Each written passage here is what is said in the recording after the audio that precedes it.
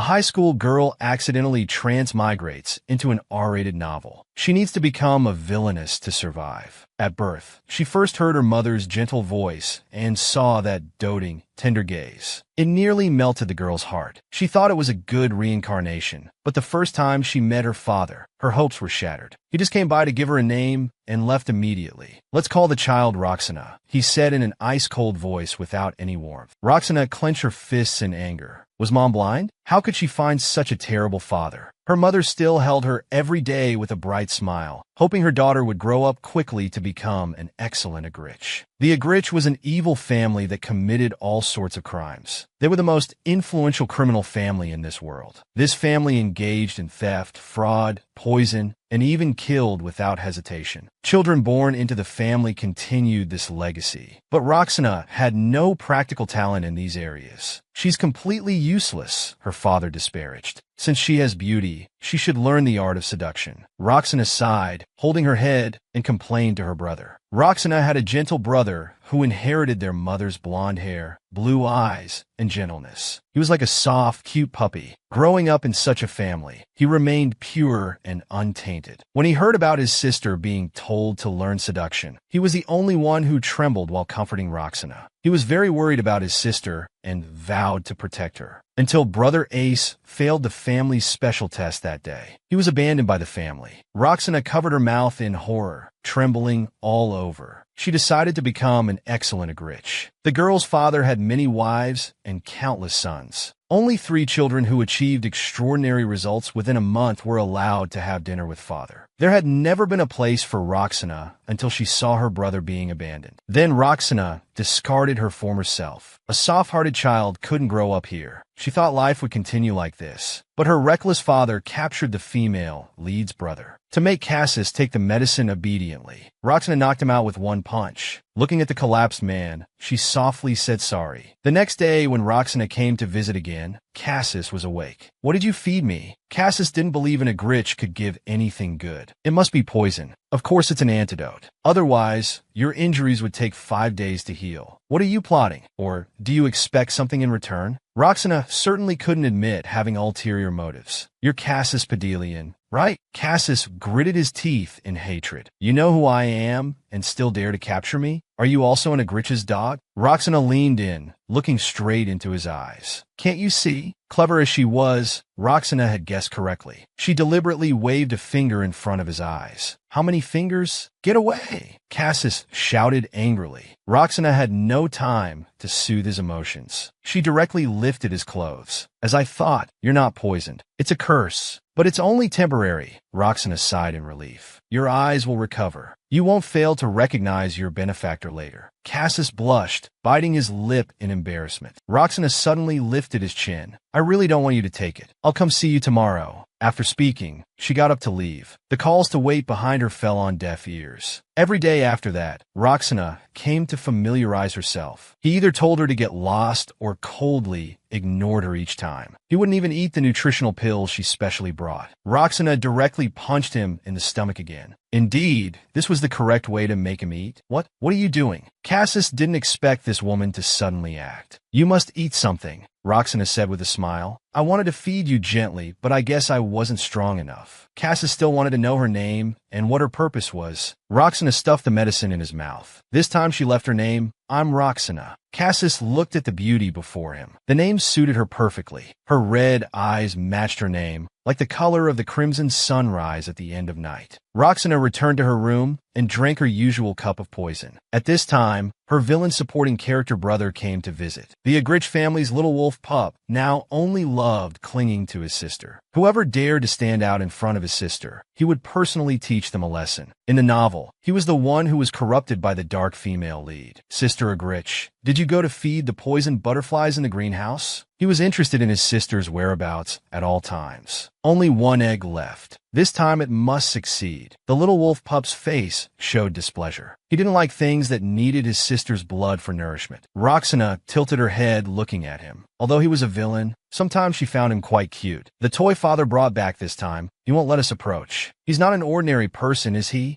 "Indeed, he doesn't seem ordinary," Roxana replied. The little wolf pup sensed from his sister's words that she was also interested in him. What? Sister is interested too? Hearing his sister's direct admission, he decided to give up for her. Roxana giggled at this. She reached out to pat his head, and he cooperatively bent down. They went together to attend this month's grand dinner. Father stood by the window, congratulating them on their achievements this month. His blood-red eyes looked demonic and frightening in the lightning's reflection. You seem to be in a good mood today. Is it because of the prey you caught this time? Roxana actively brought up the topic, hoping to take ownership of the prey. That's a noble young master. Are you interested? He said while proudly swirling his wine glass. Father is indeed impressive, she praised insincerely. Trampling the noble Pedelian underfoot is quite interesting. Ha ha ha. Hearing her words, Father happily announced the end of the grand dinner. Sister, are you really going to train that toy? The little wolf pup worried about his sister's attention being elsewhere. I want to play with this toy.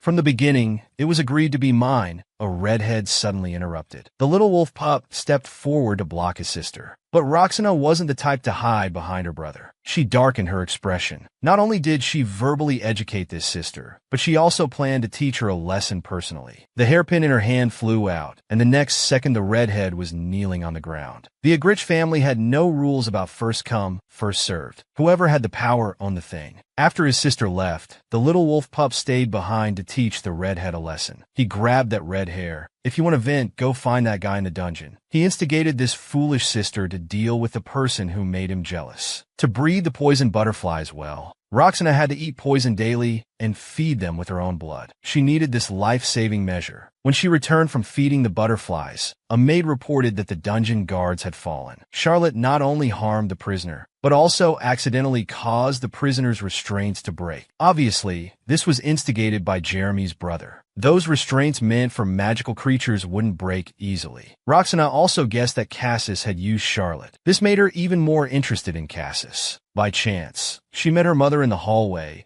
who came to congratulate her on ranking second and praised her for being an excellent Agrich. Yes, I've become what you hoped for. Roxana's face turned cold. She didn't want to face this gentle, yet weak mother. Seeing her mother reminded her of her brother, who died young. I'm tired, please excuse me. She went straight to her room and closed the door. Once again, she asked the maid to increase her poison dosage. In the prison cell, Cassis was going through his daily routine of being beaten. He had already figured out the weakness of the chains restraining him. As long as he stayed calm, the restraint's effect could be minimized. He was also certain that Roxana had noticed these restraints were no longer effective. The female lead's brother was given to Roxana as a birthday gift from her father. Perhaps due to his Pedelian bloodline, his eyes were proud and disrespectful. Father's shoes stepped on his face, then grabbed his hair. He gave him to Roxana. Thank you, father. She took the rope from her father's hand, promising to train him well. Roxana wiped her hands while ordering servants to take him for treatment. She had no interest in playing with a scarred pet. Watching Cassis being dragged away, she mockingly thought how they never celebrated children's birthdays. He's lucky with this gift. This is the first time the young lady has owned a toy, right? If he had fallen into other young masters' or ladies' hands, his organs would have been destroyed within days. Cassis closed his eyes, eavesdropping on the guard's chat. He didn't know which was the real Roxana, the one protecting him or the one training him. Good day, madam. The guards greeted Roxana's mother in the hallway. Looking at the scarred person in their hands, she couldn't help but ask who he was and if he was already dead. He's young lady Roxana's toy. Just unconscious. Mother was horrified. Is Roxana this cruel too? It wasn't the young lady. Upon hearing this, the madam rushed over, cradling his face and calling out Ace. Seeing this person reminded her of her dead son. He was this age too. Madam, please withdraw your hands. They'll get dirty. The guards quickly dragged Cassis away. Yes, please hurry and treat him. The madam stood frozen in place. From afar came the guard's gossip. Maybe he was chosen as a toy because he looks like the young lady's brother. Until he was thrown on the ground, Cassis kept pretending to be unconscious. He had heard incredible news during the journey. Hearing the sound of unlocking, he quickly lay back down, not knowing who had come this time. Only minimal treatment was done. The chains on his hands were unlocked as Roxana muttered to herself while removing the restraint from his neck. Was it hit here? here?" She carefully applied medicine to the wounds. Seeing cold sweat on his forehead, she added, "Bear with the pain." Cassis endured the itch without opening his eyes. Roxana rested his head on her lap and sighed deeply. "I don't want to die yet. You too, right? Has anyone bathed you?" "There's no smell." She leaned in to smell, sensing he was pretending. To prevent being suddenly restrained, Roxana quickly gave a warning. "I'm sorry I couldn't help you earlier. It was all to deceive Father. From now on, you belong to me. No one can touch you. Get well soon. Go back, Cassis." She finally added, "It's quite silly talking to someone unconscious. But I have to go now. I'll come back later." She quickly left after speaking. After all, Cassis could attack at any moment. He sat up, feeling confused. She was truly a strange woman. Taking advantage of the quiet night, Roxana planned to visit the prison. She politely asked the guard to borrow the keys. "Young lady, this isn't allowed. Master forbids anyone from entering." The guard answered stiffly, face reddening. "I didn't say I wanted to enter." Roxana casually exuded her charm. Watching the guard blush and his heart race, she smiled softly. "Do you really not want to give it to me?" The guard completely fell for it. He hurriedly handed over the keys. Seeing the young lady open the door, the guard panicked. "If the clan leader finds out, I'll lose my head. I'll just look at his face and leave. No need to report to Father." Roxana elegantly twirled the keys while reminding the guard. The click-clack of leather shoes echoed through the prison corridor. Roxana found Cassis behind the iron door at the end of the prison. How excessive. Such a handsome face beaten beyond recognition. Cassis was her hope for survival. She absolutely couldn't let him die here. This novel was called Hell's Flower. It told the harem story of the female lead Sylvia and other male leads. Much of the content was not suitable for children. This was a world ruled by 5 families: black, blue, yellow, white wings. Sylvia was a beautiful and lovely young girl. The female lead's tragedy began with her brother's disappearance. This youth captured by her father was the female lead's brother. "Hey, Cassis." Pedelian. Roxana called, but got no response. The anesthetic seemed to still be working. Roxana didn't waste time and directly gave him recovery medicine. Cassis struggled to open his eyes and resisted, like a child refusing medicine. Roxana wouldn't tolerate this bad habit. She covered his mouth and punched his stomach. He had to take the medicine whether he wanted to or not, and told him, "You might not believe it, but I really want to save you." Roxana brought food to build rapport with Cassis. Seeing him sitting on the bed, she was surprised he could recover so quickly. Noticing his gaze was alert and sharp, she decided to first reduce his guard. "Do you have any other discomfort? Servants can do this." He felt there must be some plot waiting for him. Roxana lit the lamp herself. She told him clothes were prepared, but she couldn't let servants come yet. It would be trouble if he controlled them to escape. "Your injuries are severe. Tell me if you need painkillers." Hearing about the wounds, he blushed and turned away. He had been awake during the last treatment and still felt embarrassed thinking about it. "I'm your toy now. What do you need me to do?" Cassis wanted to know what this woman's purpose was. "Just eat well, sleep well, and get better soon." Hearing her words, he was shocked. Couldn't a Gritch be this kind? When Roxana came again, she brought clothes. Seeing him tear off his blood-stained clothes directly, she felt awkward. Although she had seen while treating his wounds, seeing his body again still made her embarrassed. "The bathroom's over there. I specially chose a room with one." He raised his chained hands, indicating he couldn't change clothes. "Then let's switch to a neck chain." Hearing this suggestion, his face darkened. "Am I being kept as a dog?" Roxana moved closer to change his chains. He shyly turned away, seemingly unlike others who would be enchanted by her beauty. Irritated, he formed another plan. "I know a shortcut to the entrance." Seeing her surprised pupils, he raised his lips in satisfaction. She let him go in to bathe. During his bath, she sent her poisoned butterflies to monitor him. Looking at Cassis as he came out from the bath, she planned to apply medicine to him personally. "I've been doing this since childhood. I'm quite skilled at it." He planned to get close to her, using her brother's name. Cassis became more certain. This treatment was only because he resembled her brother. He exposed his upper body. "Let's treat the back then. I can handle the other parts myself." How beautiful, Roxana thought while carefully applying medicine. She thought if Charlotte got hold of him, it would be terrible. She asked if it hurt. "Tell me where it hurts. I'll be gentle." His muscles tensed from nervousness. Finally, unable to bear it, he turned and grabbed her hand. "I'll do the rest myself." He was still cautious, but much better than before. "I'll have a doctor come tomorrow." She decided to stop there. She couldn't push too hard. The next day, Roxana brought him lunch, fruit, bread, and soup. It's quite lavish. Isn't it troublesome to come personally every time? I'm just here to make sure you finish eating. He raised his hand to wipe sweat. Today he was weak enough to perspire. The next moment, he dropped the plate and coughed up blood. It seemed the increased poison dosage was too much for his body. Cassis rushed over, but froze in place. How can you say you're fine when you're coughing blood? This happens often. Sorry it ruined your appetite. Are you worried about me? She nervously played with her hair. Anyone would be shocked seeing someone cough blood. I didn't expect to frighten anyone. It's normal for me. Surprising that you'd care about someone like me. She left casually, apologizing for frightening him.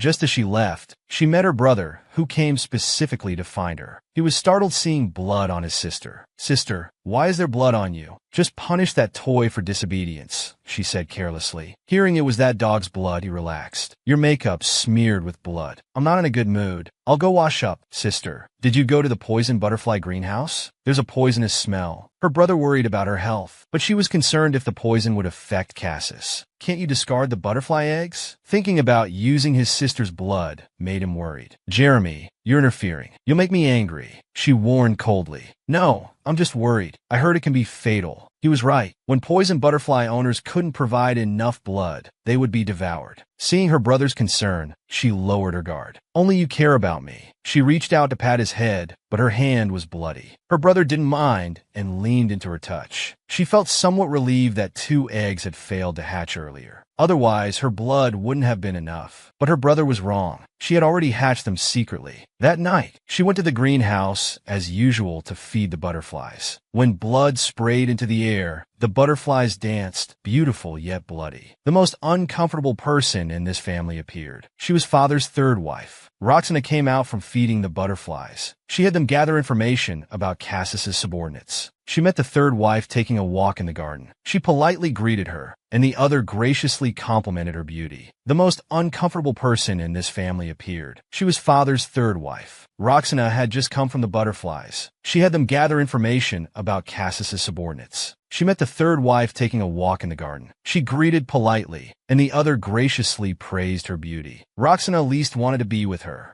but she still extended an invitation for tea. "Haven't seen Dean in a while either. Let's invite him too." The Dean she mentioned was father's eldest son, often away on missions. The young master is away on a mission from the master. She never cared about her only son, always learning his news from maids. "How nice that you can tell me things I don't know. But who gave you permission to speak?" She smiled while swinging her umbrella. The talkative maid was beheaded. Watching the bloody scene, she casually ordered servants to dispose of the body. "I'm so sorry about that. Roxana, did any blood splash on you?" "No." This is why Roxana doesn't like her. "Great, let's have tea," she invited with a smile. "I apologize, perhaps next time. I have other plans." Roxana declined. She would never voluntarily go to her room. Her brother, who had just finished communing with monsters, met the servants disposing of the body. He kindly suggested they go to a different feeding ground, but they were quite confident in their abilities. Her brother asked whose people they were. Learning they were the 3rd wife's people, he let them in. As long as they weren't his sister's people, he didn't care. He only counted to 3 before they ran out terrified, looking extremely pale. He laughed. They hadn't listened to his warning. Her brother came out from the feeding ground and saw the blood-covered 3rd wife in the garden. "Auntie, you were behaving for a while, but now you're acting up again." He waved his hand in disgust to disperse the bloody smell. "Oh, Jeremy, did you come to see me? How delightful." She smiled brightly. Roxana was just going to see Cassis. On the way, father's subordinate came running with gifts. "John, long time no see. How are the wounds Charlotte gave you?" She remembered the names of every useful person in the house to build goodwill. Yes. He felt honored to be remembered. Because he liked the young lady, he specially brought her flowers. Seeing her so gentle, he became excited and flushed. She accepted the flowers, gracefully thanking him. Due to receiving the gift, she seemed happier than usual. Cassis asked her, "Do you like flowers?" "Not really. They're pretty but wither too easily," she said while offering him the flowers. "The room is too plain. Flowers might help change your mood. They're your gift. Why should I take them?" Though he said this, his hand honestly reached out. He was quite persuadable. A girl's flowers aren't so easy to take. As soon as he touched the petals, his hand felt numb and tingly. "Who sent these?" he asked, shaking his hand. "Do you often receive such gifts?" Seeing her nod, he suggested leaving the flowers there. Some decoration is always good. It's not good for a girl to always hold poisonous flowers. These flowers were Agrich's modified poison flowers, currently only having a paralyzing effect and not yet circulated outside. Roxana felt something was off about her behavior, but she probably didn't know the flowers were poisonous. Her main purpose this time was to deliver the map. Seeing her reach into her collar, he quickly covered his eyes. Would she do something to him? But she only took out a map, claiming she had nowhere else to hide it. Seeing him blush and brush his hair to hide it, she couldn't help but smile. She spread the map on the ground for him to memorize. Worried he wouldn't believe her, she planned to take him to verify when possible. Meanwhile, the third wife was still strolling in the garden. Jeremy looked at her with disgust. He directly said her blood-stained appearance was nauseating. You just came from the monster feeding grounds yourself. That's how Agrich's people were. Even family conversations were filled with hostility. She also mentioned meeting Roxana and wanting to invite him and her son for tea. Jeremy trembled with anger. In this family, he was the only one who could be called Roxana's brother. He took his anger out on the roses beneath his feet. Already upset that his sister had a new toy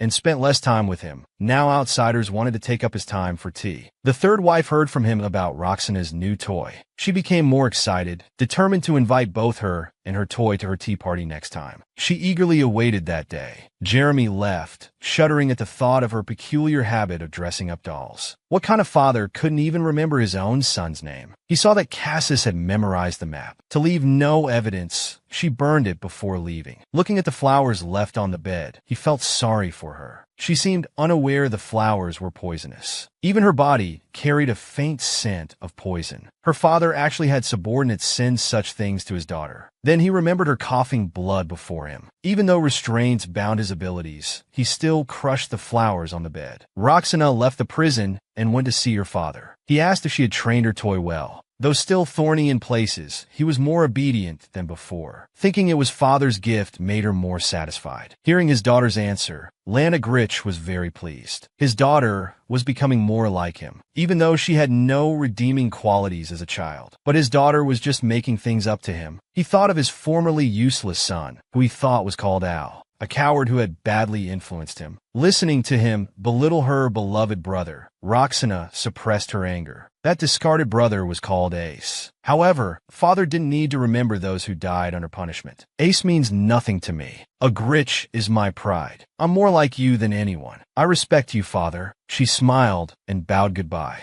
After leaving her father, she drank some poison and collapsed exhausted on the sofa. Her butterflies returned with news. They brought back information about Dean. His border mission involved the first wife's subordinates looking for Cassis. Roxana sat up in horror at the vision of Dean. He was father's most beloved child, receiving the most allowance every month. He was coming back. Just thinking about his return made her feel unlucky. She thought about telling Cassis, but hesitated at the dungeon, thinking it might be better not to tell him. His family wouldn't easily give up searching for their young master. She could find another chance to pass them the message later. For now, she could only tell him to get better quickly. How terrifying could his brother be? Though speaking words of concern, they made him feel uneasy. Today, after feeding the poisonous butterflies, it started raining. Looking at herself soaking wet, she abandoned the idea of visiting Cassis. Suddenly feeling a chill down her spine, she turned to see her brother. How did you get hurt? Was it the poisonous butterflies? He asked with concern. She stepped back to maintain distance, asking when he had returned. Two drenched people chatting in the hallway. He had just grabbed her wrist. I heard you couldn't even hatch a single egg. Though his words showed concern, his hands were rough. She forcefully shook off his hand, eyes full of wariness. I heard Cassis became your toy. He admitted his interest was because of her. Your information is quite accurate, she replied ungratefully, not wanting to stay a moment longer. In a daze, she arrived at Cassis's cell. He was exercising, hoping to recover quickly and escape. Seeing her enter distraught and soaking wet, he felt concerned. His outstretched hand startled her. She hadn't recovered from her fear of Dean, that cold, inhuman brother. She only came back to herself when Cassis called out. Tony realized when she had run here. Let's stop the bleeding first. Seeing her wound still bleeding, he couldn't ignore it. She wanted to return to her room to clean up, but feared Dean too much to leave. Sit on the bed. Let me help dry you properly. He covered Roxana with a blanket to prevent her from catching cold. His ears were red, but he couldn't look at her face. Didn't you say you were good at bandaging? This one's done terribly. Let me help you.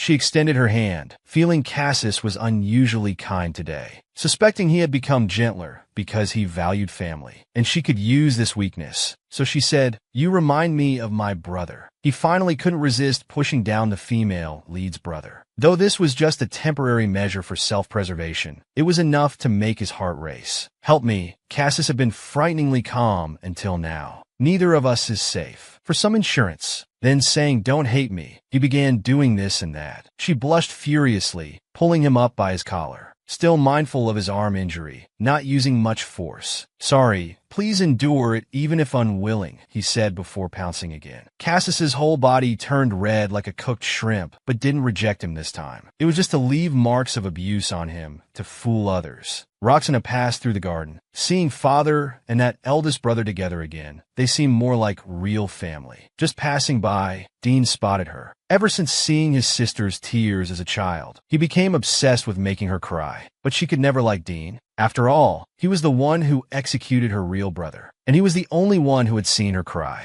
To be called a true Agrich, one had to pass a test by executing their closest person. Brother Ace failed to do it and lost his happiness. Roxana, to prevent her brother from falling to Dean's hands twice, had to strike down her brother in her illusion with tears to survive. The Madam's tea party was unavoidable after all. Little brother Jeremy came to apologize earlier, having told the third madam about Cassis. He stammered, afraid his sister would be angry. Sure enough, the third madam immediately sent an invitation, requiring pets to attend her tea party. But Roxana wouldn't bring him. This was her second time attending third madam's tea party. Third madam smiled and asked her to come sit. "Sana, I didn't know you'd come. You should have told me earlier." Her mother was also there, too afraid of third madam to ever refuse. "I kept it secret on purpose. This way it's a surprise, Shara." "If only Sanaa had brought her toy too," she said regretfully. "I caught a glimpse last time. He was particularly handsome. I was looking forward to seeing him. Even prepared a special cage." Roxana could only say her toy was shy and might bite anyone except herself. "Seems you haven't used drugs on him?" others asked. She dropped her teacup onto the tray, expressing displeasure. "If they become too docile, you'll get bored quickly and dispose of them. I finally found a toy I'm interested in. I want to play with him longer." She maintained a polite smile. Her mother, hearing such cold words, became terrified of her daughter. Others continued happily chatting about their pet training experiences. Third madam clapped for everyone's attention. It was time to showcase her new doll. The doll brought up was a modified human. Their throat could no longer speak human words. She happily introduced it to Shara. "Isn't it cuter than the last one?" But Shara was trembling all over, forcing herself to answer yes. "Yes," she said to acknowledge the praise. Third madam ordered the doll to pour tea in gratitude. Too scared to hold steady, she couldn't grip the teacup. Hot tea spilled everywhere. This frightened the doll into backing away. It knew its master's style better than anyone. Third madam, while showing concern for Shara, was about to punish the doll. To help her timid mother, Roxana deliberately broke her teacup too. "Sorry I slipped." "Oh my, your hand is getting redder. Better leave and call a doctor," third madam belatedly realized. "Oh my mind, we can't leave scars on the skin." Roxana signaled servants to take her mother for treatment. Better to stay away from these twisted people. An Agrich young master actually saving someone? All for his sister. The brother saw Cassis sent by Dean. That disgusting tea party, he acted directly. Stomped the guard's head under his foot. "You're truly ignorant of death sneaking around here. Get up and explain yourself to my sister." He hit too hard, the other person died instantly. Just thinking about someone targeting his sisters, things made him furious. Seeing the marks on Cassis's neck gave him an even bigger headache. Has sister already done that to him? "Hey puppy, come here." He struggled to maintain his composure.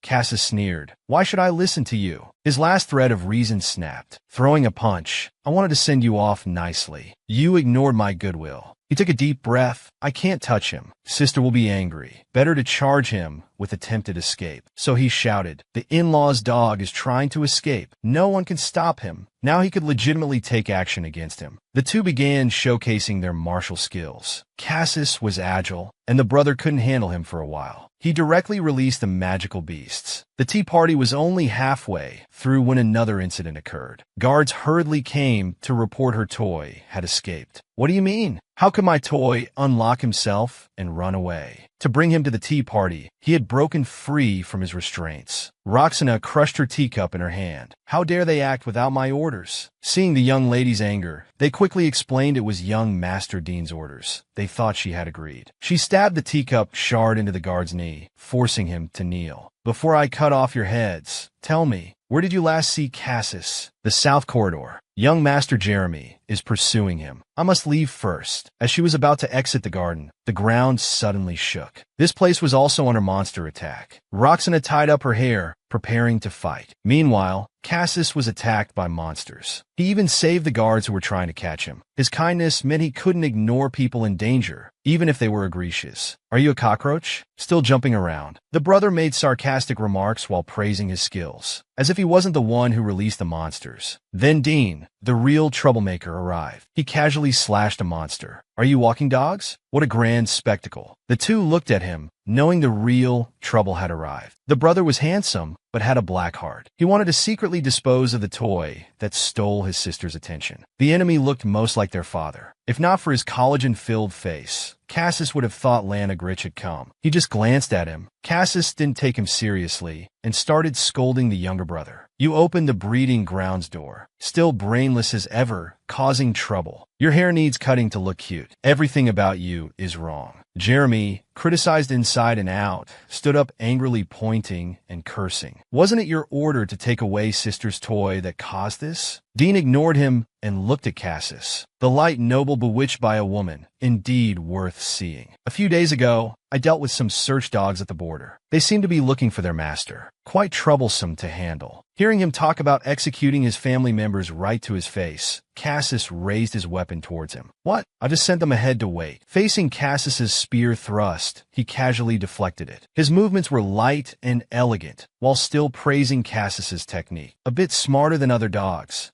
Cassis questioned why he wasn't attacking directly. I don't have the right to punish you. So he just lured him out for an easy strike. At this moment, Roxana's mother ran over looking for her daughter and saw the confrontation. He saw a monster behind Dean and kindly warned him. Cassis tried to escape during this chance, but after blocking the monster, he dodged, letting it charge towards Shara. Ah, you're mad. Planning to harm sister's mother? Jeremy wanted to save her, but couldn't make it in time. Cassis gave up escaping, turned and threw his spear, piercing the monster's head. He saved Shara's life, but left himself open and was knocked to the ground. Dean's spear touched the restraint on his wrist. A painful electric current surged through his entire body. Don't hurt him. Shara covered her face in fear, remembering her executed son. Roxana arrived just in time, breaking Dean's weapon with her hair ornament. What are you doing? The family's troublemaker finally seemed happy after getting slapped. Having lost family before, Roxana cared deeply about others' lives. Since her maid's ability required life force to activate, she forbade her protective maid from using her powers. Her half-sister also came to help temporarily. Without weapons near the monsters, she barehandedly broke 3 women's pet cages. She guessed this was definitely Jeremy's prank. Your toy might get broken by him too. You better hurry. She arrived where Cassis was. Of all possibilities, she hadn't expected Dean to catch him. Nor did she expect her mother, who should have been in her room, to be here. Why is Jeremy's mother here? She came out worried about her sister. The third madam followed, seeing Shara trembling on the ground, more anxious than anyone. Shara, were you hurt by the monsters? Did Dean kill the monster? Well done. You've never been this sensible since birth. Looking at this mother who cared for others, his eyes were cold. Sister, Dean threw the monster at mother. The brother angrily accused his evil deed. Shara fainted from crying. Seeing Cassis on the ground, she remembered her son who met the same fate. The third madam scolded her son. Dean, why did you harm him? Acting kind, as if he wasn't the one who used to harm maids at will. Roxana went straight up and slapped him, not only stealing my things, but endangering mother too. I won't let you off. Hee hee, how cruel. Is this how you repay someone who helped catch a runaway dog? He covered his face, laughing sinisterly. I never asked for your help. My belongings, even if they need punishment, it's not your place. Take your foot off. He raised his hand to her face. Haven't seen you angry in a while. so I'm in a good mood. Let's end it here today. But still, you look better crying like back then. Jeremy watched Dean leave and grew increasingly agitated, threatening, I won't let you get away with this. Afterward, the maid reported the incident's results. All messengers became monster feed. No one could prove it was young Master Dean's doing. Rumor said the third madam used Dean's name to bring out the young lady's toy. He disposed of related persons, trying to cover it up. But no one knows who really used Dean's name to bring Cassis out. The map he gave earlier was fake. This time was just to show him escape would be difficult without his help. But he ended up getting caught protecting his mother. Let's lock him in the illusion room. The Agrich family's only pure flower finally woke up. Just recovering from the monster shock, she wanted to see her daughter. Still too shocked to stand, she had to send messages through the maid. I heard monsters got into the greenhouse. Are you hurt? Please calm down. I'm fine. But why did you leave your room? Didn't you hear the monsters escaped from their pens? When I thought of you, I couldn't stay there. Thank you for your concern, Mother. But you're really in the way. Not only can't you help, you can't even get out of bed. He sighed, rejecting his mother's concern. Have you considered what if someone took you hostage during an escape attempt? Don't think about helping me. Just try not to become my burden. Then I won't find you getting in the way. After speaking, he left the room. The maid just reported his father had returned. He had reasons to see him before anyone else. Father, I have good news to tell you. He waited for his father in the stairwell. As he spoke, he released his poison butterflies. Though they had been corrupted long ago, he wanted to make this matter worthwhile too. Have you decided how to raise them? Naturally, as killing butterflies. I'll make them powerful weapons for the Agrich family. What a glorious thing. Roxana, I've always had high hopes for you. When she was in a good mood, she wouldn't spare her praise. She bid farewell to her father and met someone else coming to see him in the hallway. Others became angry just seeing her. It's a shame I only slapped you once earlier. What if Cassis can't be saved? What about Mother? Nothing. He whispered in her ear. Didn't I tell you? I love seeing you cry the most. Too bad you won't see Roxana before you go to hell. Looking at her smiling reflection in the mirror, she suppressed her true emotions. She had finally become the Agrich her mother hoped for. How disgusting. Most of his planned blame fell on his brother, though he hadn't intended to put his brother in the punishment room. But he opened the monster pen door himself. Who else should be locked up? He had played with Roxana since childhood. For his plan, he couldn't visit or help him. Dean, for disposing of his possessions, was sent to replenish the monster pans. This wasn't punishment, just father's little trick, making him do what needed to be done under the guise of reflection. But that knowing look in his eyes, while pretending to know nothing, made him hate it more. Cassis was thrown into the illusion room. There, he recalled memories buried deep in his heart. His past self, restrained for being unable to control his power. Roxana cast an illusion-nullifying spell on him, then entered the illusion to face him. Don't panic. This is just an illusion. I'm just an illusion too. Thank you for saving my mother. If you were a terrible person, my heart would be lighter. He embraced him and thanked him softly. Under his comfort, Cassis fell asleep peacefully. He came to find his master. At the door, he received a gift specially sent by the third madam. Not just pictures, but also a bottle of Mirage with a note hoping he'd bring his pet to the next tea party. He quickly covered his nose. It seemed this incident had let many people see the marks on Cassis's neck. How is your mother doing? He stared intently at the poison in Roxana's hand. His aura had calmed considerably. It seemed he had confirmed I was an ally. She was just frightened. Nothing serious. The one who triggered my restraint that day was Dean Agrich. He gritted his teeth in hatred. That man who not only killed, but also destroyed souls. Do you know he deliberately let monsters attack your mother? I know, but what can I do? This is what the Agrich family is. But I have two pieces of good news for you. One is what I told you before. That secret path will open soon. It only opens at specific times. The other is we found some people at the border who look like your family members. The leader is around 30, brown hair and green eyes with an eye patch. Do you know him? Where did you find them? Southeast border. If you could give him something to confirm your identity, it might help. He then asked for a flower. On the petal, he left a blood-written code for Roxana. We both know we can't trust each other right now. From my perspective, your actions aren't from genuine kindness. But you did help me. I should thank you. No one had ever thanked him, nor spoken to him so sincerely. His heart raced involuntarily, and he quickly turned to say thanks. It's too early, you're still in the Agrich family. I've wanted to ask since last time. Why do you accept these flowers when you know they're poisonous? Seeing him collapse at that moment, he really panicked. A sight Dean would never see in his lifetime, yet Cassis saw it easily. When feeling unwell, he first hid in his cell. You know what these flowers are, yet you still accept them? Faced with his question, he chose to play dumb. No, I don't know what these flowers are. These flowers are poisonous. Though I don't know the species, they're definitely highly toxic. How do you know? He gripped the flower basket tightly. I've seen these flowers before. They're definitely poisonous. This was hard to believe. This was an Agrich exclusive variety. It hadn't spread outside yet. How had he seen it? It's fine if you don't believe me, but at least stay suspicious. Even if you don't want to throw them away, keep them at a distance. This is for your own good. Seeing his worried expression and caring words, afraid he wouldn't believe. Knowing he was also hiding something, not knowing how he identified the poison flowers, but at least needed to appear to believe him.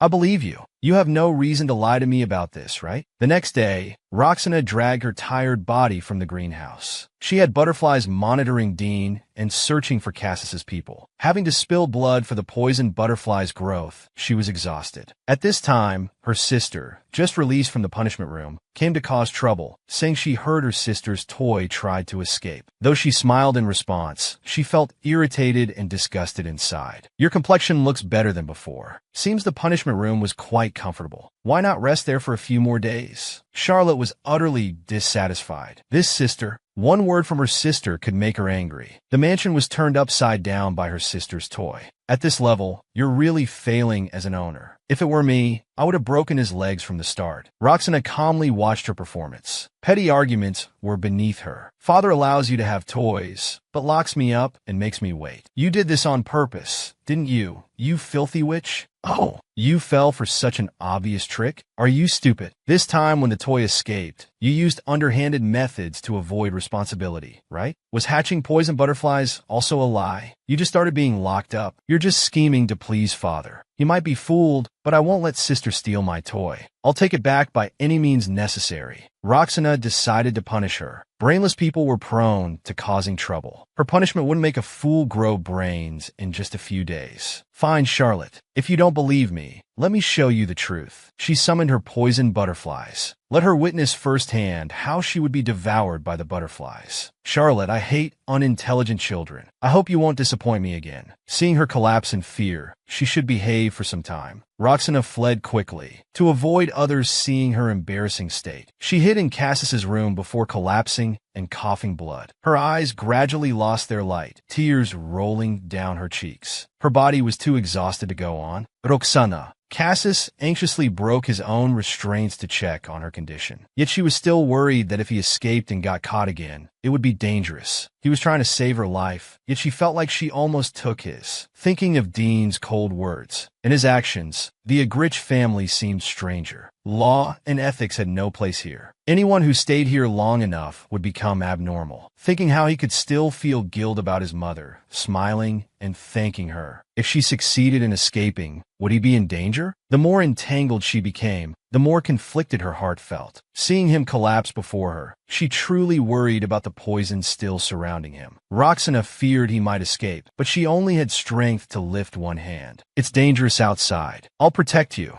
She wanted to hold him back from running away. We need to find a doctor now. He held her outstretched hand. No, nobody can know about my condition right now. After saying this, she fainted. The butterflies circled around her, waiting. At any moment, sensing her weak breath, Cassis couldn't leave. However, he forcibly broke through his own restrictions, promoting her recovery by purifying the toxins. With their lips pressed together, Roxana regained vitality. She raised her hand in refusal. Looking at his eyes ready to sacrifice his life, she understood why she couldn't leave him alone. Witnessing his ability, she suddenly remembered something she'd forgotten. The female lead, like Cassis, had miraculous abilities. Just kissing him could restore energy. Doing indescribable things could even heal wounds. That's why the female lead became a toy imprisoned by other families. Could this be an inherited ability of the Pedrian family? That's also why he could identify poisonous plants. Although this made all his injuries disappear, it almost nullified all the poison he had worked so hard to consume.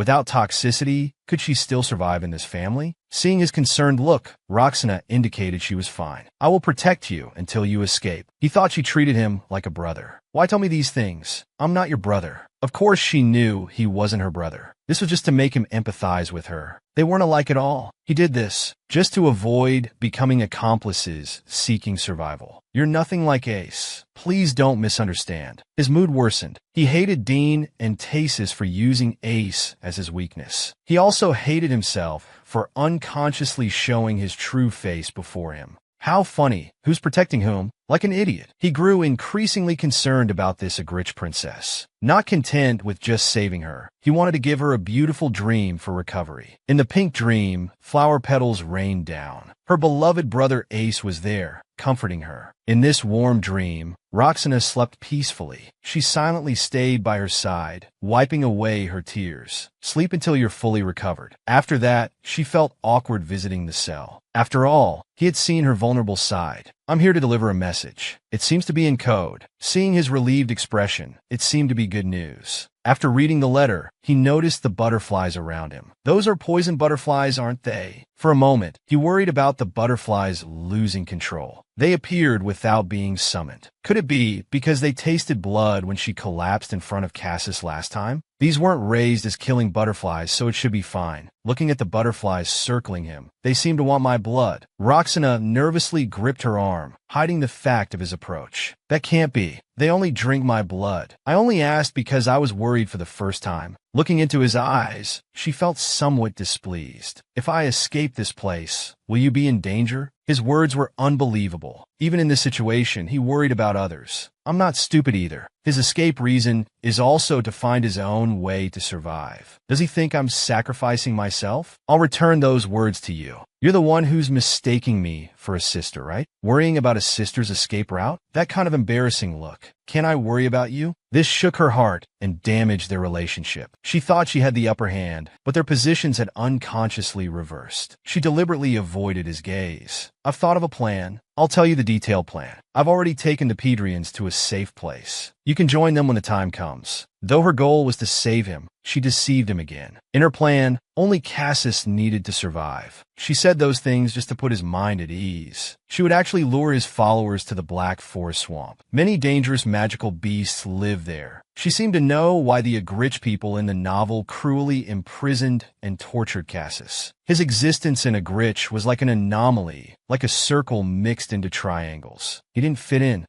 She should have brushed away his hand when he wiped her tears then. He bit his lip. He had to make him disappear quickly from sight. He couldn't let himself be affected anymore. The weather was warm today. He brought refreshing drinks for the butterflies. The guards watched the poisonous butterflies feeding on corpses and gulped hard. If you don't hurry and fill their stomachs, they might eat something else. He coldly urged the guards to feed them. The maids whispered among themselves. Though the young lady's condition had improved lately, she was like those poisoned butterflies, beautiful yet spine-chilling. Roxana glanced at them before looking away. She had no time to deal with them now. She suddenly thought of Cassis. Though he had the ability to escape, he hadn't left Ygritte. He must have stayed out of concern for her. Lant interrupted her daydreaming. How are the poison butterflies growing? They're growing daily, not disappointing your expectations. But we might not have enough feed later. She rose to greet her father. Tell me what you need. I'll handle it. Consuming stronger flesh and blood. Will my butterflies become stronger? Only 3 days remained until the monthly evaluation. Pedrian's people had reached the northern forest border. Dean, who was away, would return. All arrangements were in place. Soon they would return to daily life without Cassis. To make the poison butterflies grow faster, she had increased their toxin intake and fed them more blood. He could see her weakness from her movements. Roxana came to deliver food as usual. Eat while it's hot. You don't look well. Faced with his sudden concern, her body stiffened. I'm here to relay news about the Pedrians. Aren't you worried about them?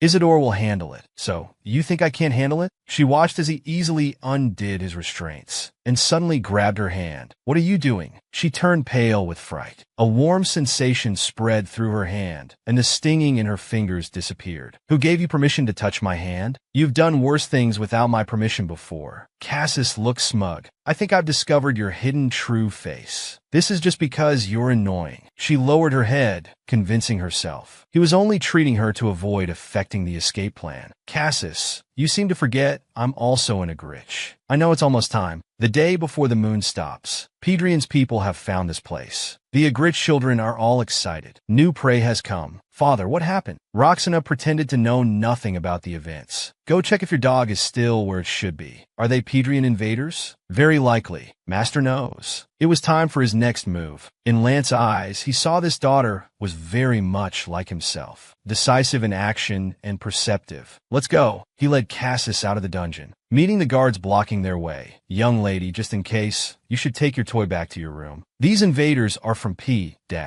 Before finishing, she was interrupted by his gesture. I know, so I want to conduct an interesting experiment. Others don't know yet. Can you keep it secret? I would be very grateful. Under Rosanna's beauty, the guards blushed and froze in unison, no longer blocking their way. Thank you. After catching the intruders, where does father want you to take them? He continued asking. The first floor hall, with the portraits. All right, thank you for your hard work. They seem quite shaken by you, Cassis said, not understanding. It's because you're strange. That's the normal reaction. Keep going after entering that passage. You'll see the place I mentioned. Don't let your guard down until you've completely escaped this mansion. Be careful. He casually extinguished the cursed candles in the corridor, preventing them from activating. Seeing him hurt himself so easily, Cassis tried to heal him, but was stopped. He could only helplessly remove his own restraints. You really are. He hadn't taken more than a few steps when he suddenly turned and grabbed his hand. I don't think this is the end, so let's save goodbyes for next time. He smiled and released his hand, whispering in his ear. I hope you'll be safe then. He's fallen in love. We'll meet again. Raksha, have the intruders been caught? Just one that escaped last time. Send him to the hall's magic array. The alarm stopped. It seems this alarm was caused by that monster. Damn it. Lana Gritch grew irritated. Are those the intruders inside? Yes, nothing special. Then we should give him a welcome gift. He grabbed Cassis, throwing him down the stairs. The poisoned butterflies devoured him in front of everyone. Even Lana Gritch was shocked by this scene, watching as the monster was dragged from the bag. Rosanna looked disappointed.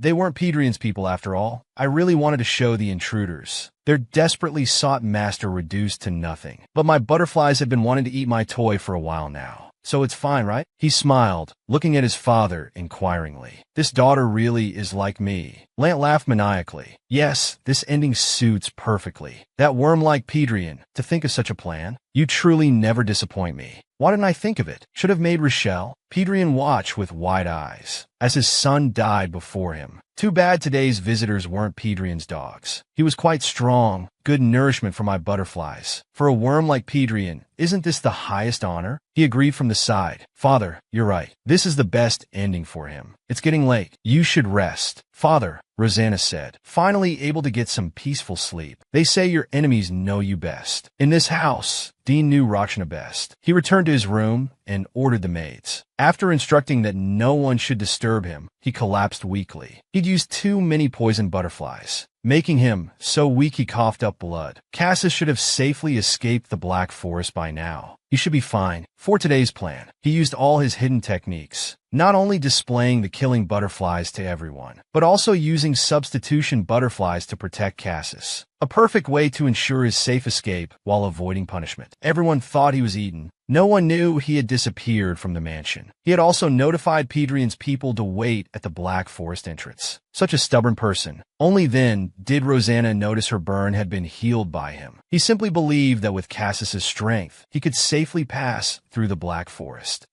I heard you fed Pedrian to the poison butterflies. Everyone outside is talking about it. How annoying. Dean came uninvited, knocking out the maid to break in. So, what does this have to do with you? He tried to stay calm while wiping blood from his mouth. Where did you move him to? Or should I guess? He moved closer, closing the distance between them. There's only one place I can't reach right now. The Black Forest at the northern border. You fooled everyone. Except me. What a shame. Raksha, he raised his hand, catching a butterfly dancing in the air. Is this the butterfly that creates illusions? Seems you've hatched more than one type. You're delusional. Haven't been found out. She could only deny. Whether this is delusion, you know best. So will you tell others now? What should I do? Maybe send search parties north first. Tearing Cassis apart in front of you sounds nice too. He squeezed the butterfly in his hand, hoping this would make her cry. To see his sister's tears, Dean decided to catch the escaped Cassis. He released the butterfly and turned to leave, temporarily sparing the little thing raised on his sister's blood. One small life. Don't go, Rosanna called out. Though she deeply despised this man and felt sick seeing him, she couldn't let him go after Cassis, so she decided to stop him. Don't go. He really turned back, coming close to let her touch his face. This was one of his rare chances to be close to his sister. Cassis doesn't matter. You're ridiculous. You think I don't know what you want? Whatever you give me, I don't need it. His blood smeared her face. If you want to stay by my side, whether it's you or me, hell is the only place we can go. Rosanna embraced her. This way she wouldn't go anywhere. That day, he made a new binding covenant. He knew endless hell awaited him at the end. If following the original story, the heroine would be captured then. A Gritch, on the condition of not speaking to others, would learn of her brother's death from Jeremy. Upon learning this, she broke down crying. I have a sister who likes collecting eyeballs. She said she liked your brother then. She probably has your brother's eyeballs in her collection. If you want, I can get them for you. So don't be angry anymore, whether it's you or your brothers. And all the Agrishas who hurt my brother must pay blood for blood, fighting against enemies. This was the ending of the Hell's Flower. 3 years after letting Cassis escape, Rosanna was inspecting the territory with her eldest brother. This Agrich firstborn was also abnormal. He wasn't very bright, often manipulated by Dean. His hobbies were toying with slaves and seeing blood. You don't need to go there. I've taken care of it. Not even bones remain. After 3 years, she was beautiful and powerful. The dim-witted eldest brother wanted everything. A few compliments made him take her for granted. You're leisurely feeding your pets. How lucky. If it's just feeding, can I pick some too? Because my poison butterflies are quite picky. They're tired of their usual food, so it's rare to come out. Why are you angry? Just a vent? Why still so angry about hunting monsters? Did father scold you again? Shut up. He was like a cat whose tail was stepped on, unable to control his temper. This time, I heard Dean took the final credit. A year ago, when he was on mission with me, he was just as despicable. He hasn't changed at all. He's good at being respectful to others. Father's getting old. His eyesight isn't as good as before. I told Father before the opportunities he gives to Brother Putine and Dean are somewhat unfair. Father got angry at me, but he has no right to be heir. Who will want to be a dictator's lapdog, never knowing when they'll be kicked to death? I hope someone who can embrace all of us will take Father's place. If it's Brother Putine, I think he'd do well. Raksha's words made him feel like a spring breeze. Feeling acknowledged, his self-esteem grew. You're right. If Father didn't favor Dean and treated everyone equally, I wouldn't be pushed to this point. But more than that, you haven't gotten good opportunities either. A year into adulthood, still no outstanding achievements. Can't help it, he said pitifully. Father likes keeping me as decoration by his side. Hearing his words, he started imagining. Despite being the master of those terrible poison butterflies, she could only be decoration, nothing more. Clearly all show and no substance. So the story about her cruelly killing young Master Chingda 3 years ago must be just rumors. In his mind, Raksha posed no threat at all. Brother can't attend the Wu family's reconciliation meeting this time. Such a shame. I wanted to attend with you this year. Hearing her easily call him brother, he started having wild thoughts. After all, Agrishas can marry within the family. Trust me, I won't let Dean become heir. He was now more motivated than ever. Thank you. Indeed, only Brother Putine can be trusted and relied upon. Fighting nausea as she saw him off, she just wanted to use him simply. Didn't expect he'd dare set his sights on her. Sister, can I gouge out that fool's eyes? The grown-up Jeremy was more handsome. After Silver Forest, let him see himself fall to rock bottom first. That fool really doesn't understand the situation. Doesn't even know how many people are around him, pretending whatever. Jeremy showed disgust at mentioning him. Since Putine is back, it means Dean is back too. Let's go back. After returning to the mansion, Jeremy needed to see Father first, telling his brother to go back first. He was very obedient, without conditions. Sister also had to see him first tomorrow. This brother became more attached to his sister after coming of age. 3 years ago, during the reading test in the illusion, he killed his beloved sister with his own hands. He fell into deep self-blame. Can I still stay by sister's side like this? My kind brother, wasn't it I who asked you to do this? You just did what I wanted like always. Besides, that was just an illusion. Look, I'm still standing here before you. She stroked his head, gently comforting him. If you hadn't done it, you would have died instead. I would have been heartbroken. I truly think you did well.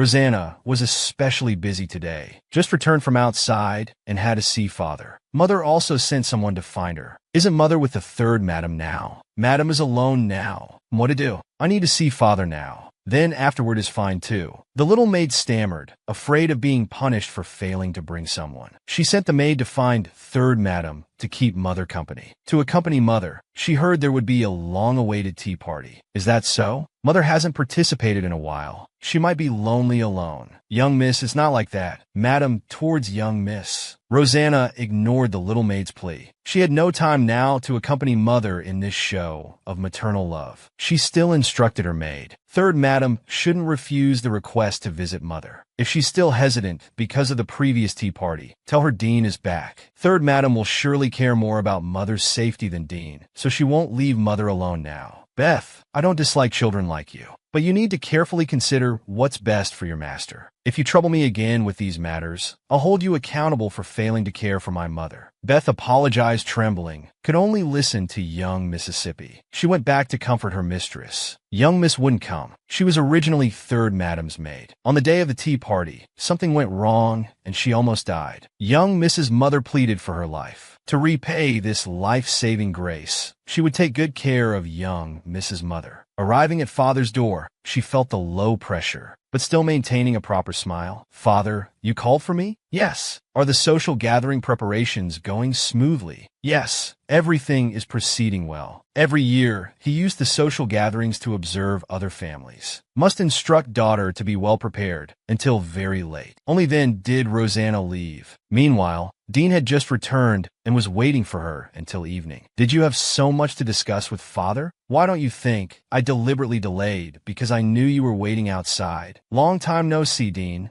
This brother's aura had become even colder and more terrifying. She brushed up his bangs, her hand moving down to touch his chin. I heard you completed what I asked very well. Platine was very angry, indeed very like me. A loyal dog, but sometimes still acts foolishly. I told you before, you don't need to come report to me like this. Didn't I say seeing your face irritates me? Dean grabbed her restless hand, still as inconsistent as ever in words and actions. It's quite nice seeing you like this after so long. Their actions were ambiguous, but their words were sharp as knives. You always scratch at my heart like this, making me angry. It's not good for you. Unlike Big Brother, Dean had a bit of sincerity, but no matter how much he wanted it, she wouldn't let him have his way. What you want is harder to get than what Big Brother wants. So make me happier. Don't give up. Try harder. Maybe one day when I'm in a good mood, I'll give you my heart. What kind of young lady locks herself in her room for 4 days? Even the maids couldn't stand it, wanting her to go out for a walk. After all, many people waited outside every day just to see her face. She calmly sipped tea on the balcony, pretending to be unaware of her beauty. Is that so? It doesn't seem that way. I went out last year, but no one came near me. That's because young miss is too dazzling. A crowd had already gathered below. They would be content just to catch a glimpse of her.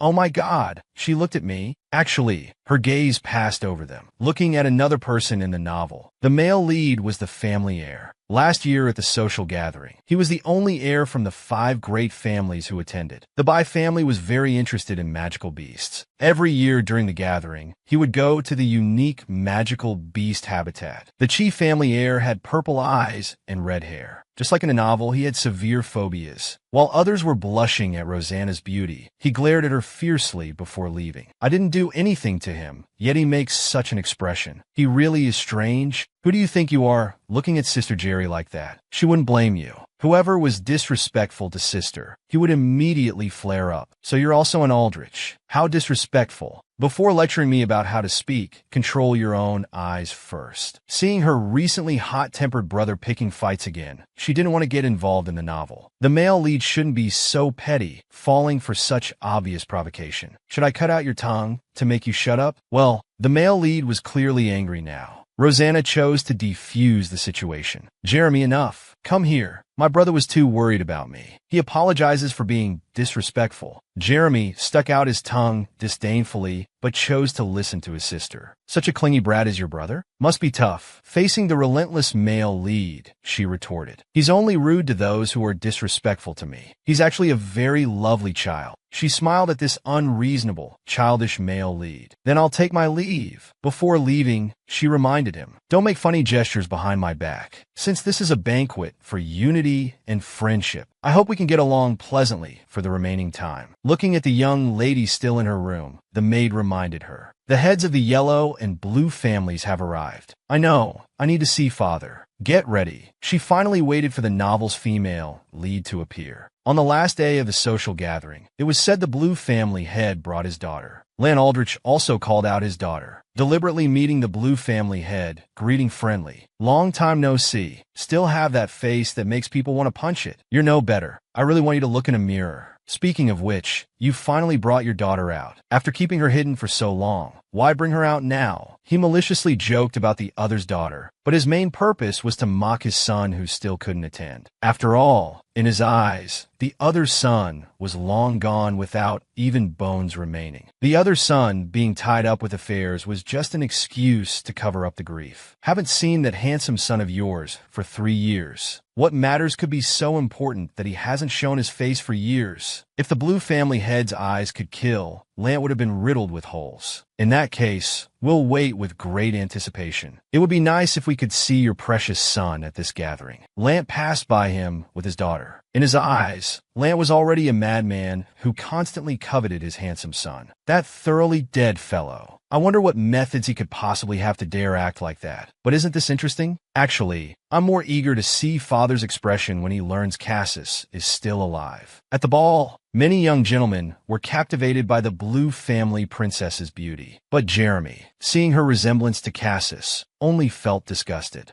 At night, Rosanna read the intelligence brought back by the butterflies. Seeing her brother's harsh evaluation of the female lead, she believed that though her brother attended out of curiosity about the female lead, he wouldn't kidnap her out of infatuation. She lay tired on the bed, watching Cassis's sister become tonight's gathering's protagonist. She began to anticipate their appearance. She had trouble sleeping in unfamiliar places. Taking advantage of the night, she went out for a stroll. She saw the poisonous grass from last year was still alive. Staying here made her feel at ease. Perhaps because in this strange place, it was something familiar to her. Rosanna crouched beside the poisonous grass, hugging herself. It's really cold at night. Now in reality, things should end differently from the novel, right? At this moment, a person in a pitch-black robe entered her vision. Could it be Dean? On this rare, decent night, while Rosanna was secretly enjoying a moment of peace, she was disturbed by a man in black. Could Dean have come so quickly? She had arranged troublesome matters for him. She felt annoyed and didn't want to see him, so she hid behind a tree, pretending not to know. The footsteps grew closer. Though she concealed her presence, that sharp-eyed person still found her. Didn't I say I don't want to see you? You really don't understand human speech. Today is rarely a not-so-bad night. Don't say anything, just leave. Dean, don't come closer. The other person heeded her words. Just removed their cloak, gave it to her, and turned to leave, so she wouldn't catch cold in the night. Smelling the cloak's scent, she confirmed it wasn't Dean. The last day of the banquet began. Yin hadn't arrived yet. Father found it strange how he played with his brother like this. Not wanting this brother to come either, he replied carelessly. It's better if that guy doesn't come. Maybe he's up to something while father is away. Rosanna thoughtfully helped cover for her brother. He's completely different from last night. Don't worry. After all, it's Brother Dean. He'll definitely come before the banquet ends. With her reassurance, father put his mind at ease. Let's go see what idiots have come to the banquet. Greeting Tang's burning gaze. Of course, all eyes were focused on Rosanna, including the serious glances from the Red family head. From another door came people, their scent and voices arriving first. Then they saw two people clinging together as they entered. The Yellow family head entered while hanging onto his follower, looking half asleep, just as described in the novel. When he saw Rosanna smiling at him, he fell right off his human carrier. A small red stream flowed from his nose. His follower immediately dragged him away. Lily watched these two idiots leave the scene, thoughtfully going to find food for her sister.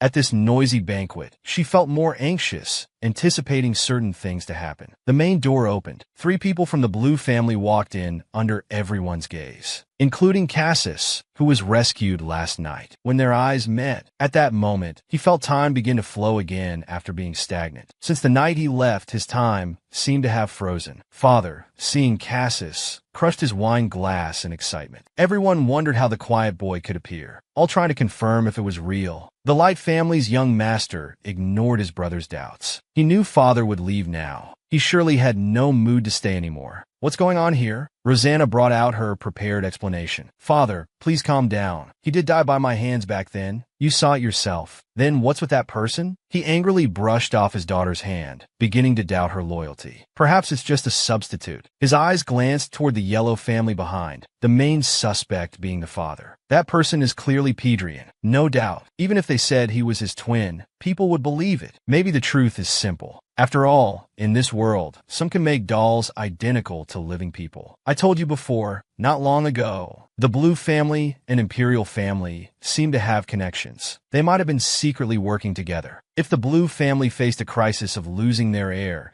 they could have been lying low for 3 years, then created a Cassis doll in Hanzhong. It all makes sense. Father, hearing his daughter's deduction, found it reasonable, so he decided to go confirm with the Imperial family first. Be careful on your way. Rosanna thanked Father in her heart for his trust, knowing his trip would be futile. Suddenly her hand was grabbed, and she was pushed against the wall. This greeting method is too intense. Dean had rushed here right after completing his mission, not even having time to wash the blood off his hands when he heard his love rival had appeared. Seeing his face after so long, you're happy. You already know, so why ask? Making brother jealous was her specialty. It was rare to see him gritting his teeth in restraint like this. Sometimes I really want to kill you. He increased the pressure of his grip. Excuse me. Sorry to interrupt. How unexpected. The Agrich's way of greeting is to threaten others like this. This scene was witnessed entirely by Cassis, who had followed to see Rosanna. Now, it wasn't the time to watch 2 men being jealous. Rosanna looked into Dean's eyes, activating her butterfly reading ability. She obediently let go and stepped away. Thank you for helping me. My name is Rosanna Agrich. May I ask your name? This was her first formal introduction to him. It was like they were meeting anew. This formal self-introduction was 3 years late. Meeting again, he was now the Blue family's young master. Cassis and she gazed at each other lovingly. It's an honor to meet you, and thank you for helping me. If you'll allow me, please let me greet you properly.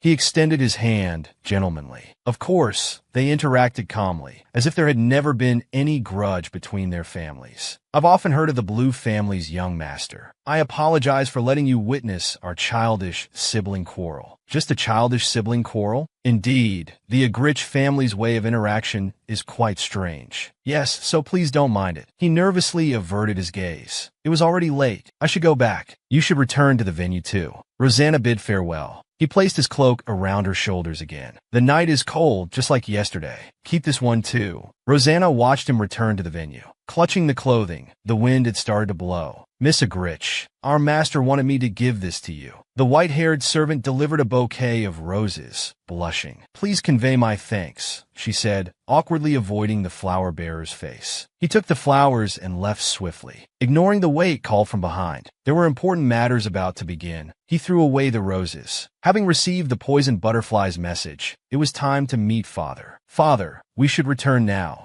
Agrich just met Brother Dean and got news that Big Brother is rebelling while Father is away. Father's forehead veins bulged. Before meeting the Yellow family head, his eldest son was causing trouble. We must return now, or we won't even have a nest to return to. Cassis had also been monitoring the Agrich family. Seeing them leave, his time for action had come. Brother, please be careful. The female lead was extremely worried about her brother disappearing again. Don't worry. Go back with Father. Wait until things are finished. I'll return immediately. Cassis and Rosanna set off towards the imprisoned Agrich. Father took 3 children out to play, but not the eldest. The eldest son had directly staged a coup at home. Father hurriedly rushed back with the children. The first thing was to have the eldest immediately brought to the judgment room. It happened so fast that others had no time to inquire about what happened. No one knew what crime he committed to be taken to the judgment room. This place was where the Agrich family dealt with wrongdoers. Brother Yas was dealt with here by Dean. Every Agrich feared this place. Is everything ready here? He exchanged glances with the maid. Upon receiving confirmation, he released the poisoned butterflies. The next move began. Jeremy, I leave the outside matters to you. Yes, sister. He had grown to become his sister's right-hand man. Father, this is all a misunderstanding, the eldest brother tried to argue, but was knocked down by a strike from a cane. The cane even broke from the impact. You think I know nothing? You dare stab me in the back. The plan was perfect. How did he discover it? Dagu couldn't understand who had betrayed him. His gaze fell on Dean behind father, planning to drag him down too.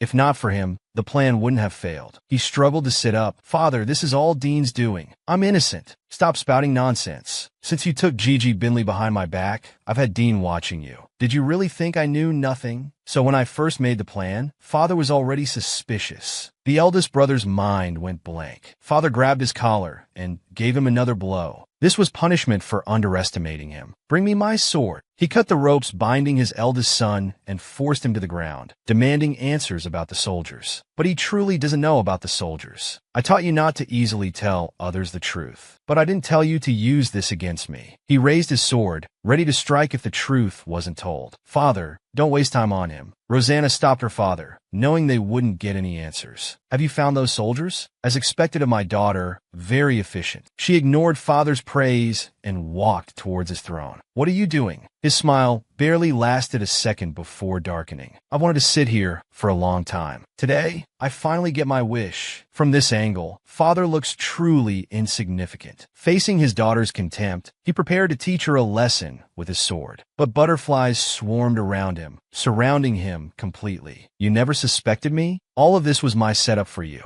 I entered the book and became the young lady of the Wind family. To save her life, she directly rebelled to become the family head. Father, this trap was specially prepared for you. Didn't you notice it all? Rosanna, how dare you? He charged forward with his sword. The magic array beneath his feet activated. This blood-mediated magic array had been set up in advance, just waiting for the eldest brother's blood to fall on it. Why were you so careless? She waved her hand. Father fell to the ground, completely helpless. The eldest brother remained paralyzed, amazed at his sister's methods. You taught me that there's no affection or loyalty between father and children, though I used to act so sweet in front of you before. You bastard, he shouted. He called for his other son who had always been obedient, hoping he'd help punish this insolent girl. But she just beckoned with her finger. Dean walked over without even looking at his father and took her hand. Etienne was betrayed by 3 children in succession. He was so angry his heart began racing irregularly. Sister, sorry to keep you waiting. Just then, Jeremy pushed open the door and was somewhat surprised by the scene before him. Father thought he could grasp at this last lifeline, but his gaze passed right over him and landed on his sister instead. Father reached out his hand, hoping this son would help him. Hey, let go of sister's hand. Both of sister's hands belong to me.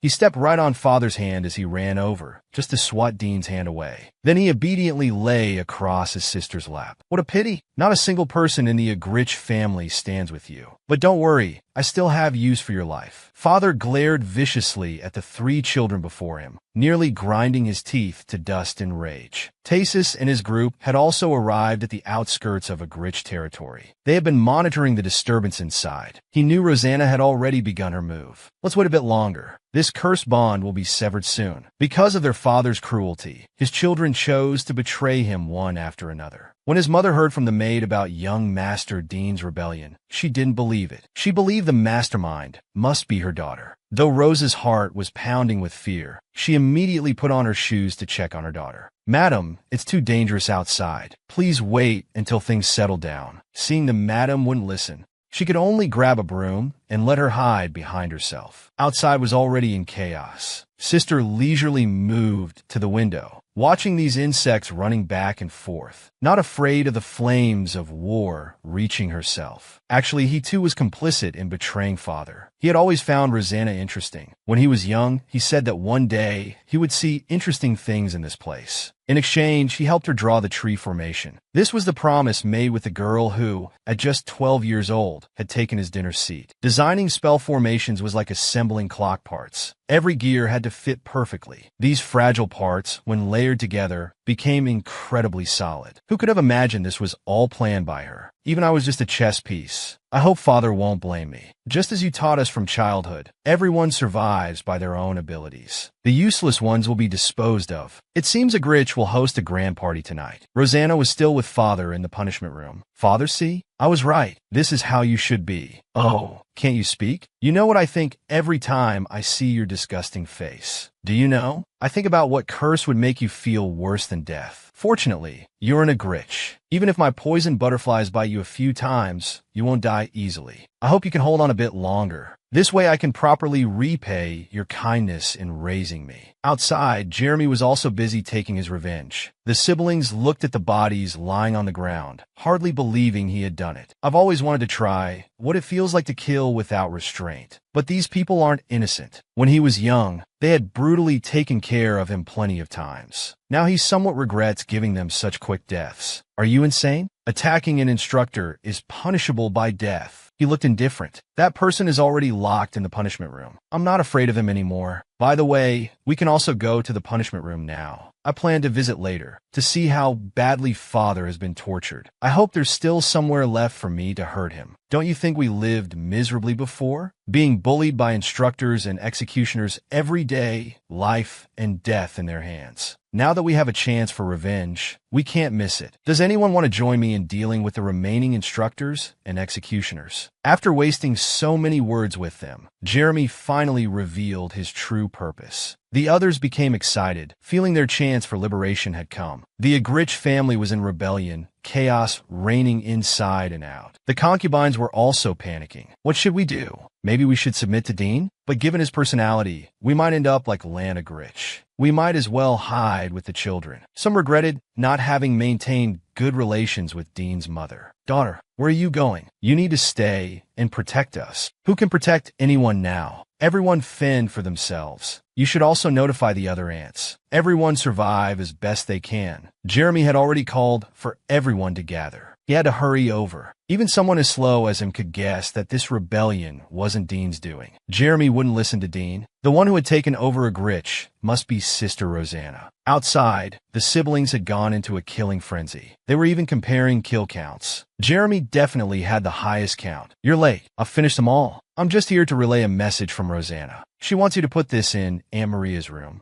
And after you're done, gather all the servants. He picked up the sachet. He sleeps like a pig. We don't need things like this anymore. Rosanna sat in the family head's office, tasting Father's favorite wine. I didn't allow you to enter. Dean wasn't going to obediently listen anymore. Never mind. Do as you please. I'm in a good mood today. He gently swirled the wine glass. Have a drink too? No need, he replied coldly, his eyes glancing at her clothes. Are you looking at this? I'm surprised you recognized it. Cassis gave this to me. I like it very much, so I'm wearing it. Does this make you unhappy? She deliberately wrapped the clothes tighter to provoke him. His expression indeed turned gloomy. Rosanna cupped his face. Every time I see you make this expression, I find it fascinating. You always seem angry when you see me. Dean refused to back down. I don't regret killing Arthur. Even if I could go back in time, I wouldn't hesitate. I would even snap his neck right in front of you. If Arthur had really died in front of you back then, who knows what you would have become? He gripped her wrist tightly. Rosanna's good mood was successfully ruined by him. The siblings were the people who understood each other best in the world. Yet they treated each other like enemies. If Arthur had really died in front of you back then, what would you have become? I've always been curious. Sometimes I regret not waiting longer, but there's no medicine for regret. He released his sister's hand and clenched his fist. The next target was to kill his mother and see his crying face once more. Rosanna had long known his intentions. That's why she always kept Dean's mother with her own mother. Dean stared intently at his sister. You say you know what I want. How ridiculous. Even I don't know what I want, yet you claim to know. I always felt everything I did was to survive. But now, survival doesn't seem to be my ultimate goal. He stood up from the ground, turning his back to Dean, avoiding his burning gaze. Do you know what I want? I do, he answered truthfully. If I can give you what you want, will you give me what I seek? Enough. We should go handle the aftermath. He avoided the topic. Coming out, they encountered an unsociable servant. Where are you going? The servants' gathering isn't this way. Miss, my stomach hurts. I wanted to rest a bit. He nervously stumbled over his words, hastily hiding a letter behind his back. But everything had already been seen through. Then go rest. He wasn't the type to be inconsiderate to subordinates. Don't worry about anything. When you wake up from the poison, everything will be over. He fell to the ground, convulsing from poison. The intercepted letter was father's request for aid from the Huang family head. Unknown what great favor the Huang family had owed father, since he could request military support. Though troublesome, it didn't matter. None of it mattered anymore. He casually set fire to the letter. Jeremy came to report after completing his sister's tasks. Seeing her dressed thinly, he personally draped his cloak over his sister. You did well. Can you help me take this person to the other servants? Though curious about his sister's requests, he never questioned them. He always complied. He carried the servant toward the gathering point. All the Agrich family children had rebelled. Lant and his eldest son ended up imprisoned. The eldest brother was locked in a cell, forgotten. It was strange there were no guards or groaning sounds. Had father already been tortured to death? He smugly mocked their stupidity, giving him a chance to escape. Where's Lant? Dean came looking for father, but only found his elder brother. I didn't expect you to start using his name directly. Seems he's either dead or escaped. If you're using me just to replace father's position, there's no need to completely destroy me. Seeing Dean, he thought there was a chance to win him over and secure his release. The current situation was better than being in father's hands. I don't plan to be leader. I was just bewitched by Rosanna.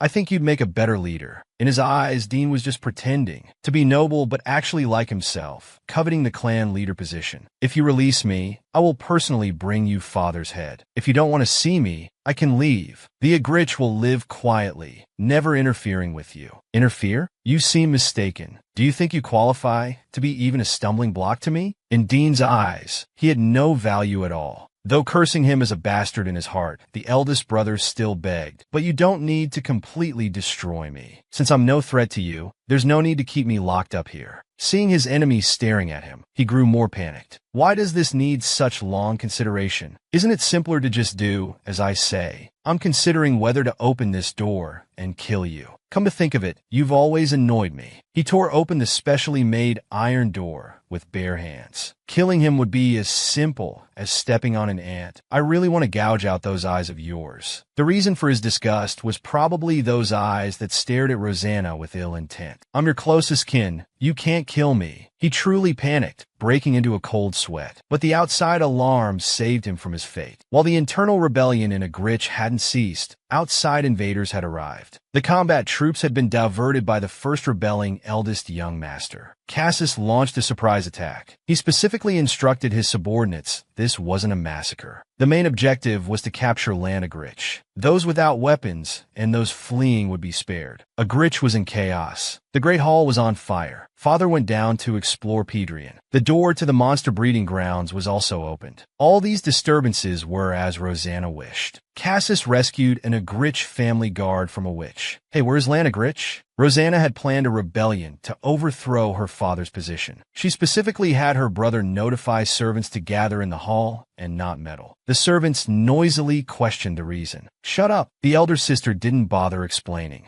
If you want to live, stay put. Her brother was following her orders, carrying the messenger's servant to the hall. Hearing another commotion outside. What's going on? Who's bored enough to invade? He originally didn't want to get involved, but seeing his sister's recent location on fire, he lost his composure and threw the servant to the ground. Though he knew his sister was very strong, he still felt uneasy letting go of control. He immediately rushed in with his blade. All interfering invaders were struck down. His movements were clean and swift. Young master, over here too. Though he wanted to stay and play with him slowly, he had more urgent matters to attend to. What's happening? Red snowstorm fell from the sky. Everyone's weapons vanished into thin air. The invaders all fell into black holes that suddenly appeared in the ground. Jeremy recognized these as his sister's foxes. They had created a house of illusions. Lan escaped from prison. He randomly stripped an executor's robe and weapons. Only Greta could set up spell formations. This many had betrayed too. These ungrateful bunch. I won't spare any of them in the future. Now he just needed to hide in the secret passage until reinforcements arrived to counterattack. On his way, he encountered enemies specifically looking for him. If you're here to apologize, I might be able to forgive you.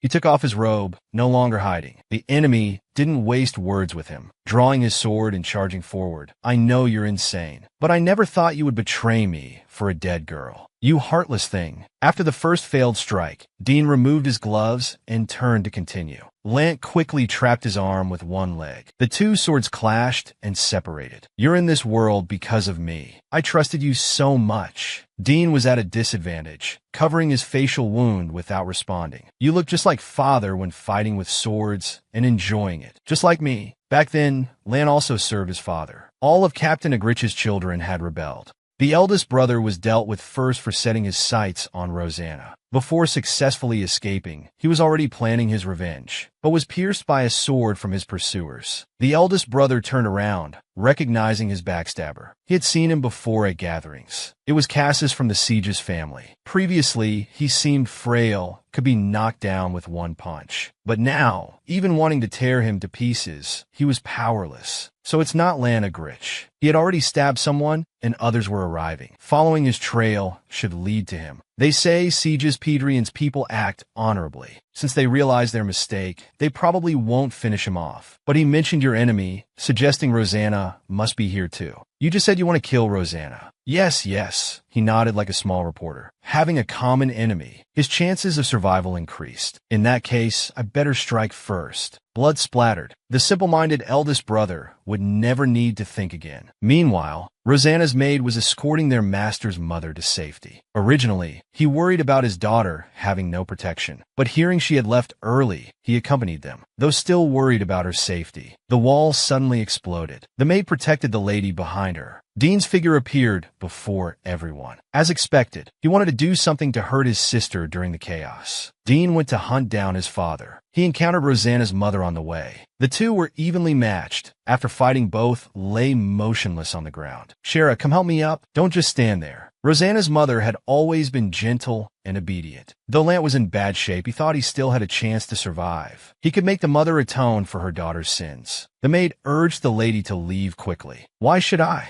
The servant spoke first, nervously gripping her clothes. Why should I help you, who killed my son and made my daughter miserable? Shara's defiance surprised Lant. She was always compliant, but this time she stood firm. Damn wench, you think I'll let you go? I'll cut off both you and your daughter's limbs. Though she couldn't move, she kept cursing. You're still alive, Lan Agrich? The moment Cassis's gaze met Dean's, he mocked. Heard you were in the underground prison. I followed Lant to give you a chance. Wasn't that enough? Then it's my turn.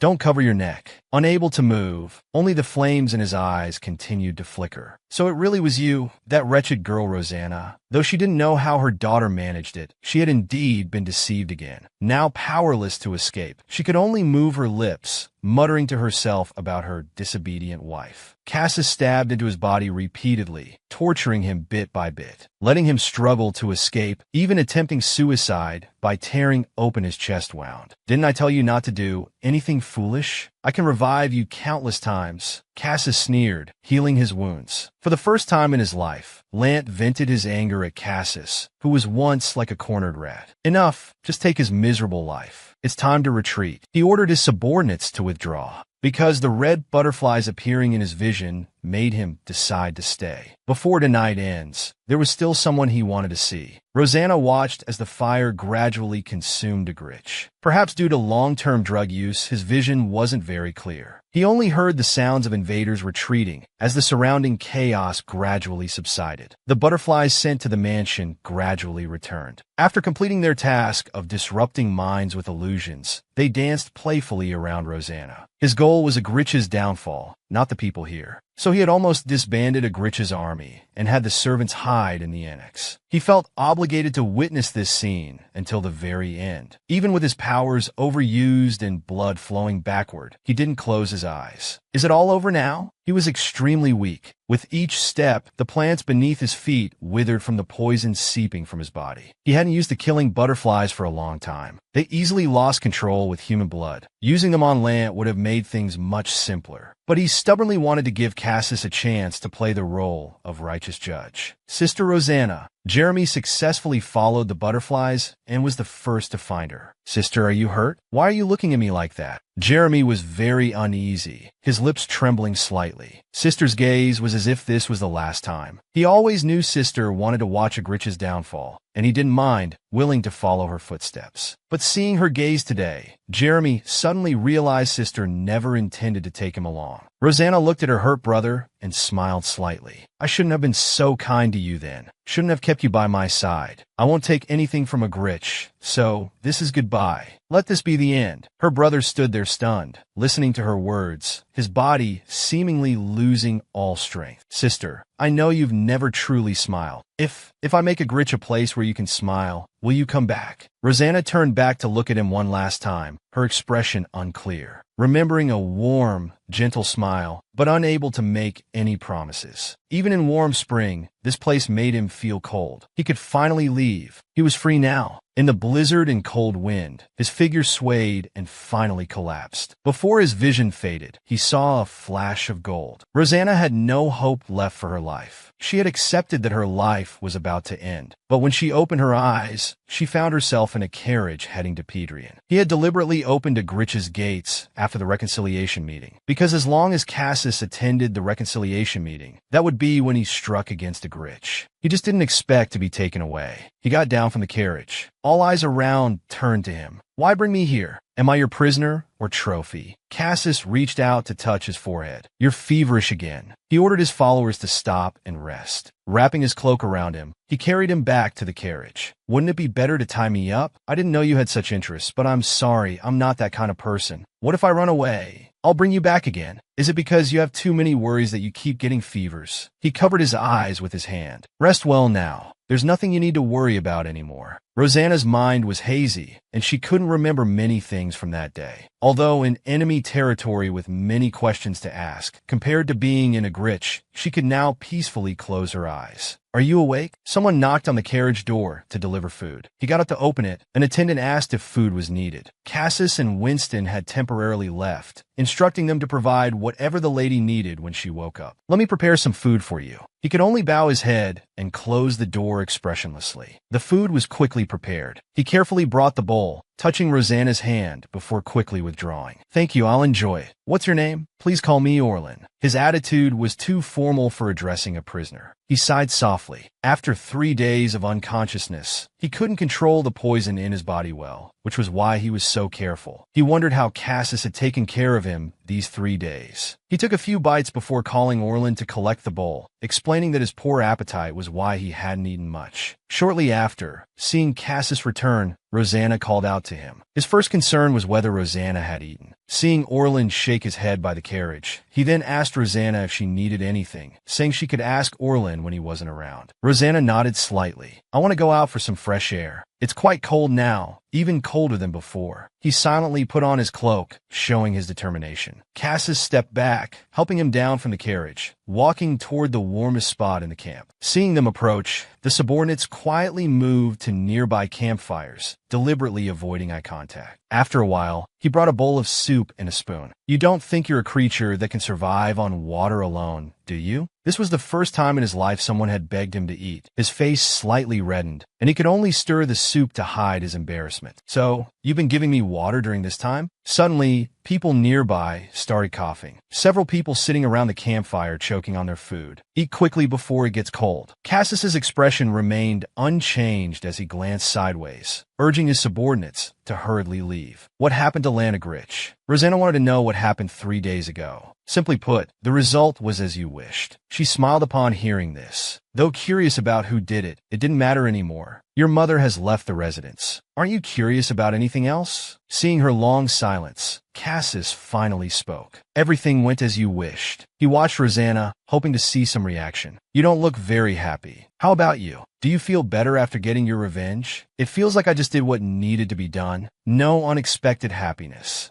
I feel the same, Rosanna replied. Cassis suddenly stood up, slowly approaching her, staring into her eyes. Were you trying to die that day? You look like you were seeking your grave. You should know, I don't have many days left. He clearly knew his body might not last a year. This body was still short-lived, just like in a novel. No matter where I die, the poison and butterflies will consume every last drop of blood without restraint. Cassis's cold gaze fixed on his face. So you have no ambitions or attachments, just waiting for death to come? Since it's a life you want to give up, give your remaining time to me. Rosanna looked confused, unable to understand his meaning. Cassis took her hand and kissed it. If you don't care where your destination is anymore, then stay by my side. Until death. If you think you don't need your future life, let me gratefully take it all. The White family head, Orca, obsessed with magical beasts, have been staking out their habitat since the reconciliation meeting. He planned to capture and tame a Zealot king from the Zealot beast group. Suddenly, a crimson hue covered the white lake's surface before his eyes. Treasure. He gaped confused. After a while, the massive butterfly swarm vanished, leaving only the snow-white ground. He hung his head in disappointment. How could there be butterflies in winter? What butterflies could consume a group of magical beasts? He suddenly thought of the poisoned butterflies and decided to follow their disappearing direction toward Pedrian. As Orlin was about to enter his colleague's tent, he heard them discussing what relationship existed between the young master and that woman. Last night's words seemed like a proposal. Somehow, the atmosphere felt subtle. How could anyone call her a prisoner? Our young master isn't that kind of person.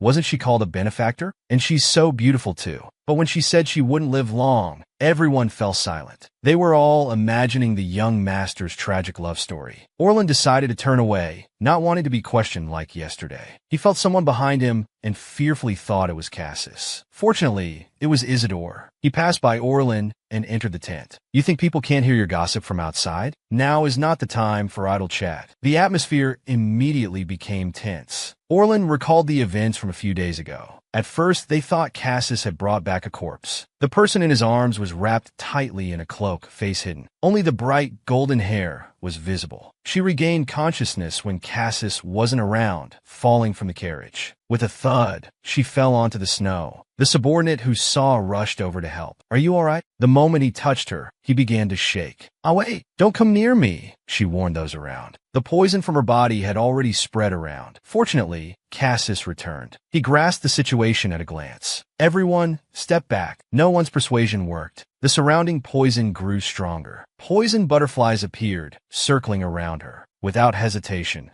he embraced the woman in the snow and immediately kissed her lips, sharing his vital energy. Everyone around held their breath. He couldn't use the same method as when saving land. Though simple and quick, that was a violent method that disregarded the other's soul. Rosanna's body couldn't handle it. He had to take it slowly. Don't approach her without my orders, Cassis commanded, carrying her back to the carriage. He began providing personal care. Orlin brought the prepared medicine and water, joining everyone in holding their breath as they watched the young master take a young lady into the carriage. That night, others asked Isidore about the identity of the woman their lord brought back. He thought it would be better to let them understand. If he had to say something, that woman is our young master's benefactor. So treat her well. Nothing must go wrong. The brief statement amazed everyone, and they didn't ask further questions. After repeated fevers, Rosanna's condition improved slightly. She was considering whether her remaining useless time could be given to Cassis. The butterflies she released returned. They were energetic after eating at the mushroom habitat. Suddenly, the carriage stopped. Cassis entered and closed the door. Do you enjoy torturing yourself? You won't listen when told to rest properly. Rosanna knew he had noticed the poison butterflies. Look how pale you've become again, Cassis frowned. He reached out his arm to help her recover. Suddenly, she grabbed Cassis's collar and bit his lips. Though she knew kissing him, but you really aren't affected by the poison in my body. When Rosanna woke again, she was lying in a soft bed. A neat and elegant room came into view. The flowers outside had bloomed. It was much warmer here than in a Gritch. Her gaze turned to the courtyard, where Knight and Bear seemed to be discussing something. Soon Sylvia left. Noticing Cassis's gaze, she drew the curtains. She opened the door, and just as she reached the corridor, a young girl approached. She carried fresh flowers, smiling brightly and warmly. Ah, you're awake. Meanwhile, Cassis was called by his father for a lecture. What were you thinking? Bringing Lana Gritch's daughter here? Moreover, someone who's about to die. Do you plan to repeat the same mistake? If that's what I want, would you judge me for it?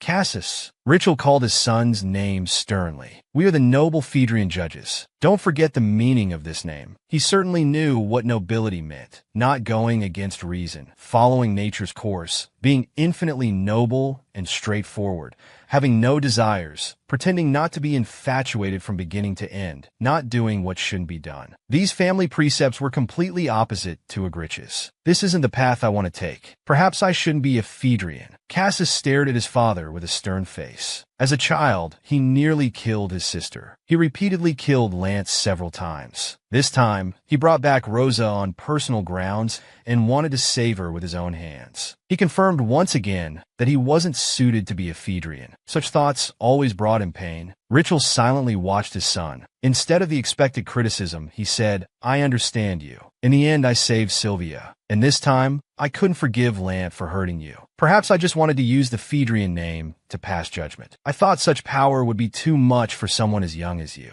So I chose to remain still. But 3 years ago, when we almost lost you, if it weren't for me, you wouldn't have been captured. If you hadn't survived, I wouldn't have forgiven not just Lant, but myself. His eyes couldn't hide the regret. So do as you please. Your will is firm enough. Thank you, Father. Cassus slowly relaxed. I'm grateful for your understanding, Father. Don't speak empty words. It's not like you have my permission anyway, he said deliberately coldly. Cassus smiled slightly. At this moment, the two men finally reached reconciliation, clearing all barriers between them. After leaving his father's room, he went to see his mother, then headed to Rosanna's room. She lay sleeping on the bed, her breathing so faint it was barely noticeable. Cassus gently caressed her cheek. He wasn't clear about his feelings. He felt she was pitiful, but it wasn't mere sympathy from pity. He wanted to understand her, help her live, watch her eat properly, and make her smile brightly like Sylvia. After a while, he quietly drew the curtains and left the room. Is she awake? Can I go see her? Sylvia had been waiting outside for a long time. She was curious about Rosanna. Ever since her brother told her about what happened at Agrich, she had been this way. Give it some more time. Though disappointed, she happily went to prepare flowers to welcome her. After waking, Rosanna took a bath. She didn't let anyone attend to her. She laughed self-mockingly, thinking she would have died. Yet here she was, sleeping peacefully and taking baths. She suddenly thought of meeting Sylvia today, that girl with the radiant smile. How's this flower, brother? Brother said you needed rest, so I didn't wake you. I just wanted to leave flowers at your door. She chirped like a lark. Seeing flowers when you wake up makes you feel better, right? I plan to pick the prettiest ones from the garden for you. But thinking of you receiving them, even the flower's beauty pales in comparison. Her eyes were kind, as if chatting with an old friend. Rosanna listened quietly. Later, as the lively voice faded, she suddenly apologized. I should have introduced myself first. Do you know who I am? Sylvia. We met at the reconciliation meeting. Her smile grew even brighter at this. Rosanna stared at the ceiling, immersed in subtle emotions. So this was how bright and lively the novel's female lead was. She had acted mature at the reconciliation meeting. She was the same age as Jeremy. When Rosanna finished bathing, the sun had already set. She fell asleep sitting on the sofa. When she opened her eyes again, someone was about to carry her to bed. Did you do something to me? This drowsiness isn't normal. You didn't do something to prevent me from escaping, did you? Cassus remained calm. Don't think unnecessary thoughts. This just means your body needs rest. Rosanna moved her gaze from his face. Put me down. I've slept enough today. Cassus had no choice but to return her to the sofa. Where's your sister? She said she'd meet after I finished bathing. I just sent her back. Cassus began giving instructions. The family brought dinner, and he watched her eat. Your sister seems very welcoming to me, she said, trying to eat less by talking. Looking at Sylvia's flowers on the table, he wondered what methods he had used to make his sister so enthusiastic about her. Other Phaedrians must know she's awake. She wondered how they would treat this family destroyer, this heartless person. Richel was more likely to reject her. After all, her actions went against Phaedrian beliefs. So Sylvia's reaction to her was even more surprising. I feel it's very quiet here. Almost no one around, right? This is the guest pavilion. Usually, there aren't many people here. Rosanna could guess why she was placed here. It was both because of his uncontrolled poison and because she was in a glitch. Your hand is slowing down. Eat a bit more. Cassis's attention was focused on monitoring her eating. She ate a bit more in silence. Even though she wondered why she was doing this, she couldn't be bothered to argue. I don't want to eat anymore. I want to be alone. Rosanna started dismissing him. Cassis looked at her bowl, thinking she had eaten enough. If you need anything, just tell the servants. If you need me, I'm right across from your room. What do you mean you're across from my room? She asked suspiciously.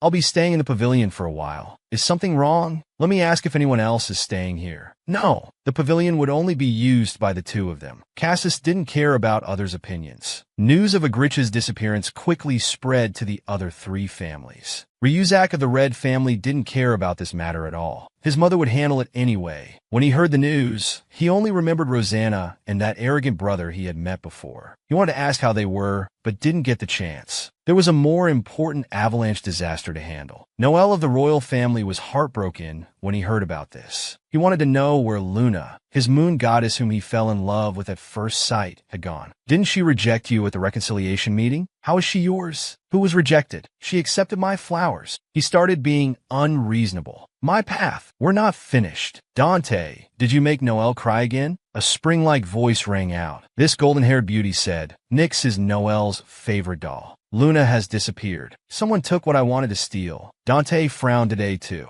Looking at the seemingly close pair, she felt some disgust. Nyx, is it that woman Noel fell in love with at first sight? I'm curious. Want me to find her for you? Really? Can you find her? Of course. I am your most perfect doll after all. A twisted cold light flashed in her eyes. Orca of the White family was still aimlessly searching for the red butterfly. Although he had seen someone who looked like a Phaedrian in the direction where the butterfly disappeared, he avoided them to prevent trouble. Orca's cousin Pandora descended from the sky. She had light blue hair and dark circles under her eyes, and was also a magician. Her magical creature was the black-winged Terobai. Seeing Orca heading towards Phaedrian's direction, she couldn't leave him alone. Why are you here at this time? What do you mean? What's wrong with this time? He looked confused. Your information is really slow. She recounted to Orca what happened between Agrich and Phaedrian, but he didn't care. After all, with a family like Agrich, he wanted to cut them down every time he saw them. Seeing him lose interest in the conversation, Pandora reluctantly revealed a rumor. Cassis had taken a beautiful young woman from Agrich. Compared to Lance Matter, this news excited him more. So among the group I saw the other day, were Cassis and that young woman there?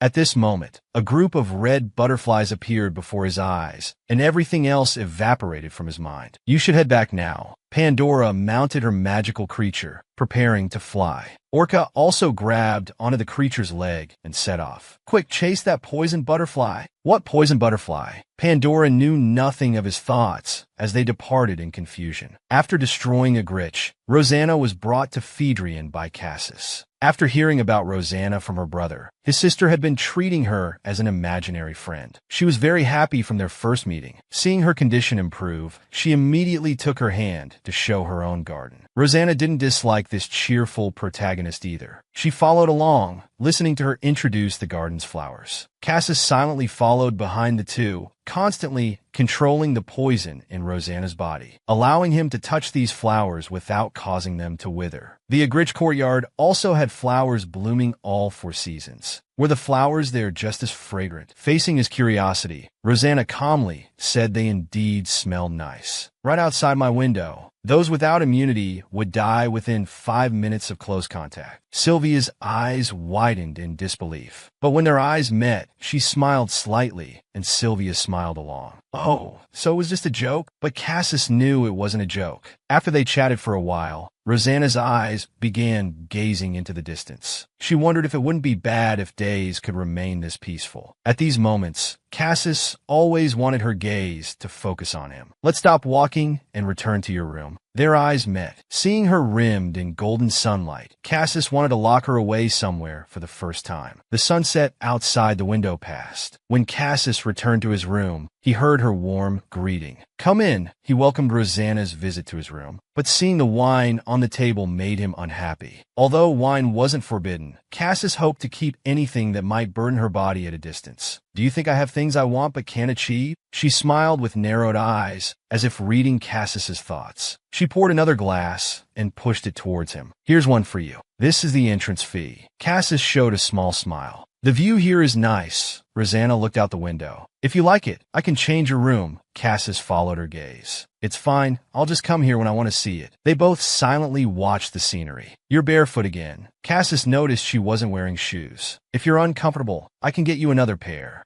She remembered dragging her shoes on the ground. They were good shoes, soft, comfortable, and beautiful. So she felt she couldn't take them, like everything else from Phaedrian. Cassis watched her for a moment, carefully picked her up, and carried her back to her room, then found her shoes. He knelt down and put them on her feet himself. His hands gripping her ankles felt like chains, but he did nothing more and turned to leave. I'll call you for dinner. Rest for now. The next day, there was inexplicable chaos at Phaedrian's main gate. Isidore reported that Orca from the White family claimed to be acquainted with the young master and came to visit. But Cassis felt they weren't close and suspected his motives for coming at this time, so he ordered his men to send him back. Having already pursued the poisoned butterfly for thousands of miles, how could he give up at the front gate? An hour later, he chose to climb over the wall using a flying magical creature. Oh my, I've accidentally been rude. After being caught and tied up by guards, he remained calm, laughing and making excuses. I was exploring nearby magical creature habitats. I really didn't know this was Phaedrian's wall when I climbed over. I'm so sorry. Are you even speaking human language? Pandora, who was caught with him, was furious. She couldn't believe he used Terobai for such an absurd thing. She felt stabbed by having such a foolish teammate. When Orca finally saw Cassis, he was overjoyed. Young noble of Phaedrian, my dearest friend, how long has it been? You coldly refused my visit, but I'm so happy to see you again. Cassis coldly looked at him, not believing he had such a friend. He formally asked him to state his purpose for coming before considering how to receive him.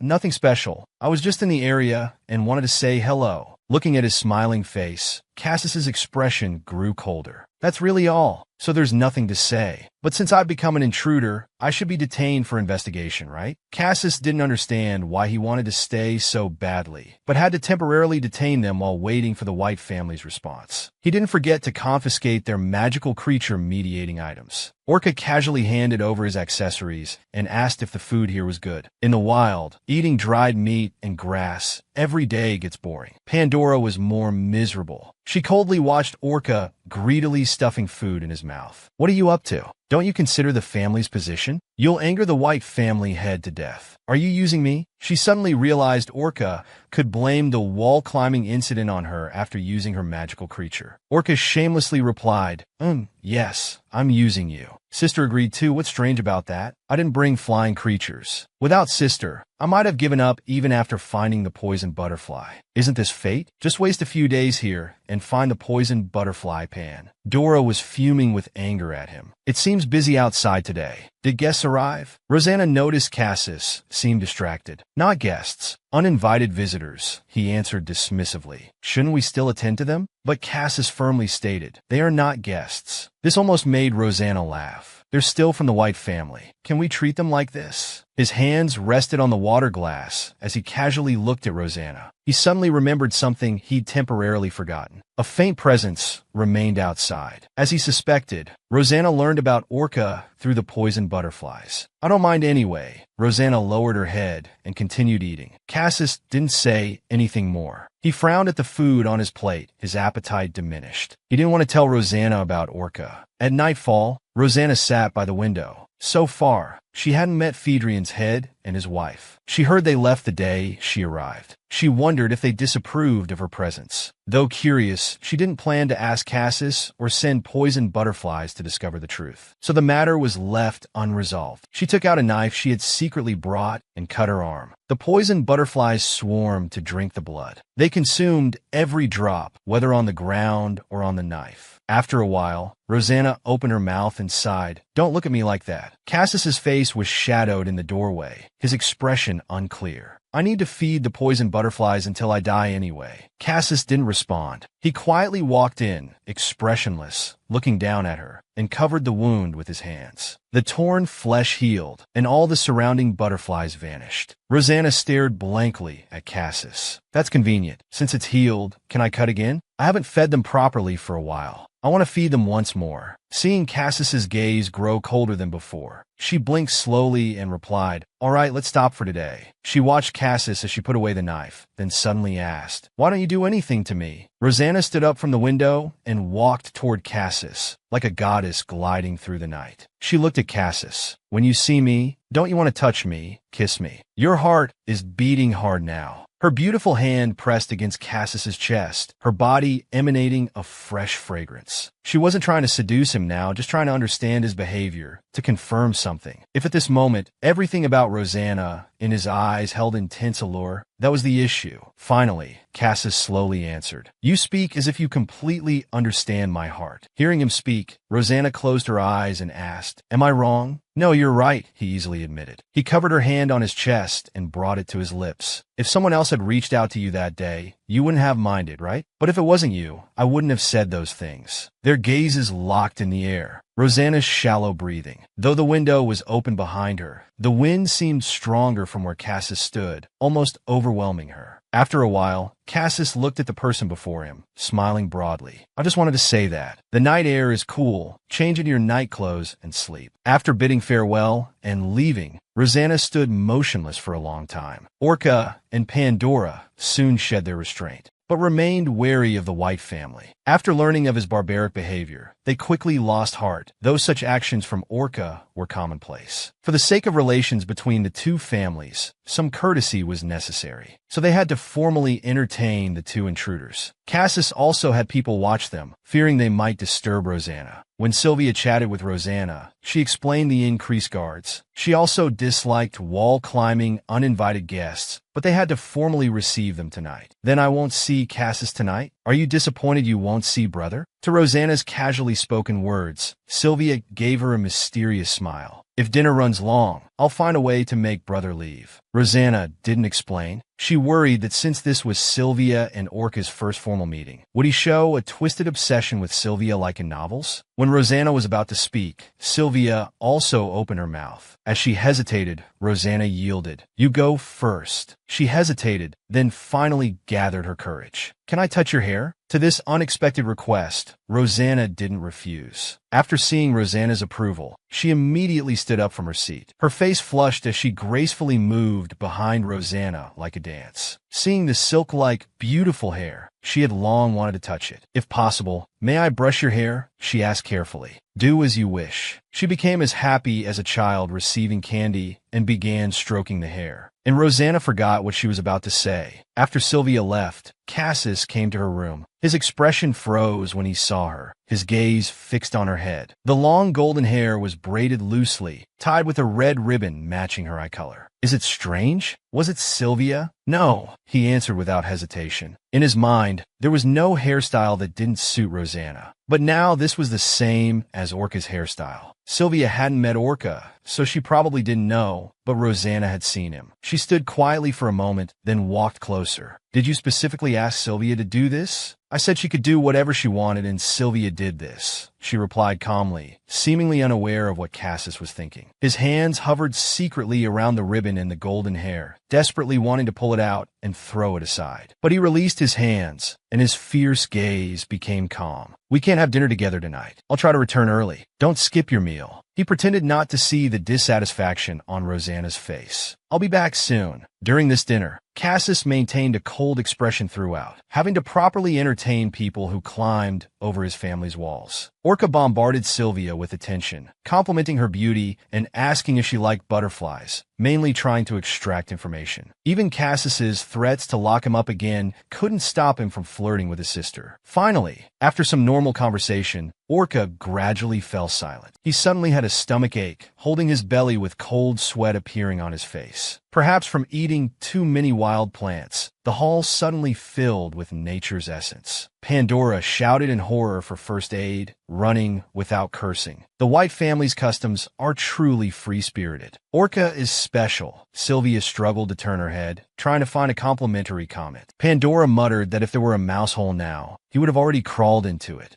These small actions didn't escape Cassis's notice. He signaled his attendant to follow. Pandora could only apologize and clean up the mess, as the wall-climbing creature was his. While outwardly defending Orca, he cursed him countless times internally. To maintain family dignity, he explained they had accidentally climbed the wall while searching for magical creature habitats. We're familiar with your methods at the Clear family. We've already received official documents from the White family. No need for further explanation. Cassis replied formally with a cold, emotionless tone. Pandora secretly glanced at Cassis, stealing looks at him multiple times during dinner. Previously, he thought Luzak from the Red family was his type. Now he felt Cassis was quite appealing too, making him his own. Is there something on Brother's face? Or any other issue? Why do you keep looking at him? Faced with Sylvia's sudden interruption, he quickly explained, No, I wasn't thinking of anything else. Is that so? She showed a relieved expression. It was the same during dinner. The White family likes to immerse themselves in their own world. The one who just left was like that too. While chatting, it's as if they're in another world. You're also absorbed in your own thoughts. Are all Hubrian family members like this? It feels quite fascinating and interesting. Were those two really insulting remarks? To be compared to Orca, Pandora felt somewhat humiliated and ashamed. But seeing her innocent face beaming with a bright smile, she seemed to have no ill intent. Sylvia, Cassis called sternly in a low voice.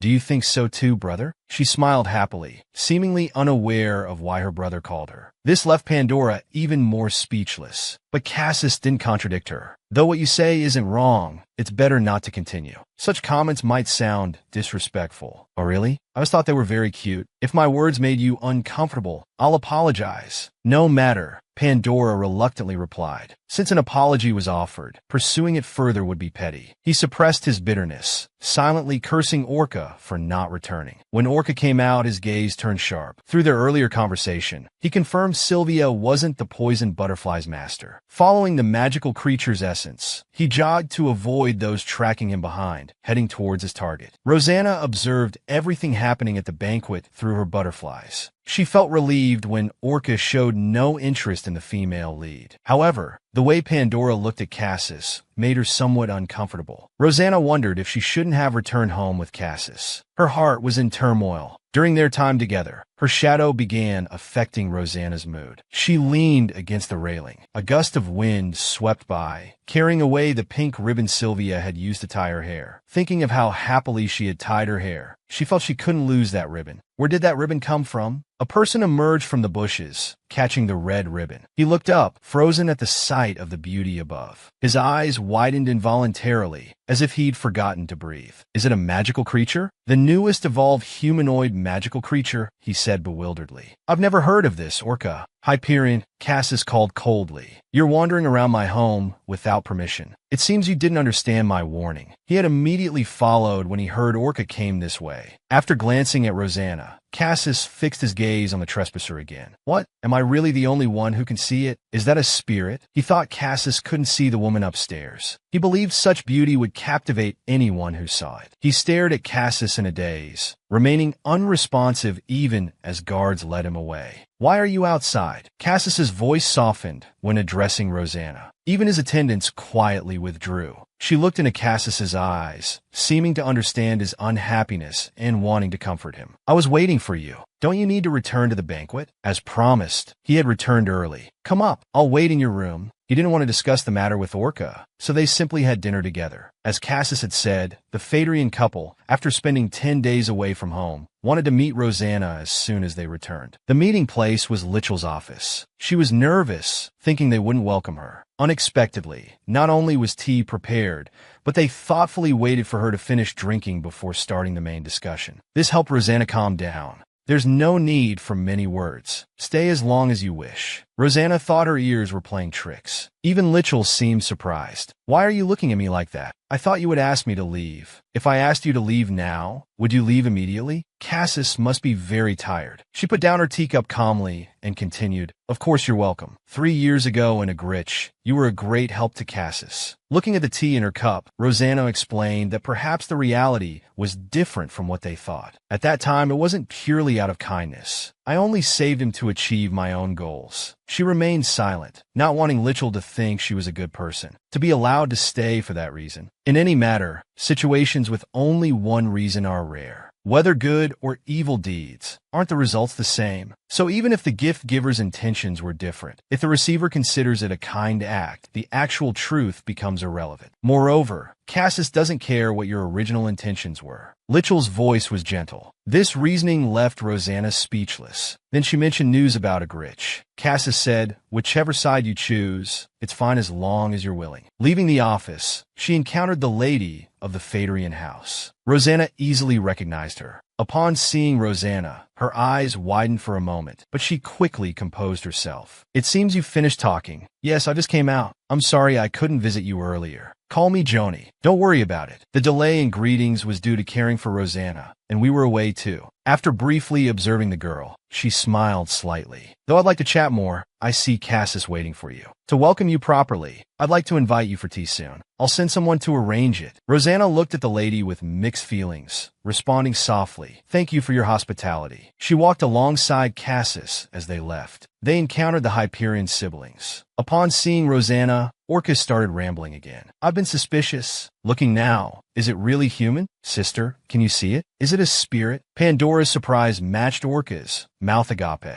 Oh my. Is this hill from mythology or an extinct Punin? Both of them treated Rosanna like a magical creature again. Cassis looked at Orca's hand, wanting to break it. Let's go, Cassis. Rosanna didn't want to deal with these two abnormal people. The speaker now. The two remained immersed in their own world. Moving out to the corridor, Rosanna used her hand to block the dazzling sunlight, making Cassis think she was getting dizzy. Without hesitation, he leaned over and picked her up. Despite her protests, Rosanna resigned herself to resting her chin on his shoulder. Seeing the servant's shocked expressions and Sylvia hiding with a smile, she quickly buried her face in his shoulder. After returning to the annex, security was strengthened to prevent Orca from escaping. No matter what happens, I will protect you. Olin's words sounded convincing. Being protected gave her a peculiar feeling. Perhaps because Cassis always treated her like a patient, they were also influenced by it. She came to Cassis's room again. Compared to her own room, this bed always felt softer. The scent of Cassis's bedding made her heart more at ease. Like before in a Gritch, thinking of Cassis would calm her mind. Before she knew it, she had fallen asleep. In her dream, she was back in a Gritch, in Lance's office, drinking while wearing Cassis's clothes, having Jeremy protect the subordinates. Suddenly, something cold touched her cheek. The cold sensation reminded her of someone, but that person wouldn't be so gentle. He wouldn't do this. This sense of dissonance made Rosanna wake up. Everything around was dim. A dark shadow flickered in her blurry vision. What was meant to come had finally arrived. She unconsciously called out the name from her dream. The hand on Lean's face suddenly stopped. What finally came into view was Cassis. Did you just call, Dean? I never thought I would be like. A storm seemed to be brewing in his eyes. I don't know why you would say that name while sleeping in my room. He smiled, but it didn't reach his eyes. Rosanna sat up. It was just an illusion from her dream. You called me Dean at the reconciliation meeting, too. It seems you dream of him. His voice was dry and cold. Rosanna backed away slightly. The atmosphere wasn't right for explanations, but Cassis moved closer. His large hands covered Rosanna's, immobilizing her. But the truth was different from what Cassis thought. He didn't know if Dean was dead or alive. If he were still alive, he would come regardless of where he was. In his heart, he believed he would die by Dean's hand. Do you want to return to a Gritch? But I won't let you go. Rosanna smiled in her heart. If Cassis was the one pursuing her, she would willingly be caught. Cassis bit her lip. Unlike his usual gentle kisses to give her energy, this time it was like a storm, persistent. For a moment, Rosanna thought it would be a shame to die like this. With Cassis, she felt precious. Such a person was actually worthy of living in this world, deserving of others' love. Not only did no one dare to leave, but they all welcomed her. She put her hand on Cassis's neck, pulling them closer. Even if the time was short, she wanted to possess this person. She felt that when she woke up today, her mood was the best it had ever been. Only Cassis wasn't there when she opened her eyes. She came to the terrace to inquire. The guard had been stationed there the whole time. The beast master went to see the chief. He said he'd return soon. He should be on his way back now.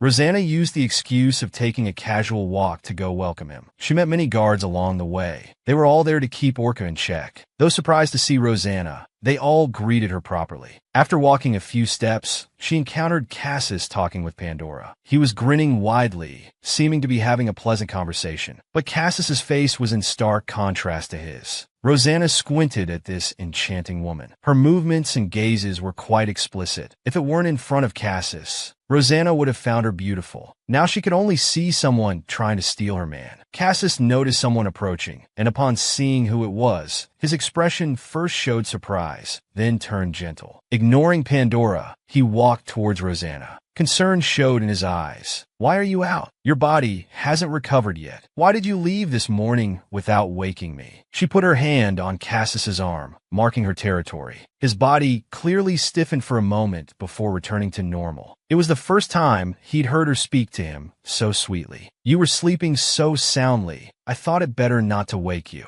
Rosanna let out a light breath, deliberately controlling her tone, saying, because you didn't let me fall asleep quickly. When these words were spoken, the air seemed to freeze. The guards in the distance couldn't hear, but Pandora definitely could. Although things got intimate last night, due to Rosanna's weak condition, they didn't cross the final line. Cassis played along. Yes, I was too aggressive last night. I'll be more careful next time. Pandora listened stiffly to their conversation, then cleared her throat to interrupt. So you're the guest who arrived at Phaedrian before us. He pretended to recognize her as Rosanna joined the conversation. Rosanna also pretended to just notice him, smiling slightly.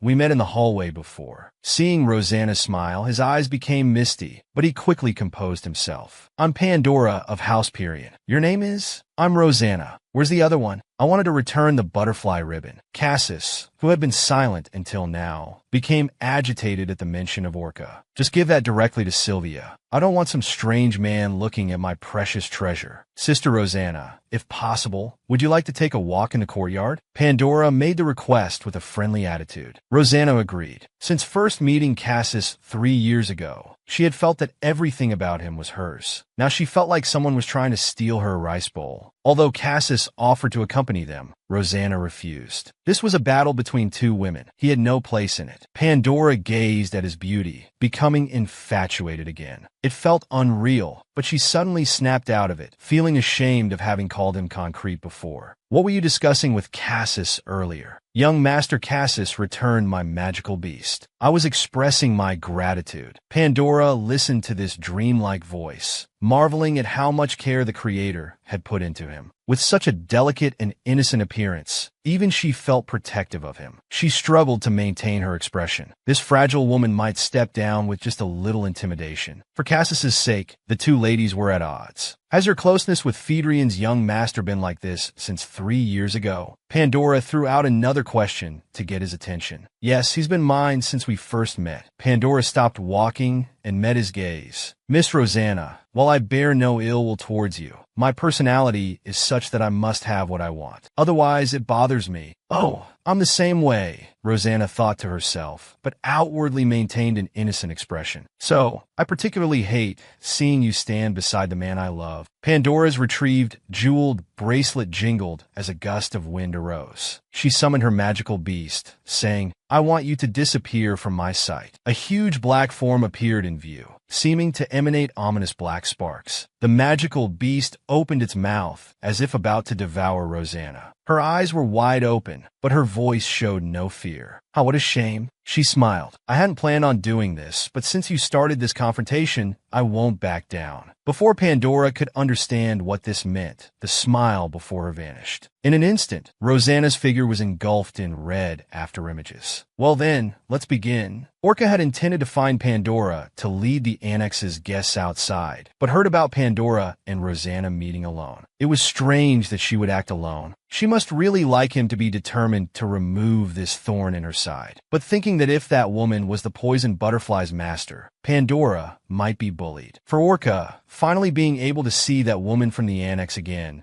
was something worth being happy about, and she started laughing. At that moment, not far away, she sensed Pandora's magical beast presence. Releasing a magical beast in broad daylight, she wondered if Pandora had gone mad. Pandora had deliberately chosen a weak, invisible magical beast just to intimidate someone. Orca watched the red butterfly vanish before her eyes, forgetting to breathe. Pandora stared at the poisoned butterfly looming behind him, her lips trembling, frozen in place. All beast masters were curious about and coveted rare magical beasts, and the poisoned butterfly was one of them. Not even worth a bite, yet you dare threaten me. I'm sorry, but Cassis is already mine. I can't tolerate others trying to take what's mine, Rosanna said with a smile, her gentle eyes containing killing intent. Feeling someone's gaze, she quickly turned around. In the distance, she saw Cassis and Orca. Orca, wearing numerous accessories, trembled uncontrollably, looking at Rosanna as if to devour her. But she noticed Cassis. She quietly withdrew her butterfly, not knowing how long he had been standing there. Had he seen everything? As he approached, she instinctively moved closer to explain herself. I didn't start it. Cassis silently picked her up, then turned back to look at Pandora. Out of consideration for the relationship between Tao Lu and House Pyrian, I've always maintained courtesy with you. But since you've threatened my person from now on, I'll treat you as unwelcome guests.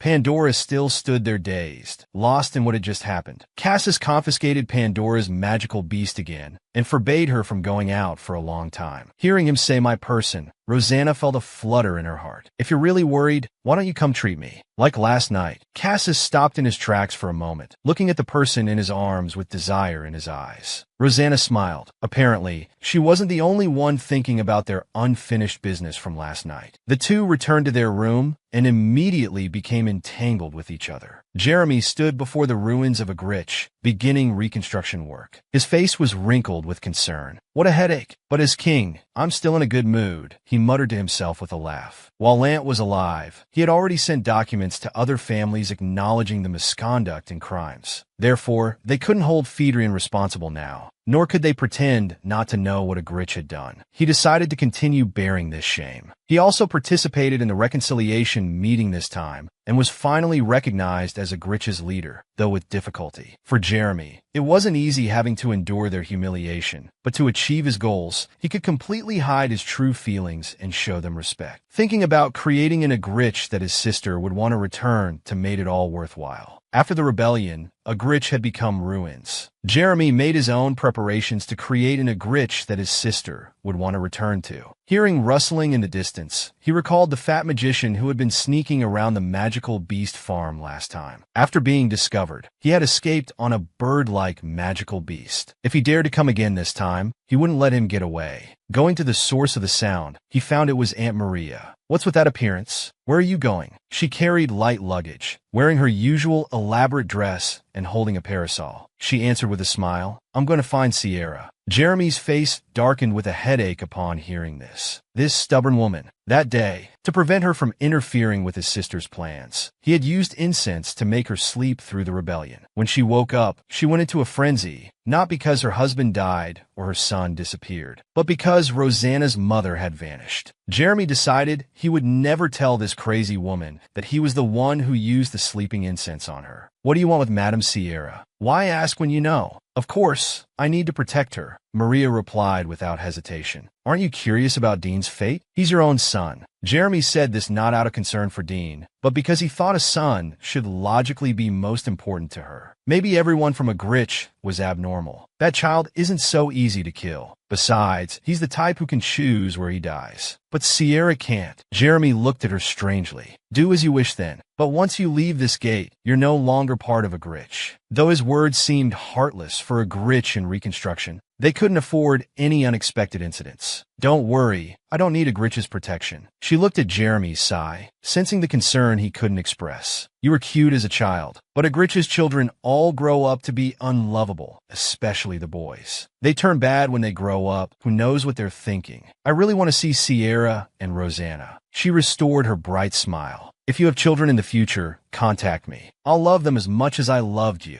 Stop bothering me. If you're leaving, then go. He didn't want his future children to be loved by this blood-stained goddess. She left with a smile, without greetings or reluctance, unloved by father or mother. Dean woke up in a narrow room, his whole body aching and weak. As he struggled to sit up, he found his hands and feet chained. You're awake. He called for Rosanna's servant Emily to come in. Soon after, Rosanna's mother also entered. She was protected behind Emily. Even in chains, Dean warranted such caution. Sierra tried to maintain composure as she explained, "A doctor came to treat you. A little later, and you would have died. You need plenty of rest. Lie down a while longer." Dean tried to break free from his chains, but his body wouldn't allow it. Where is this? What happened to Lant? None of the three knew the answers to his questions. They could only urge him to sleep. Seeing Sierra about to leave, he asked again why they brought him here. Sierra didn't answer him and left the room directly. Beth placed a lit candle on the table. Dean slowly closed his eyes. He guessed they brought him here for revenge.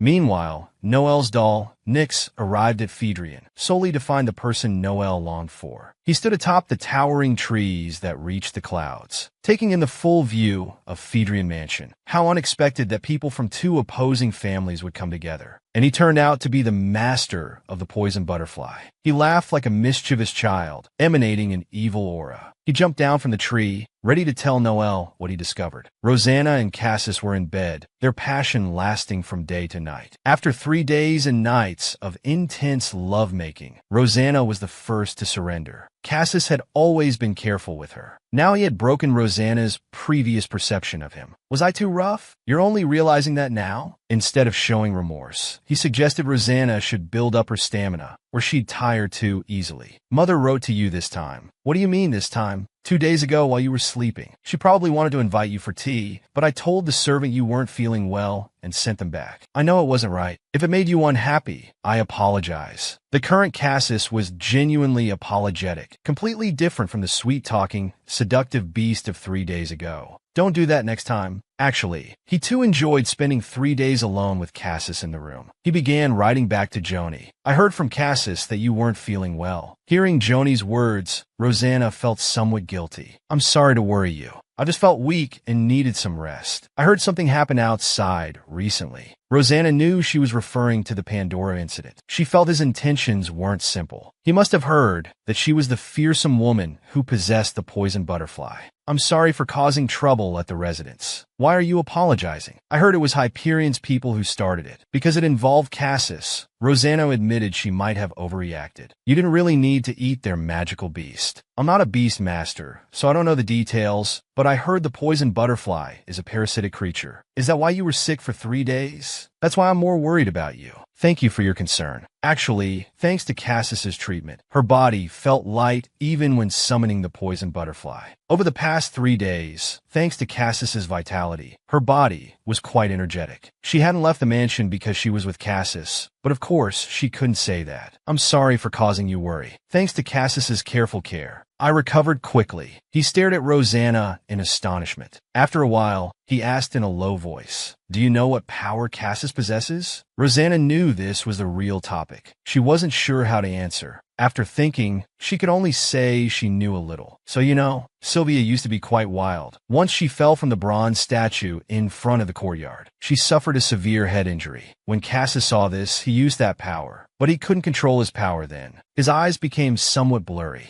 as if recalling that scene. At that time, Sylvia stopped breathing. I blamed foolish Cassis, though I can't remember exactly what happened. But I seem to have criticized him very harshly. A brief silence enveloped them both. Soon, a smile appeared on his face. Though I don't remember what I said, Cassis surely does. I deeply regret it and feel ashamed. Have you told Cassis how you feel? Rosanna asked. I told him after he returned from a glitch. I don't think I've atoned yet. Now I think if he hadn't returned from a glitch, I would have felt guilty for life. Rosanna also felt fortunate that thanks to Cassis, she could return safely to Phaedrian. If she hadn't come back, the noble lady before her wouldn't be able to show such an elegant smile. Now, as long as Cassis wants to save someone, there's no one he can't save. But I don't want him to be like that. He looked directly at Rosanna. Nevertheless, I hope you stay healthier than anyone else. Because your happiness is Cassis's happiness. Rosanna listened quietly. She lowered her head guiltily. Last time I saw you, you seemed like an empty shell. I was worried, but now your complexion looks much better. I'm relieved. I'm counting on you to take care of Cassis. Rosanna felt that the people of Phaedrian were very perceptive. They could easily see through one's physical condition. He recalled Joni's words and felt Cassis's abilities were more powerful than imagined. If the side effect could kill, then it could also revive. Back then, Sylvia had stopped breathing. Was Cassis's father revived? If this power was hereditary, what Cassis did to him wasn't just simple treatment. This fleeting thought frightened Rosanna. He entered the novel and became a member of the most vicious family. After years of enduring hardship, he directly brought down the family. For his sake, his puppy-like younger brother was determined to create a home where his sister would want to return. The female protagonist's brother chose to take him in. The frail Rosanna was busy today, too. Just after consoling Cassis's mother, she encountered Orda blocking her way. Isidore followed behind her. Behind Rosanna was Ori, who rushed from the annex. Everyone was extremely wary of her. Miss Rosanna, it's been a long time. I heard you weren't feeling well before. Seems you're better now. Her voice was crisp and pleasant, her smile warm and bright. If Rosanna didn't know what kind of person she was, she would surely have liked her immensely. Oh, it's the White Magician. Do you know who I am? Right? That's what Phaedrian's young master called me back then. He seemed happy to be recognized. Let me formally introduce myself. Iamorta Hyperion. Nice to meet you, but I'll still call you White Magician. Fiona gave him a polite smile. I was rude last time. I hope you'll forget my previous words and actions. His exaggerated disappointment and pretend dejection looked quite convincing. So Rosanna, who came specifically to say this, wanted him to get to the point. And because it's such a sunny day, I was taking a walk. Like fate, I happened to meet Miss Rosanna. She couldn't be bothered to expose this obvious lie. She guessed he came because of the poison butterfly. If possible, could you have the people around us step back? We could have a pleasant conversation. As soon as Orda spoke, both Ori and Isidore refused simultaneously. They guarded against Isidore like thieves. As former members of Pandora, they couldn't possibly let him be alone with the fragile Miss Rosanna, especially since he was a man. Being so openly protected by them gave Rosanna a strange feeling. As a beast master, my knowledge isn't broad. Rather than this, I'd prefer to talk with Isidore. Lady Joni said he knows a lot about magical beasts. Not that much, but if you're willing, I can certainly talk with you. He decided that rather than letting Rosanna feel troubled, he'd sacrifice himself to deal with Orda. Not good enough. Orda looked disgusted. He only wanted to talk with the poison butterfly's master. I'm curious how you tamed the poison butterfly. He gave up on getting others to leave and directly opened up. First, finding a poison butterfly's habitat is harder than reaching heaven. Even if found, successful hatching is very difficult. Taming requires even more effort. But I heard you raise them to be killing butterflies. He couldn't help but laugh. You should know that until now, all poison butterfly masters have disappeared without a trace. Do you know they were eaten by the poison butterflies? At this moment, Ori and Isidore felt their bodies stiffen. Rosanna wasn't scared. She still looked at him lazily. Did you think I didn't know? Back then, Lant also wanted to raise them alone, but was willing to let his daughter do it because of this reason. In the novel, Orda was a strange person. He was Hyperion's successor with many high-level magical beasts, yet he still used his precious body to tame them. Ah, how interesting. A beautiful smile appeared on his face, but his eyes were full of killing intent. Rudy quickly approached. Rosanna took a step forward. The dangerous aura around him vanished instantly. He explained again, Miss Rosanna, Pandora's mistakes this time have nothing to do with me. If I had known she would do this, I would have sent her home long ago. I'm serious. No matter how eloquently he spoke, Rosanna didn't believe a single word. I specifically stayed to apologize in person. Of course, I personally like you very much, so don't be too wary of me. I'm a gentleman. You look like a wolf in sheep's clothing. Regardless of what has happened until now, I don't want to be friends with you, White Beast Master, because I find you uninteresting. I'm not interested in you,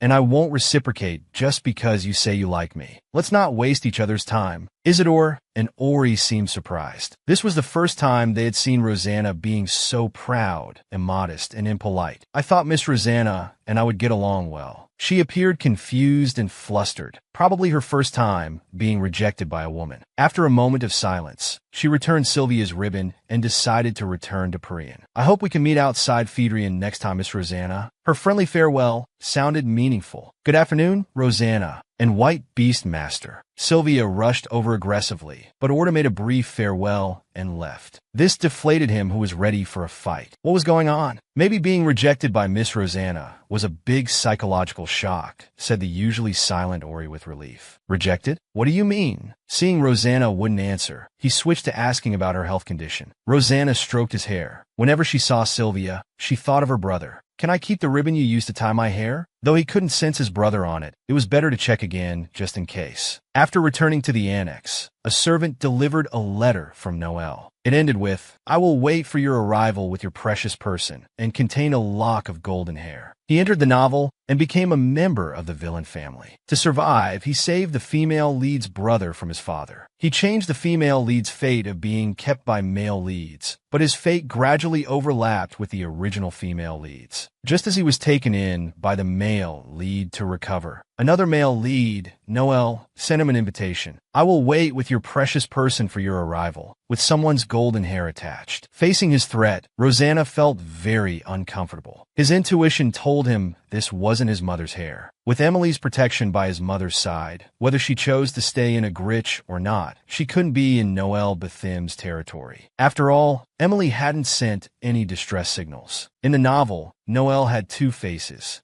One was childlike and innocent, the other ugly. Did he think Rosanna would be scared and run to find him immediately? His fingers tapped the table. He decided to first send poisoned butterflies to the border to contact Agrich's people for confirmation. A few days later, he received a reply. If Bedham really was using his mother's hair to threaten him, Rosanna would definitely make her pay. Looking at the name in the letter, Rosanna became furious instantly, crumpling the letter. He had to make a trip to confirm. Cassis was preparing to attend the Five Families meeting and came to bid farewell to Rosanna. "Just as you said, if someone else had found me that day, I might have gone with them. But if it wasn't you, I wouldn't be grateful to be alive." Cassis's eyes rippled hearing his answer. "I don't mean anything special, just wanted to tell you," he replied casually. "Rosanna, if I hadn't met you that day, I would have found you anyway. If you disappear from my sight in the future, I'll search the whole world to find you." He embraced the person before him with determination. "So, do whatever you want to do." Rosanna was certain that no matter where she went, she would return to this person. After Cassis left, he decided to visit Bedham for a while with Bethim's envoy.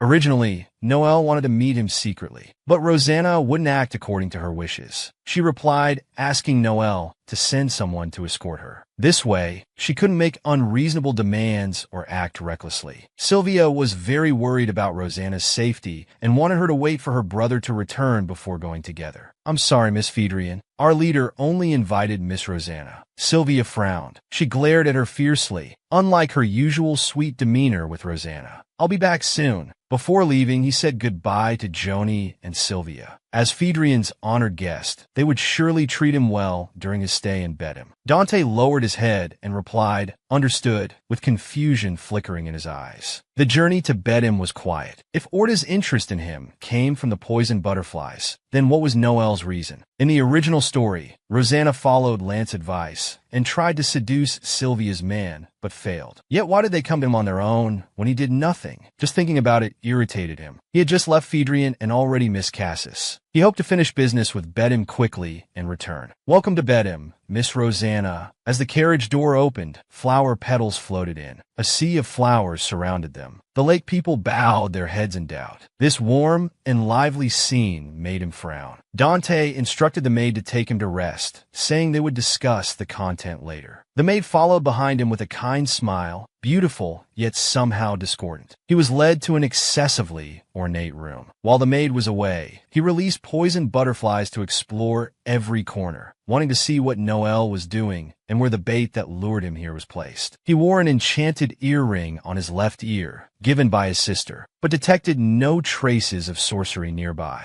He pulled back the curtains, looking at the peach garden-like scenery. His expression remained cold. Noelle was busy dressing up, choosing from hundreds of outfits. The servants were preparing for the banquet. Everyone wore masks, not wanting to let Rosanna easily find who he was looking for. "Excuse me, Mississippi." A group of maids entered, carrying many elegant dresses and matching accessories. After trying on several outfits, she chose the first white dress. "Then shall we prepare matching earrings and necklace for you?" "Fine," he coldly responded to the maid in charge of accessories. When the maid's hand touched his left ear, hearing Rosanna's groan, she immediately knelt and apologized. Blood dripped from Rosanna's ear, frightening all the maids. He had entered the novel and become a member of the villain family. His only kind brother, who was like sunshine, was not only eliminated by their father, but was given to others to be made into a doll, standing before him. "Are you saying you're really ACI?" The youth before him looked exactly like 16-year-old ACI, as if he existed in a time-frozen world. He cleverly avoided directly answering Rosanna's question, only saying that Noelle had revived his dead body, but he had no memories of his previous life. Rosanna clearly felt he both was and wasn't his brother. To revive a dead body, that shouldn't be doll magic, but rather the realm of corpse revival, right? Noelle happily watched them and interjected, "It's not like that. Doll magic and revival magic work differently. If you're curious, I'll explain in detail. Linux used to be called ACI.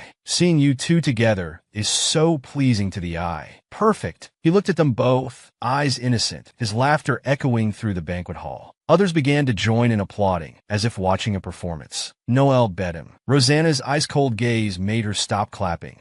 Today's banquet should end here. Rosanna wasn't requesting or seeking understanding, but making a unilateral announcement. "If there's nothing else to say, we'll talk tomorrow." She left the banquet hall directly. Noelle was left behind, mouth agape in confusion. The cheerful music ended, and people retreated like the tide. He felt somewhat embarrassed. One moment he was meticulously dressed up and singing happily. The next he was abandoned. "Dante, please explain what happened." Dante glanced secretly at Nyx. He was casually drinking, stepping on the mask he had just worn, and smiled when he noticed Dante looking at him. Dante frowned at Nyx's behavior. Though it had always been like this, Nyx wasn't helping this time either. "Even if you ask me, I'm not sure. I was outside the whole time." Seeing Noelle's bad mood, he restrained himself from provoking Luna as usual, saying they'd talk tomorrow and returned to his room. Dante tilted his head at this serious face. Maybe he's tired from traveling. Noelle felt uneasy. No, he seemed very angry. He looked at me with cold eyes. "I only introduced Nyx to him. Did you do something to upset Luna?"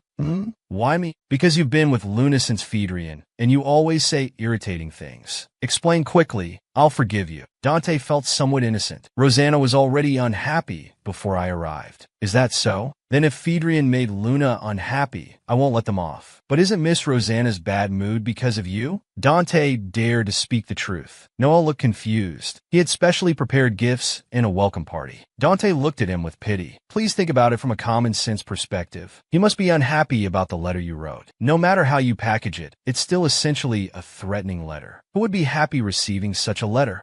How can you call it threatening?" "I had no such intention," he stuttered anxiously. Dante looked at him with regret. "You wouldn't listen when writing it, and now you regret it. See, it was because of you after all." Facing this sudden blame shift, Dante felt absurd. "Why is it me again?" "Because you wrote the letter." Dante recalled the mess he spent 3 days and nights writing. "I just made what you wanted to write more elegant. You know your writing style. And why did you put hair in the letter? It's not a curse, but it's really creepy." At this point, Noelle showed no sign of wanting to reflect. "Nyx's hair is as beautiful as Luna's, so Luna would definitely recognize it if I included the hair." Dante suddenly felt exhausted. This stupidity was truly incurable. Instead of sending that bit of hair, you might as well have sent blue eyes or a scarred right hand. "What? You're too cruel, you evil person." "Honestly, it's a miracle he even came," Dante said with a laugh. Noelle grew increasingly irritated and decided to look for reasons elsewhere. He learned from the doll maids that during the dress change, Rosanna's ear had bled, but she had already forgiven them. Noelle felt relieved and put his mind at ease. It seemed it wasn't for the reason Dante mentioned. His smile returned. "Thank you for telling the truth. But you ruined my reunion with Luna. How will you take responsibility?" With each wave of his fan, flesh and blood fell from the dolls' bodies. The dolls, not receiving orders to move, could only apologize motionlessly, not daring to mimic human tones in their pleas. Dante wanted Nyx to leave first, but he wouldn't listen to Dante. He simply let go of his wine glass, letting it shatter on the ground, interrupting Noel. He turned his head, looking thoughtfully at Nyx. It seems Luna wasn't as happy to see you as I imagined. Seeing her deceased brother as a doll standing before her, Rosanna was unsettled and angrily returned to her room to process it. Meanwhile, Noel tried hard to find reasons for his anger in others. Finally, it took Nyx to comfort him. Rosanna was clearly shaken when she saw me. Seeing his deceased brother would naturally startle him. He just needs time. You should understand him. Don't worry. Everything will eventually go as you wish. Beautiful words lingered in Noel's ears, gradually making him forget the art of language, being clearly manipulated by a doll. Noel's innocent face returned. They decided to rest, to be in the best condition to welcome Rosanna tomorrow. Before leaving, Nyx turned back to give Dante a cold glance. "Oh, Dante," Noel instructed. "Put the dolls on the ground somewhere I can't see them." He didn't want to see these failures at all. Only Dante remained, sighing. Rosanna sat in the dark room, coming personally to confirm if ACI was here, though her mood wasn't as calm as her appearance suggested. He believed a Gritch was involved in the Bedham mission. He raised his hand to touch his left ear, which had healed completely clean. He then struck his finger with the earring.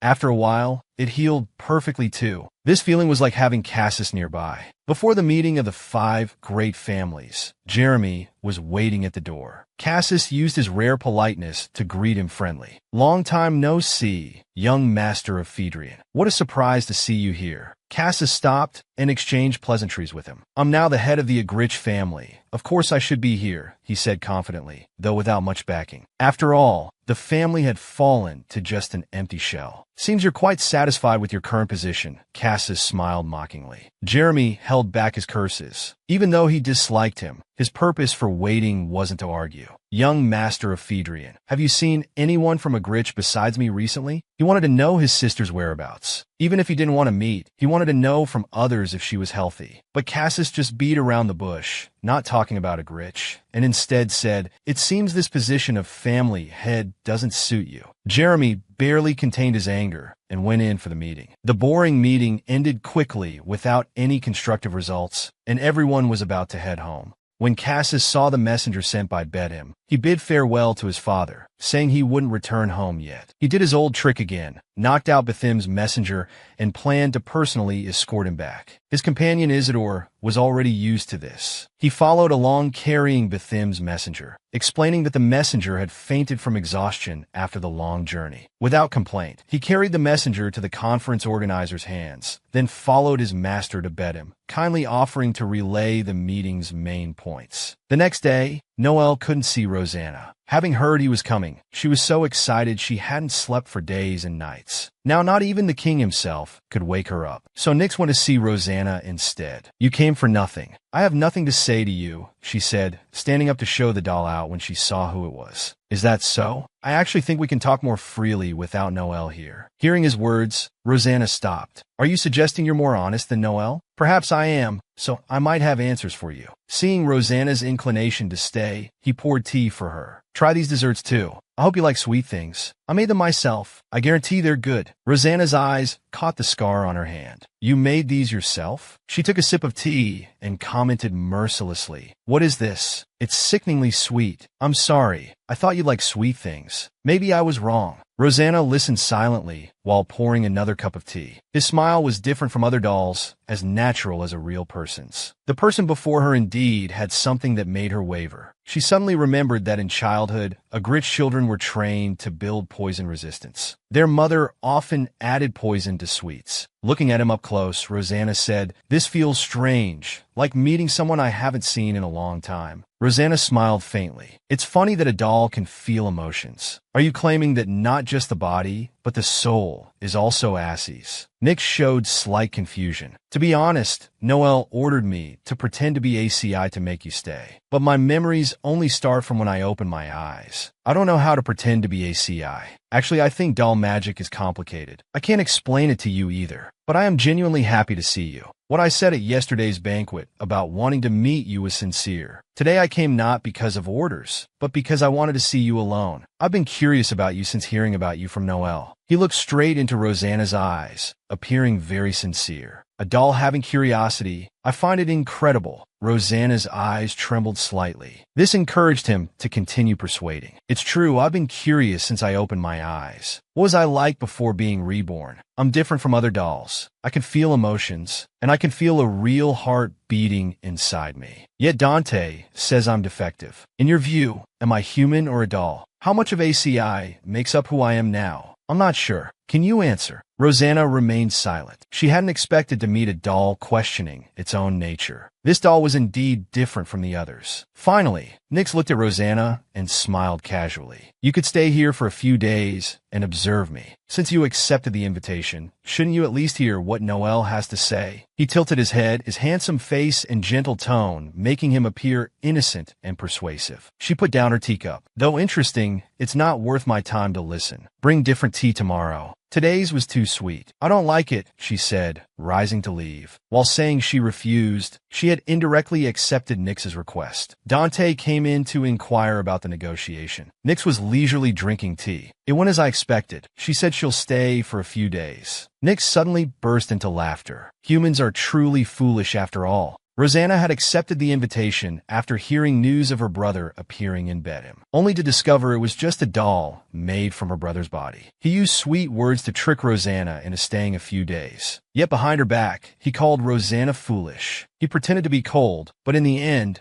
she wavered because of my fabricated words and actions. This bit of flesh made her reluctant to leave. The meeting room table was surrounded by soundproof magic arrays. Even Rosanna's poison butterflies couldn't hear anything. But Dante stood outside the array. Of course, he wouldn't say much, just frowned while looking at this person. Oh, the original owner of this body seems to have had a good relationship with her, giving me a chance to break through to her. He had deliberately imitated ACI earlier, though he didn't know what kind of person ACI was. While following orders to leave Bedham and search for Rosanna, he had visited a Gritch. He had even captured someone who escaped from there and tortured out some information about ACI. In his view, the gentle ACI was just a weak person. He deliberately prepared sweets for Rosanna. From her expression, he could see she relaxed slightly while eating the desserts. Wasn't she supposed to have a reaction after eating a bit more? Yet that woman walked out of the meeting room normally. Maybe tomorrow he should add more, Nyx said with a smile. He wanted to see sorrow on Rosanna's beautiful face. Nyx planned to give Noel the gift he wanted, and when Noel was at his happiest, he would destroy what he had gained. Perhaps Noel would be very angry and depressed. What expression would Noel make if I laughed in front of him then? Nyx's face bore a childish, mischievous smile. This was the expression Dante hated most. Though he didn't know what Nyx was thinking, it always gave him chills. The thing that entered your body must be a demon. Dante couldn't help but speak his mind. Thank you for the compliment, but you should be careful with your words. When Luna, whom Noel loved, was still around, wasn't I her kind brother? He stood up like he was dancing, patted Dante's shoulder, and slipped out of the reception room. Luna, I'm so sorry. I meant to find you early, but I stayed up for several nights preparing for your arrival and fell asleep without realizing it. But Dante didn't wake me up either. Noel rushed to find Rosanna upon waking, immediately shifting blame to Dante.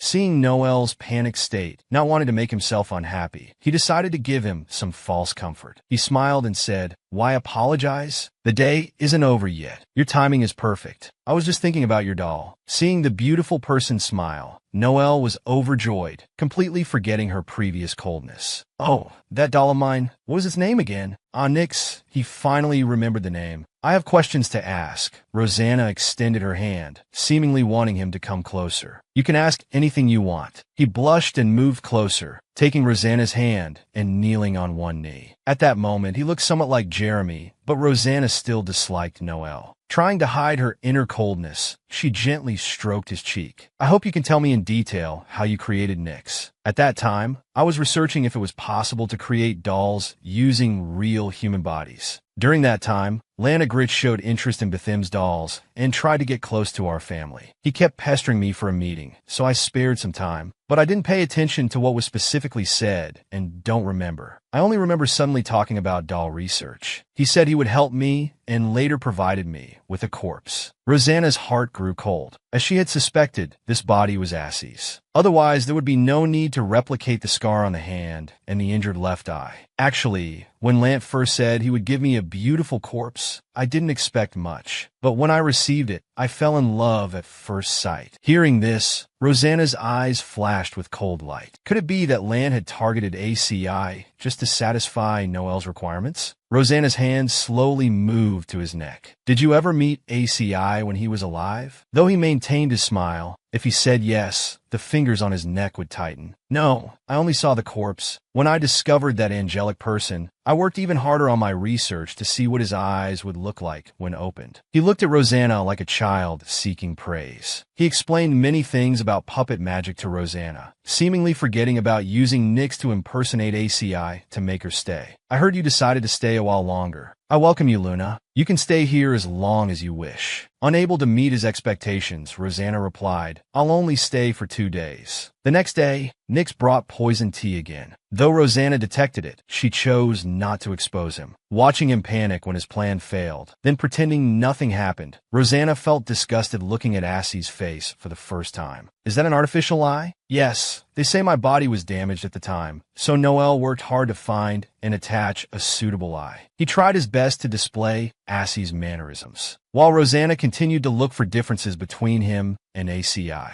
I've always wondered why ACI died. Should I have died too? Was I that useless? It's not about being useless. My brother wasn't useless. Rosanna put down her teacup. Today's tea isn't very good either. Only tomorrow left. I hope you won't disappoint me. Rosanna had come to visit Bedham because her deceased brother appeared there. But this brother had tried to poison her for 2 consecutive days. How strange. Today's poison was double yesterday's dose. How is she still fine? Nyx was puzzled, wanting to test if he had bought fake poison. He tried to make Dante eat it but failed, so he took the tray to the backyard. Even at his fastest speed, Dante couldn't catch up with him. By the time he arrived at the scene, it was too late. Nyx was grabbing someone's collar, forcefully feeding them poison cookies. The person in his hands quickly lost focus in their eyes. What effect? Why did you do this? When Dante saw it, he felt like going crazy. He had a headache thinking about how to handle this. I was just doing a simple check. This poison isn't lethal. The worst that could happen is becoming an idiot, Nyx said disdainfully, his mood improving after confirming the effect. A crowd had gathered to condemn Nyx. Noel cared more about his dolls than his relatives. Now that Tim had divided the area into 2 domains, the front yard belonged to Noel, Dante, and the dolls, while humans who were bullied by the dolls had moved to the backyard. These people were now cursing bitterly, wanting to tear Nyx apart. Yes, I'm a doll. You're the great humans, but you're no better than me. You're being presumptuous. You're also God's failed creations. Nyx mocked them with a smile. It's unfortunate that Noel values me more. Even if I kill someone, he won't do anything to me. Dante knew when to stop. He could only warn Nyx not to provoke them further. But Nyx, acting like a leader, patted Dante's shoulder. He left the aftermath to Dante and walked away without a care. Rosanna was walking with Noel when she discovered their conflict through butterflies. She wanted to join the commotion, but Noel panicked, claiming the backyard belonged to others and he rarely went there. Seeing him try so hard to change the subject and go elsewhere, Rosanna put aside her interest. To make her stay, Noel prepared various fruits, drinks, and musicians, just like those spoiled rich boys seen on TV. Rosanna remained cautious, as everything felt fake. By the way, my maid seemed to have disappeared since the beginning. Ah, I heard they made mistakes, so they were replaced. If you like, I can send new ones. Noel replied calmly. Since the dolls were similar, changing bodies wasn't difficult for Shameface. No need to trouble yourself. I'm leaving tomorrow anyway. At that moment, Noel's face fell, clearly showing his unhappiness. Are all the workers here dolls? Rosanna continued chatting as if she hadn't noticed his mood. But Noel was surprised. How did she know? He himself seemed unable to notice these dolls' fake smiles. Their hands are like ice. The doll massaging his shoulders hesitated for a long time before stopping. Other dolls became more careful to avoid touching him. Well, from now on, I'll research making dolls with body temperature. He found a new development goal. Today is the last day. If only we had more time for deeper conversation. Nyx still poured tea with a docile appearance, but Rosanna had already seen his true nature through the butterflies. He gently stroked the teacup without rushing to drink. After adding 3 sugar cubes, there was a long silence between them. "If you have anything left to say, you can tell me." Nix finally broke, speaking kindly, though his gaze remained fixed on his hands. "Things to say? Since I look like ACI, and because he died suddenly, you must have words left unsaid to your brother. You can treat me as someone familiar." Though the voice sounded gentle, Rosanna could sense the malice. She now understood why she had felt terrified when first meeting him. He had been trying to shake her from the start, like he was the puppeteer controlling the dolls, finding joy in manipulating others. "Nix, do you know why I stayed to observe you?" Without waiting for his response, she continued, "Do you think it's because I'm interested in you having Assie's body, or because seeing you alive brings me comfort?" A clear smile appeared. The smile on Nix's face froze. "I was wondering whether to kill you or leave you be." The killing intent in her eyes left Nix at a loss. "What do you mean? Did my words upset you?" "Yes, you can stop acting now. No matter how you pretend, it's not convincing." Rosanna poured her tea onto the table. "Today's new tea. I know it better than you. As a doll, you're good at lying. Indeed, you're a unique Git doll, though failure might be more appropriate than Git." In an instant, Nix was triggered, his eyes changing. Rosanna's angelic brother had been turned into a doll after death, but now a demon resided in that body. On Rosanna's last day at Bedham, she exposed the mask of deception. He had always thought he was special, but being called a failure was unacceptable to him. "In my eyes, you're just a mutant doll created by Noel's red mist." The tea spilled on the table began to evaporate, but Nix remained unaware. Rosanna's words deeply provoked him. All his attention was on her. "Haha, until now, no one has ever dared to speak to me like this and remained unharmed. When did you know about my poison?" "From the very beginning." Rosanna looked at his sinister face without fear. "ACI would have been satisfied. Was it your master's order, or did you do this on your own?" Rosanna knew she was the only one who could act against her master's will. Oh, if this was Noel's order to keep her here, she wouldn't spare such a despicable person either. "Why don't you guess? Weren't you just so confidently deciding whether to kill me or not? Why ask me? Is arrogance a human trait? Do you think you can kill me?" Nick sneered. He was absolutely confident in his abilities.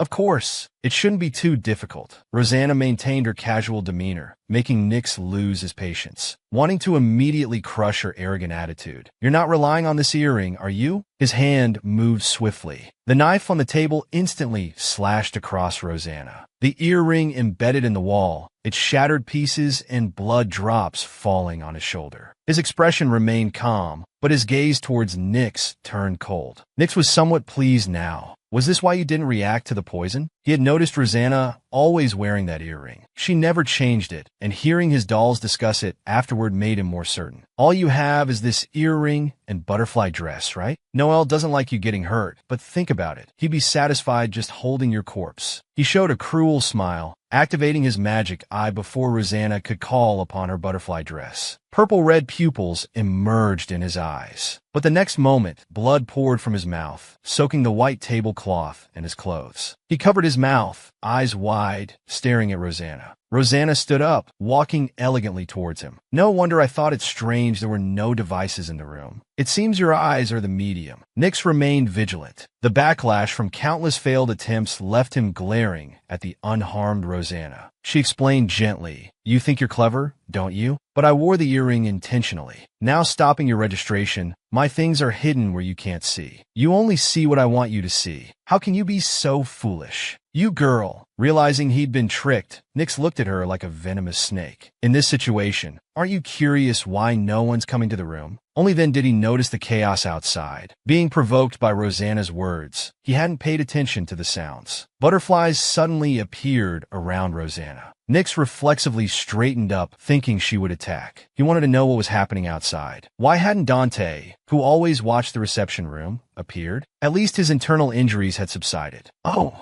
don't be afraid. They're not for you. Listen carefully." Nix, you're weaker than me. There's no need to bring out poison butterflies. Rosanna's voice was cold as frost. I really hate these eyes of yours. Rosanna moved so fast that Nix couldn't react. In an instant, she approached Nix and pierced his left eye. The chaos outside was because last time Nix poisoned humans, he received no punishment, and Noel refused to talk with his relatives. But the next day, they saw Nix carrying another corpse, also someone from the residence. Oh, I've been discovered. The clear voice was deafening. This was the spark that ignited the riot. The enraged people chased him, rushing into Noel's main hall, smashing every doll they could see. The illusions created by the poisoned butterflies disappeared. Has it started? Inside was noisy. Griselda's sister watched the city walls outside Bedham. He was hiding in a magic array, waiting. Seems it'll be interesting. I just arrived here, wonder if I'll have a chance to show my skills. Just then, he suddenly saw a man moving swiftly, like a skilled assassin, frowning and looking around as if searching for something. Finding nothing, he finally spoke. Excuse me, is Miss Griselda a Gritch nearby? He was startled, but looking closer, the face seemed familiar. One eye wearing a patch. He was Federico's man. You're from Cassis? Inside Bedham, Noel received news that his relatives were smashing dolls. His heart ached. Why are they looking for Nix? Didn't they already get the antidote? Where's Dante? They should find him with their problems. He's already there, the doll answered. How many dolls are broken? About 50 so far. His eyes turned red. These people, using violence against non-combat dolls. Warehouses 1 and 2, bring out the dolls there. He seemed to have forgotten that 3 days ago, he had personally smashed several of Rosanna's dolls. He stormed out, trying to move quietly, not wanting this to reach Rose's ears and cause misunderstanding. Beautiful Bedham must stop these vandals from disturbing. Rosa heard Noel halfway through. Flames burst in his injured eye. Quickly, bring the healing dolls. Dante can't die. He forgot to stay quiet and ran quickly down the stairs. Just then, a new doll called out to him, Mr. Noel. Before Dante could finish speaking, Noel interrupted him. I know, I'm going now. But this doll was from the main gate. Dante usually handled everything here. Unable to find Dante, they came to Noel. Report. After receiving the master's orders, he returned to Bethim's main gate. Smiling at the man before him, Mr. Noel said he'll be here right away. He had no reason to stop him. To deliver the 5 families' meeting content, Cassis immediately entered Bedham. Then please come this way. I'll let Yuiro. No need, Cassis, he interrupted. I know where it is. Rosanna held Nix's red eyeball in her hand, crushing it with slight pressure.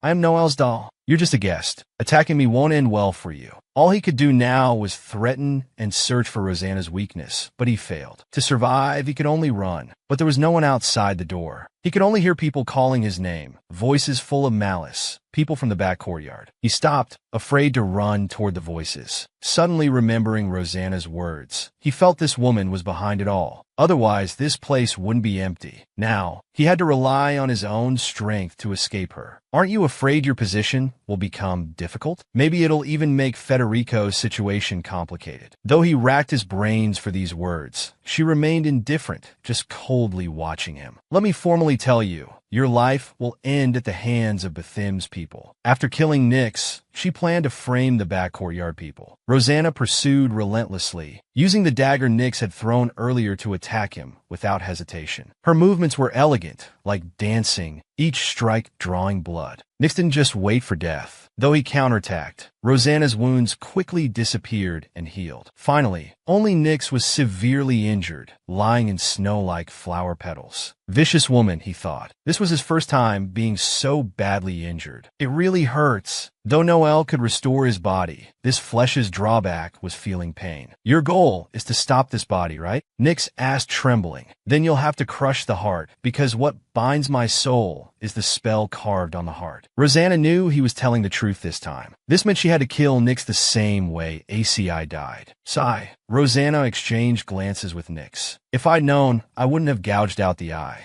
Looking at Nix lying on the ground, she felt regret for the first time. Without his red eyes, he looked more like ACI. Despite this, she still moved to stop his breathing. Rosanna, Nix called softly. For a moment, hearing this weak voice, Rosanna hesitated. Nix seized the chance chance to attack her, but missed. "Where are you reaching with those dirty hands?" A familiar hand tightly embraced Rosanna, pulling her into an embrace. He checked her body, confirming her condition. Then he picked up Nix's dagger and threw it back, cutting off half his hand. "Nix! Rosanna!" Blood-covered Dante rushed over, saying he had barely escaped. "Cassis, why are you here?" He looked somewhat panicked seeing Cassis. "I should be asking you that. Why is Rosanna being threatened here?" "What threat?" Dante followed her gaze and saw small wounds on Rosanna's body. "I saw that man attacking Rosanna with my own eyes, and that face looks like Rosanna's. It's unsettling. Damn it, I only left temporarily. What happened?" Faced with these accusations, though Dante didn't know the specifics, it seemed Nix's plan to poison and keep Rosanna had failed. But how did they end up outside the reception room? In meeting Cassis, there was too much to explain.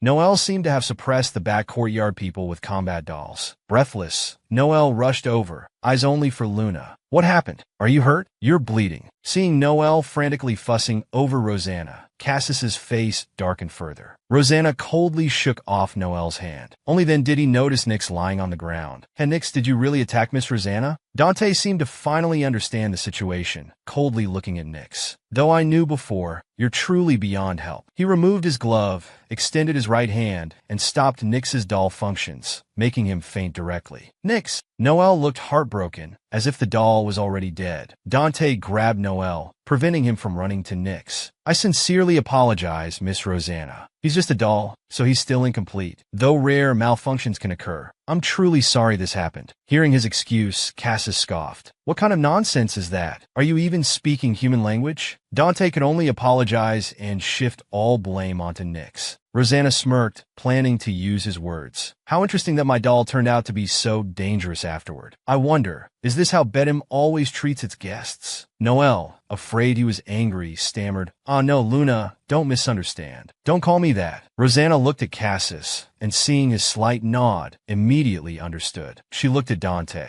"Since you're apologetic about the doll's actions, shouldn't you show some sincerity?" Dante closed his mouth, feeling things were developing unexpectedly. But Noelle, trying to please Rosanna, kept agreeing. Of course. Tell me what you want." "I want that doll." She had planned to cause internal strife in Bedham and kill Nix, but now she had to change plans. "Nix's body is my brother's, so I have the right to take him, don't I?" Dante's eyes shifted, pretending ignorance. "Miss Rosanna, you misunderstand. I understand your anger, but he only happens to look like you by coincidence. That won't do. Nix was given to me by Lant. He may have been your brother before, but he's mine now. Despite you being Luna, Nix was still unhelpful." Noelle's outburst immediately exposed Lant's lies, leaving him speechless. "What does that mean? I've never heard of Bethim's dolls using human bodies as materials. Bedham needs to provide a clear explanation for this." He handed Noelle the letter from the World Tree office. Dante realized the situation had escalated and got a headache. Only then did he understand why Cassis was here. On the first day of the moon's transition, the 5 families will gather at the World Tree. We'll formally address this matter with Bedham then. Until that time, I'll keep the doll in my custody. "No," Dante objected. "Mel Nix's body is evidence of flesh. Bedham won't accept such demands." He dismissed Noelle's earlier words as confused memories that couldn't serve as evidence. Does Bedham have some disease of the hand? Cassis's mocking face made Noelle furious. But Dante stopped him. Without Noelle's doll techniques, Nix's damaged body couldn't be restored. Dante worried Nix would be taken as evidence, while Noelle worried Nix would die without repairs. Cassis rejected their objections and prepared to leave with Nix over his shoulder. An enraged Noelle deployed combat dolls, ready for battle. Then a huge explosion rocked the main building's rear. The back courtyard people broke through the doll's blockade. "Mole, we won't forgive you for treating us like this." Nix was there too. After being suppressed by the combat dolls, they were even more frenzied and violent than before. Noelle turned pale. Even if Nix wasn't taken away, he would likely be dismembered. "Given the situation, I won't see you out. Let's meet at the World Tree." Now, Dante and Noelle had no energy to deal with anything else. Bedham had become chaotic amid the explosions. Afterward, Dante could only slowly calm down, as the explosion left unclear numerical traces that couldn't be used as evidence against anyone. On the way back to town, Rosanna was lost in thought. Cassis checked her body beside her. purifying even the smallest wounds. Cassius Lant, who killed him? Rosanna finally asked. The royal house head Noel had wanted to invite Rosanna to stay at his home as a guest, hoping she would remain permanently. Instead, he had thrown Bedham into chaos, not only leaving with Cassius,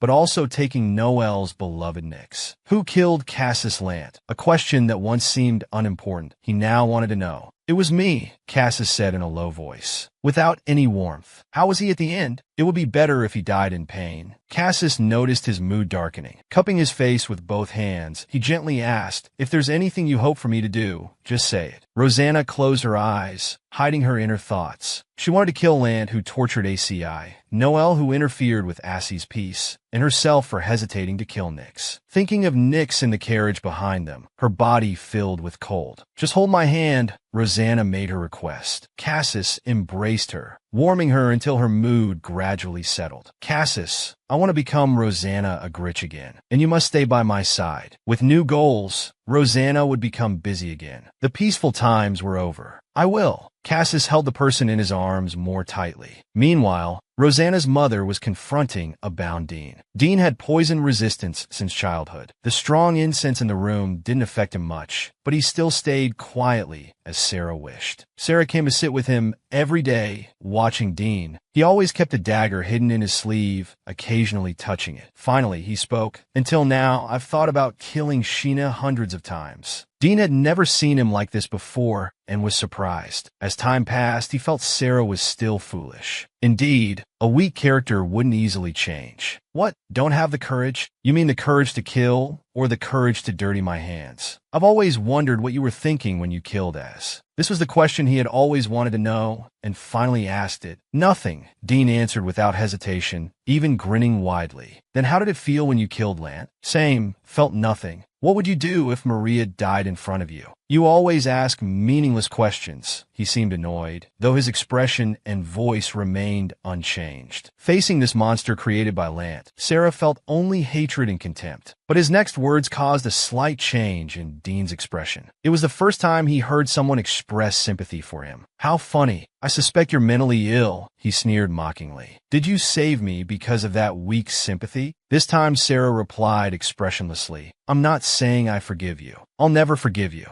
But I know that you who killed my son might die for my daughter. Dean thought he was talking nonsense. Sarah's stern voice grew sharper. It's not nonsense. You're truly Rosanna's faithful dog. You bark when she tells you to. You die when she tells you to. You don't seem to realize it yourself. Sarah's courage seemed to grow, facing Dean without fear this time. You're useful to my daughter. Useful people stay alive. Isn't that the Agrich way? Enough talking. I'm getting less tolerant, Dean warned. You think saving my life is some great favor? In my view, your words aren't enough to keep you alive anymore. Emily, who had been guarding by the wall, sensed his killing intent and stepped forward. Dean smiled as he broke his chains. To be looked down upon by Rosanna's confidant, my current state is quite laughable. This boring game ends here. Actually, Dean had been waiting for Sarah to stab him, but he did nothing, wasting all the chances Dean had given him. Dean felt this had repaid the debt of saving his life. Fine, go to my daughter. Die for that child whenever needed. That's why I saved you. Sarah faced his piercing gaze without fear. Dean ultimately didn't touch him, passing by directly to Agrich. However, after searching around Agrich, he couldn't find Rosanna. When Jeremy heard about Dean's appearance, he had already left, leaving Jeremy feeling frustrated. However, he was somewhat happy knowing Dean had no news of his sister. Soon, the 5 families gathering would be held. Everyone should remember that. The brothers argued noisily, not wanting to attend such troublesome events. They even mentioned what if Dean became the leader. Jeremy, who was about to leave, suddenly stopped and looked at these brothers who, having just settled down, were already thinking about seizing power. It was almost time for the 5 families gathering again. This was the result discussed by the 5 families' leaders after the Agrich leader died at Cassius's hands. But Agrich wasn't united internally. Although Jeremy became leader, his brothers didn't respect him, and no one understood his difficulties. Thinking carefully, the decision was too hasty. They should look again. Maybe there's a more suitable successor. Yes, if it were Dean, he might be able to break Agrich's deadlock. If we unite, couldn't we suppress other families? Jeremy watched these useless people daydreaming and finally spoke. You think Dean, who previously vanished, would be better here than me, who's been working myself to death for you? Some noticed Jeremy's displeasure, while others continued babbling insensitively. Jeremy, you're too young to shoulder the family's burden. How about selecting a new leader or setting an order for everyone to take turns? They deliberately brought up suggestions, quickly revealing their true intentions. You think I'm easy to bully?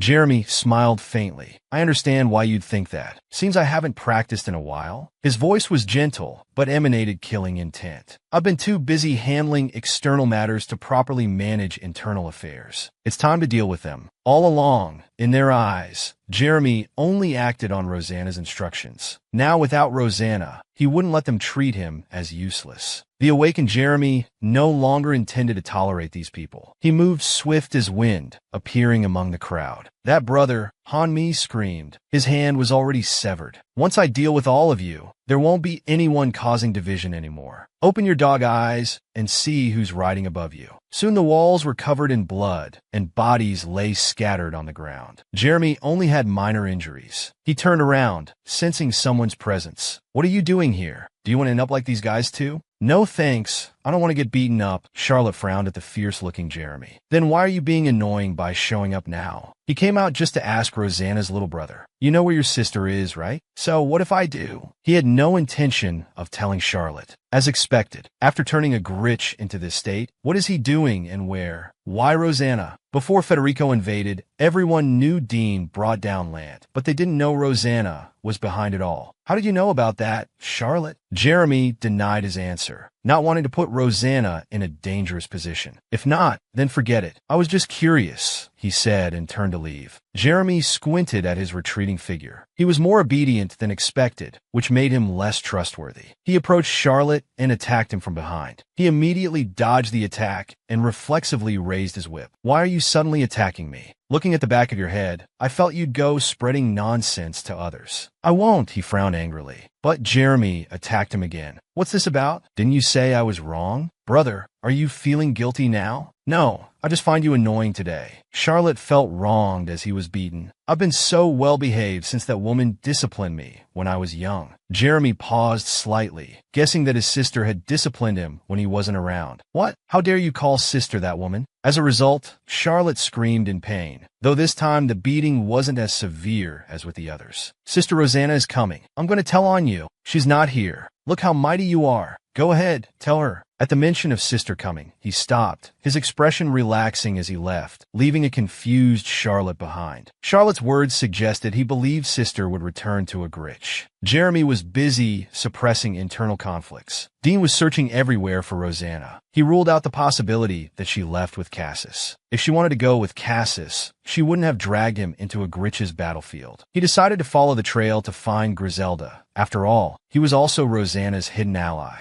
But he met Maria on the way. She ran quickly towards him with a parasol. It really is you. Where have you been all this time? What's with this mother-son reunion? Dean's face remained indifferent. Maria looked him over from head to toe and asked, Are you with Rosanna? She got her answer from his expressionless face. Then she asked, Have you seen Sarah? Her joy in seeing Dean was just to ask this question. I think the mansion was chaotic that day. Rosanna probably sent Mother somewhere safe to avoid injury. But I can't find her anywhere. You were with him last. Did he tell you where he sent Sarah? Finally, Dean spoke, answering briefly, East. You mean east of here? Maria nodded vaguely and began walking away from Dean. Her conversation with her son was even shorter than her farewell with Jeremy. On the road, when Dean saw Batim, his eyes showed hope, just like Maria's earlier. Back at the Confederation, Orca had been drowning his sorrows in alcohol all week. Without his monster, it was as if he had lost his soul. Pandora tried to persuade him to attend the upcoming gathering no matter what. There would be time to catch new monsters later, taming them while changing his mood. Sister, do you know who's going this time? His eyes finally showed a spark. This made Pandora uncomfortable. How would I know? He jumped up from the windowsill and ran to the chief's office. Though she hadn't tried hard to persuade him, it was good that he regained his spirit. Yet she felt inexplicably uneasy. He entered the novel, becoming a member of the villain family. He saved the female lead's brother only to save his own life. But after successfully destroying this corrupt family, he lost his will to live. After visiting Batim, he decided to reclaim the Agrich name and start anew. The thoughtful Cassis, after the meeting, went to Batim to pick up his girlfriend and bring her home, while also carrying his brother's body back. Sylvia received news of their return and waited at the door from morning till evening. When brother and Rosanna arrived, her joy was evident. However, she looked worriedly at Rosanna. "Who is this person? How did you get hurt? Your clothes are torn and your hair is cut." "It's all right. I'm not hurt," he comforted Sylvia, preparing to introduce Nix's identity. But suddenly a coincidental voice spoke up. "What? Where have you taken me?" His body was bound, and he slowly opened his remaining eye. He suddenly started struggling and shouting. Fortunately, Cassis was there to keep him immobile, but it still scared Sylvia away. "Shut up, you're being noisy," Rosanna scolded, striking his neck and knocking him unconscious. Ishtar, following behind, muttered softly, "Indeed a tiger. They're truly in sync." Rosanna didn't hear, but Cassis slightly raised his eyebrows, seeming to understand what he meant. They needed to lock him up before he woke up and caused trouble. After discussing with Cassis, they decided to put him in the underground prison. Only then did Rosanna notice Sylvia staring with wide eyes. She felt she might have scared her. She wanted to explain first, but Sylvia spoke first. "Can I call you sister?" Seeing Rosanna's sudden pause, she sincerely repeated, "I want to call you sister." "Of course, call me whatever you like." While Sylvia was still happy, Litchell and Johnny arrived. Litchell scanned them and furrowed her brows. "It seems complicated things happened at Batim." Johnny's face stiffened. "Are you both injured?" "We're fine now. Thank you for your concern." Johnny's gaze lingered on Nix, inquiring about his background. "This is a person Batim created through human experimentation." After entering, Rosanna explained what happened at Batim and decided to discuss further tomorrow. Lying in the bathtub, Rosanna thought about the upcoming 5 families gathering in the near future. Sister Griselda, who successfully escaped from Batim, also left news about the verdigris incident. She wanted to attend as Rosanna Agrich, where she would meet Brother Jeremy again.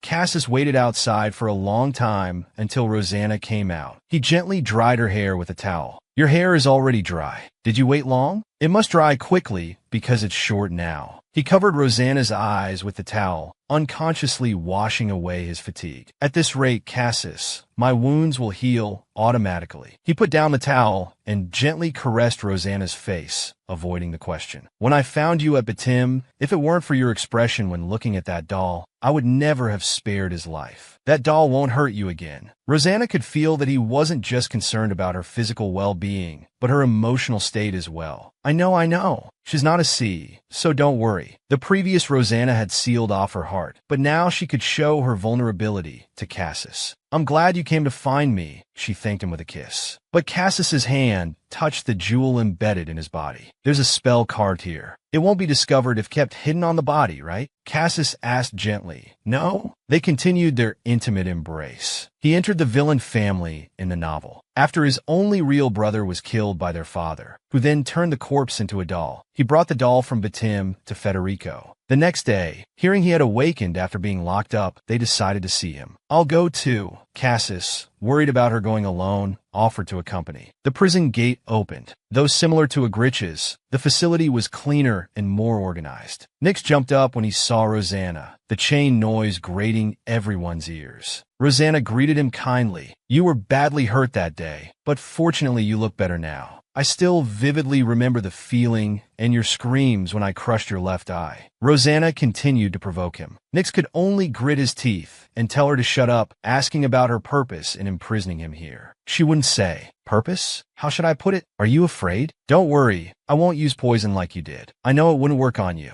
Before coming to the dungeon, Ishtar mentioned that sedatives don't work on your kind. Poison probably wouldn't either. The strongest reaction to these words came not from Nix, but from Cassis, as cold air emanated from his body, making even Nix tremble in fear. "I'll have other ways to torture you. Seeing you awake now, I'll come back to see you later." The purpose of this visit was just to make you anxious. It would be best if you went insane. That way, it'll be easier to do things my way. After saying this, she left without looking back. Now her most important task was to calm down the bristling Cassis. The servants in the underground prison instinctively kept their distance. I have poison resistance. Toxins don't affect me anyway, so nothing happened. Cassis couldn't accept this explanation. Even if nothing happened, they couldn't pretend it didn't occur. She held Cassis's arm and admitted her mistake. I'm sorry I didn't tell you, because I was worried you'd be concerned. Instead, I made you more upset. Next time something like this happens, I won't hide it. So please don't make that expression. Her gentle words finally calmed Cassis down. Hand in hand, they went to find Litchell to discuss attending the upcoming gathering together. After that, it was time for the couple to be alone. Rosanna confirmed several pieces of news through Butterfly.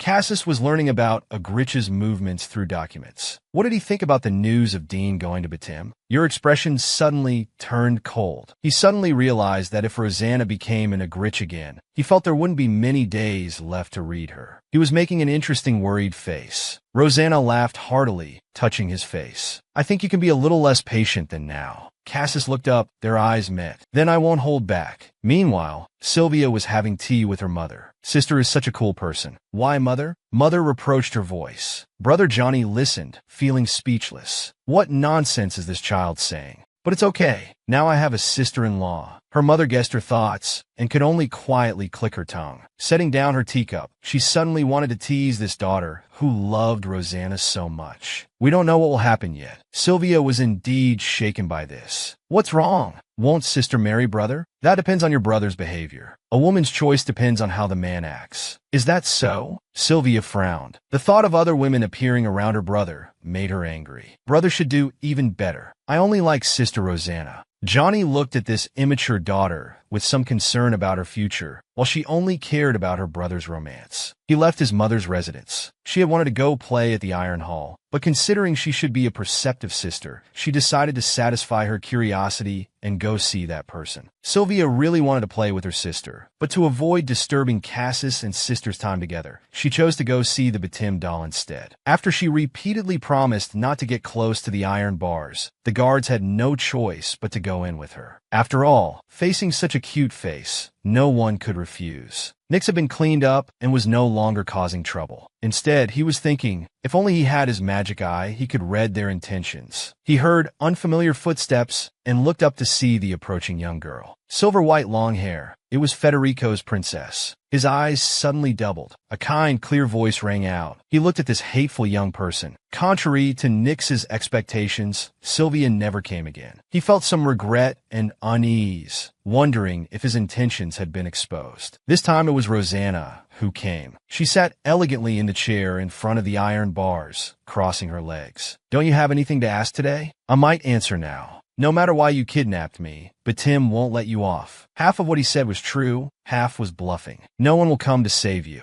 I brought you back from Batim because they considered you worthless. Think about what you did and what Dante last said to you. Nix held his breath, having similar doubts. It must be because Batim was in chaos that you took advantage. But you weren't injured when you returned. He kept telling himself not to believe Rosanna's words. But Dante would crush dolls when in a bad mood, even for Roll, who abandoned Batim. I won't believe your lies. If what you say is true, if Batim abandoned me, why didn't I die there? Because I requested to take you away. Nix noticed the slight wavering in her eyes. Perhaps that moment of hesitation before you that day was also because of this reason. Nix couldn't understand her hesitation and could only fall silent. Rosanna quietly watched him before finally speaking. If you miss it, you can go. I can send you back. What? Nix became more confused. You know I actually hate you. Just thinking about what you did to me makes me angry. I brought you back out of respect, not wanting you to die there. She stood up, looked down at Nix for a moment, then disappeared down the corridor. Nix suspected she had other motives. His mind began to fill with confusion and contradictions. Rosanna said sending him back to his master wasn't a lie. She had already mourned. There was a long-lost Gila. Today, she just planted seeds of doubt in him. If he were to be attacked by Batim on the way to Vedra City, his confusion would reach its peak. When Rosanna came out, she saw Cassis at the door. How was Sylvia? He had seen Sylvia through the poisoned butterfly.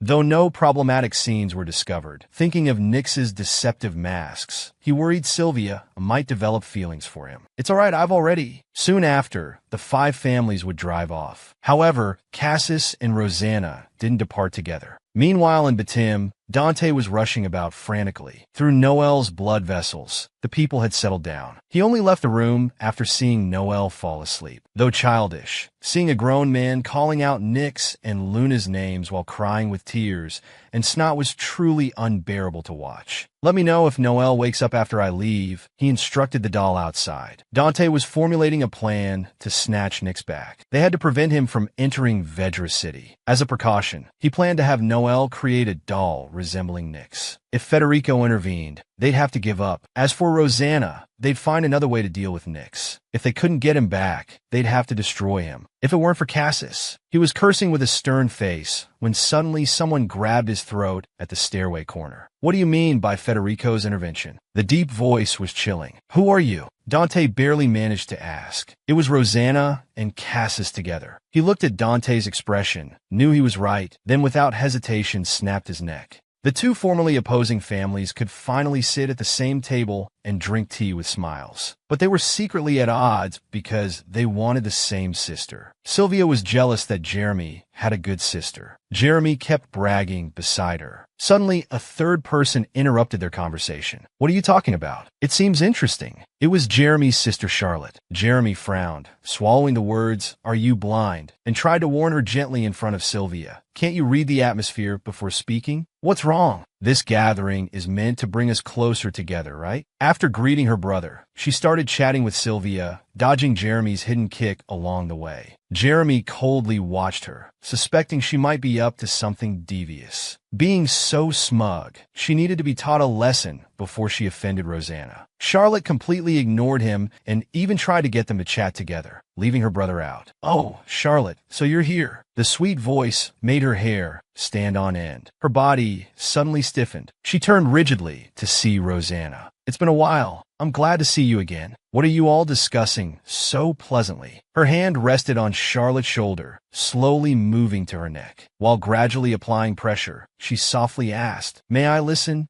Charlotte?" She couldn't take it anymore. She jumped from her seat and ran away. I suddenly remembered something else. "Excuse me." She actually had no intention of harming Sylvia. She was just interested because she looked so much like Cassis. Due to childhood trauma, had she known Rosanna would come to check, she wouldn't have dared to come even if threatened with death. "Sister, didn't you say you were resting today?" Jeremy thoughtfully pulled out a chair, but realizing Charlotte had sat in it, he casually tossed it aside and naturally brought a new chair for his sister. "I was a bit tired from the journey, but I'm better now," she smiled while answering Jeremy's question, then asked Sylvia, "Miss Federico, if I'm not being rude, may I join you?" Of course she would sit down. Her heart was overjoyed at this moment. "Charlotte is still young. I hope she didn't trouble you." Seeing her shake her head, Rosanna was relieved. The blushing Sylvia carefully asked, "Is Charlotte a sister you're close with?" Thinking about how she had just smiled and chatted formally earlier, she worried if she had said anything wrong. "Absolutely not," he coughed and continued. "As I said before, I'm sister's beloved only brother." Rosanna, looking at Jeremy, who seemed both joyful and embarrassed, could guess what they had been discussing. Because the Agrishas were quite individualistic, there was little communication between family members. Hearing Rosanna's response, Sylvia's mind raced, deducing that sister and Charlotte weren't close, while also beginning to doubt the truth of Jeremy's previous words. My, all the most beautiful people in Vedra City are gathered here." At this moment, another troublemaker, Olga from the White family, arrived. Meanwhile, Cassis went to see Nyx. Today it was Federico's people on guard duty, so he could easily see this person. The person looked more haggard than before and was causing trouble again. How many times do I have to say it? I'm not doing this without reason. That man came in. The subordinates firmly shook their heads. No one came in during my watch. They all ultimately concluded he was having hallucinations. Nyx gritted his teeth as he looked at them. "Tell me the truth. Were you doing something else during your watch?" He seriously doubted their level of dedication. The little doll spoke up. "We dolls would never do anything to damage Federico's reputation." Cassis also gradually felt the dolls weren't lying. "If you'd like, I can help you change rooms." Nyx was overjoyed, but the next sentence infuriated him. Still, he could endure it as long as he could change rooms. "In your fragile mental state, if you continue seeing visions, it would be difficult for me too." He had transmigrated into the villain family in the novel. The loyal younger brother, after losing him once, wanted to be close to his sister all the time. The sister he was desperately searching for was currently having a private meeting with her love interest. Of course, they were also discussing serious matters during their time alone. For instance, Cassis was worrying about his sister's low spirits. In the first few days of the reconciliation meeting,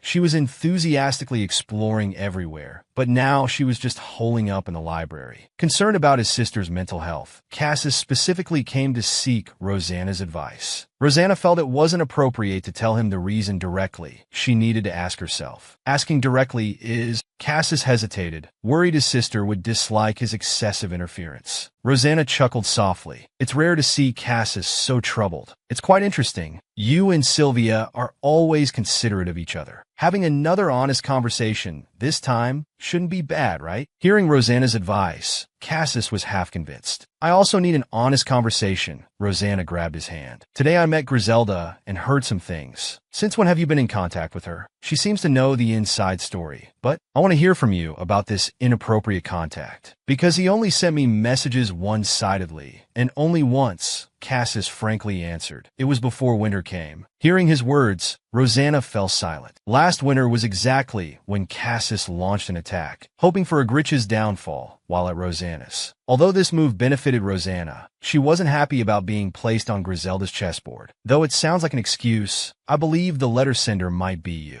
Also, his meeting with Isidore and Batim was because he found his traces while looking for you. Are you angry that I haven't mentioned this until now? Cassis, full of survival instinct, began explaining upon seeing his girlfriend's unhappiness. I'm not angry about that. Cassis became more hesitant. Then is it because I used your sister that you're feeling bad? At this moment, Rosanna's mood improved. This left Cassis somewhat confused. So, Rosanna explained, I've always avoided topics about Agrich, so it's natural you didn't tell me. Besides, I also have things I haven't explained to you. If only we could have had conversations like this earlier. Seeing Rosanna smile, Cassis finally breathed a sigh of relief. Sister, Jeremy came rushing in urgently. The two made a brief farewell. Well then, I hope you can spend some heart-to-heart time with your sister, young Master Federico. Responding to her playful words, Cassis smiled gently and replied, Thank you for your thoughtful advice, Miss Rosanna. As a parting gift, he handed her a flower and kissed her hand before saying goodbye. Rosanna also took his hand and kissed the back of it. I'll be going now. Sister Rosanna. Sister, I've been looking for you. Is that so? But somehow you look very happy. From afar, Cassis heard Jeremy's treasure-like voice. Do you know who I just saw? His tail seemed to be wagging behind him. This made him somewhat displeased. This third will had disturbed their private time together. Sister, are you talking about Dungaster? Walking out of the greenhouse, Jeremy whispered, afraid of being overheard. Let's talk in my room. From his expression, Rosanna knew that the AKA family head must have made a personal move. Sister, is that flower from the greenhouse? Rosanna smiled while smelling the flower. Yes, I'll put it in a vase in my room. Do you like flowers? Should I? Rosanna interrupted him. This one is enough. She feared her brother might bring all the flowers from the greenhouse to her bedroom. It was something he would definitely do. They encountered Pandora on the way, but there was nowhere to hide on this path. He timidly greeted the two of them. If possible, could we talk?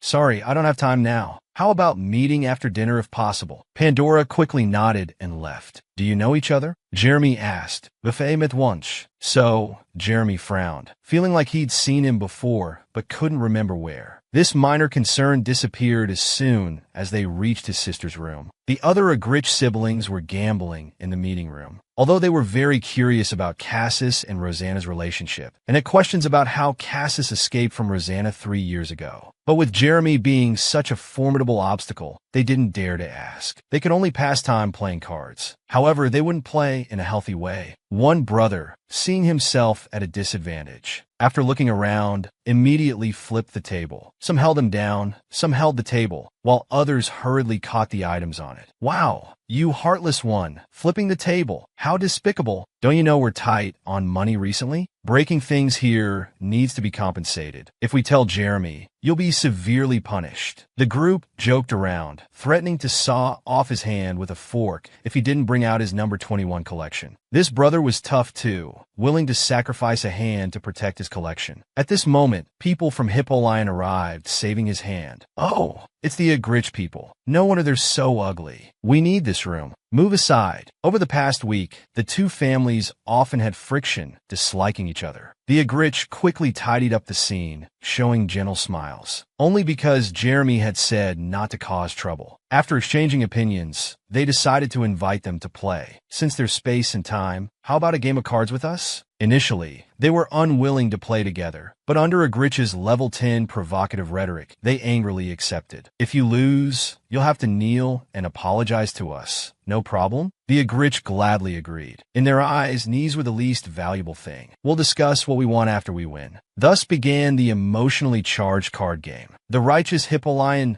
lost 5 rounds straight to the deceptive Agrich, unable to figure out how they were cheating. Duran slammed the table and stood up. Who would acknowledge a victory against the despicable Agrich? Suddenly, a card flew past his neck, leaving a thin line of blood. The person who threw the card casually apologized with a smile. "Oh my, sorry about that mistake." Whenever the Hippolyte people spoke, a card would fly out. 1 card down, 41 to go. Hearing this, they fled the room, leaving the Agrich feeling unsatisfied. He had transmigrated into the novel as a member of the villain family. After successfully taking over from his father, he left the mess to his brother Jeremy. To make the house into what his sister wanted to return to, Jeremy made many efforts. Finally, he managed to stabilize the faltering Agrich. At this reconciliation meeting, seeing the AKA family come to negotiate, he excitedly went to tell his sister. All of this was within Rosanna's expectations. Except for Federico, other families had more or less private dealings with Agrich. This was also why the notorious Agrich could continue to exist. I want to discuss with you how to resolve this matter. Hearing the word discuss from his sister for the first time, Jeremy felt somewhat at a loss. Previously, he only received and executed orders unilaterally, considering it natural. Rosanna felt he was now capable of handling things independently. It was time to cheer him on from the sidelines. "I want to hear your opinion, and I'll share my thoughts too.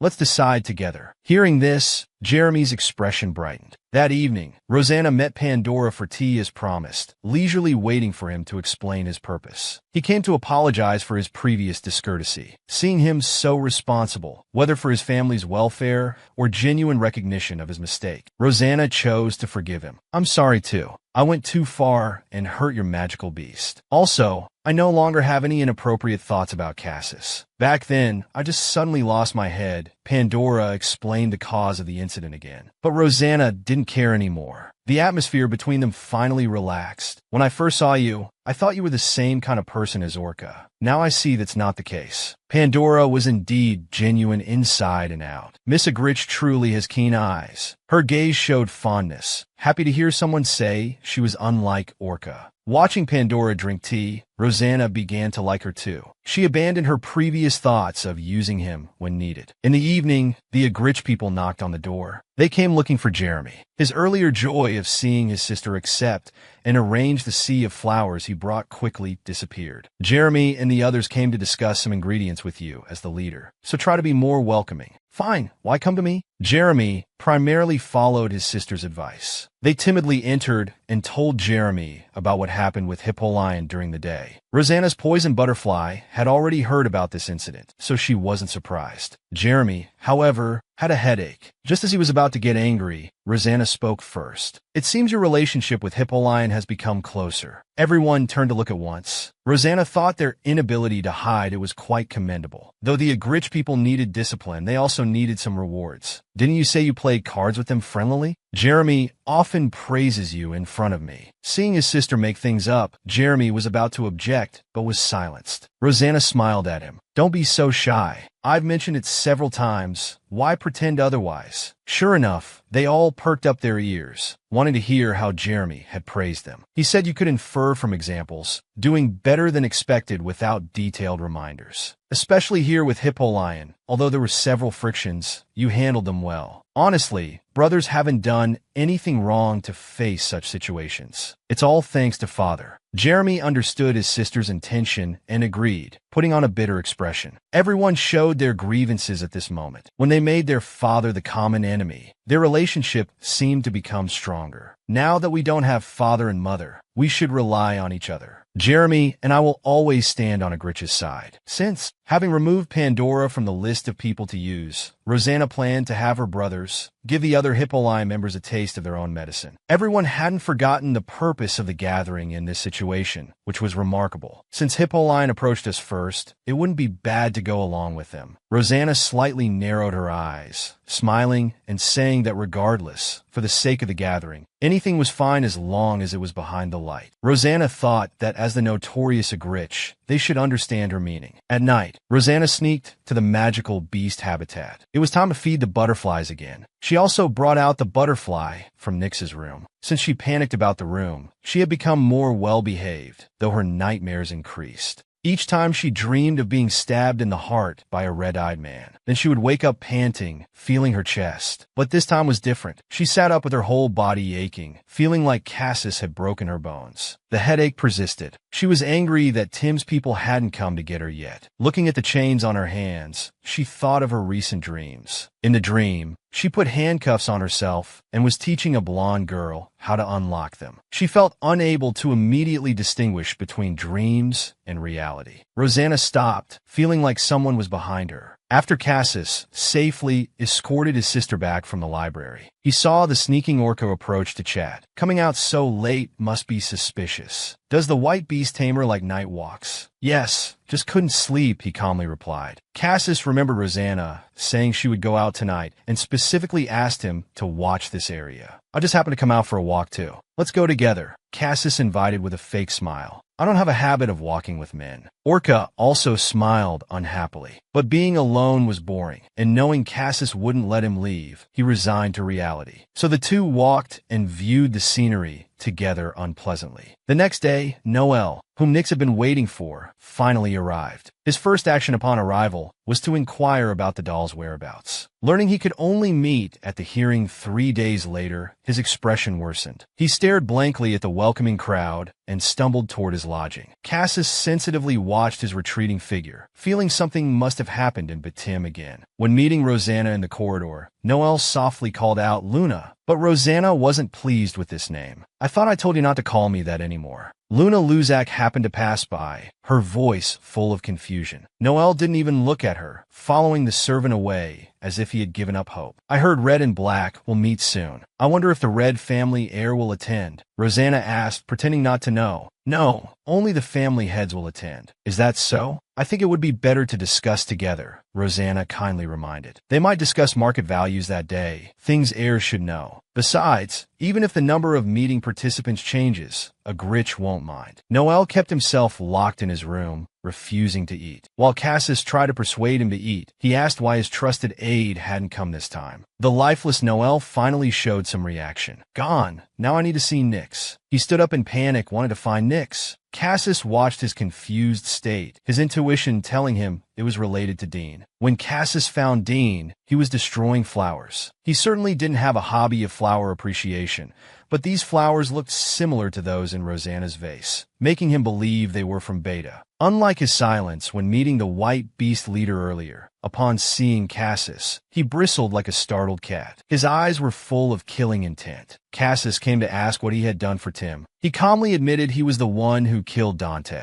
Cassis rushed over and grabbed his neck, pushing him down into the flowers. Why did you do it? Is violence the only way you can solve problems? Is breaking and killing things all you can do? Dean didn't resist. Instead, he raised his hand and mercilessly crushed a poisoned butterfly that was about to fly off Cassis's body. His previously expressionless face showed a cold smile. Since meeting Dean in the garden, Rosanna hadn't monitored him alone. She even ignored being followed at night. Does she think I'm a tame dog that doesn't need watching or worry about causing trouble? And Cassis still wears a collar. How irritating. You are the only one who knows I killed Noel's confidant. Will you reveal this fact at the gathering, based on Fiderian's principles? Dean thought he would hesitate, but Cassis promptly replied, You speak as if you would admit it in front of everyone. There was no evidence for this matter. If he denied it, no one could do anything about it. I don't plan to deny it, nor will I stop you. But that would cause trouble for Rosanna, who plans to raise the Agrich banner again. Otherwise, just keep silent. Cassis wanted to devour Dean at this moment, but could only endure and listen to him speak. Being with Rosanna means you'll have such troubles for life. He's more like a Grinch than anyone else. Is it really easy to be with someone like that? You're different people. His poison will seep into your body, and the day it kills you will come. I look forward to that day. Your wish won't come true. Cassius coldly stared at the person before him. Don't proudly think you're the only one who can hold his hand and walk into the abyss. He's nothing like you. He finally let go and left Dean alone. When Luzak, a regular at the library, entered this time, someone was already there. This was the only place he'd found where no one would visit. Seeing someone inside when he opened the door, he forced himself to enter to be polite. They sat awkwardly for a while, both apparently they're seeking quiet. If you find it uncomfortable being with me, don't worry, you can leave, Sylvia said, appearing caring, though he didn't want to give up this space. Luzak also didn't want to yield, as this had been his place before. It's just that you got here first today. It's fine with me too.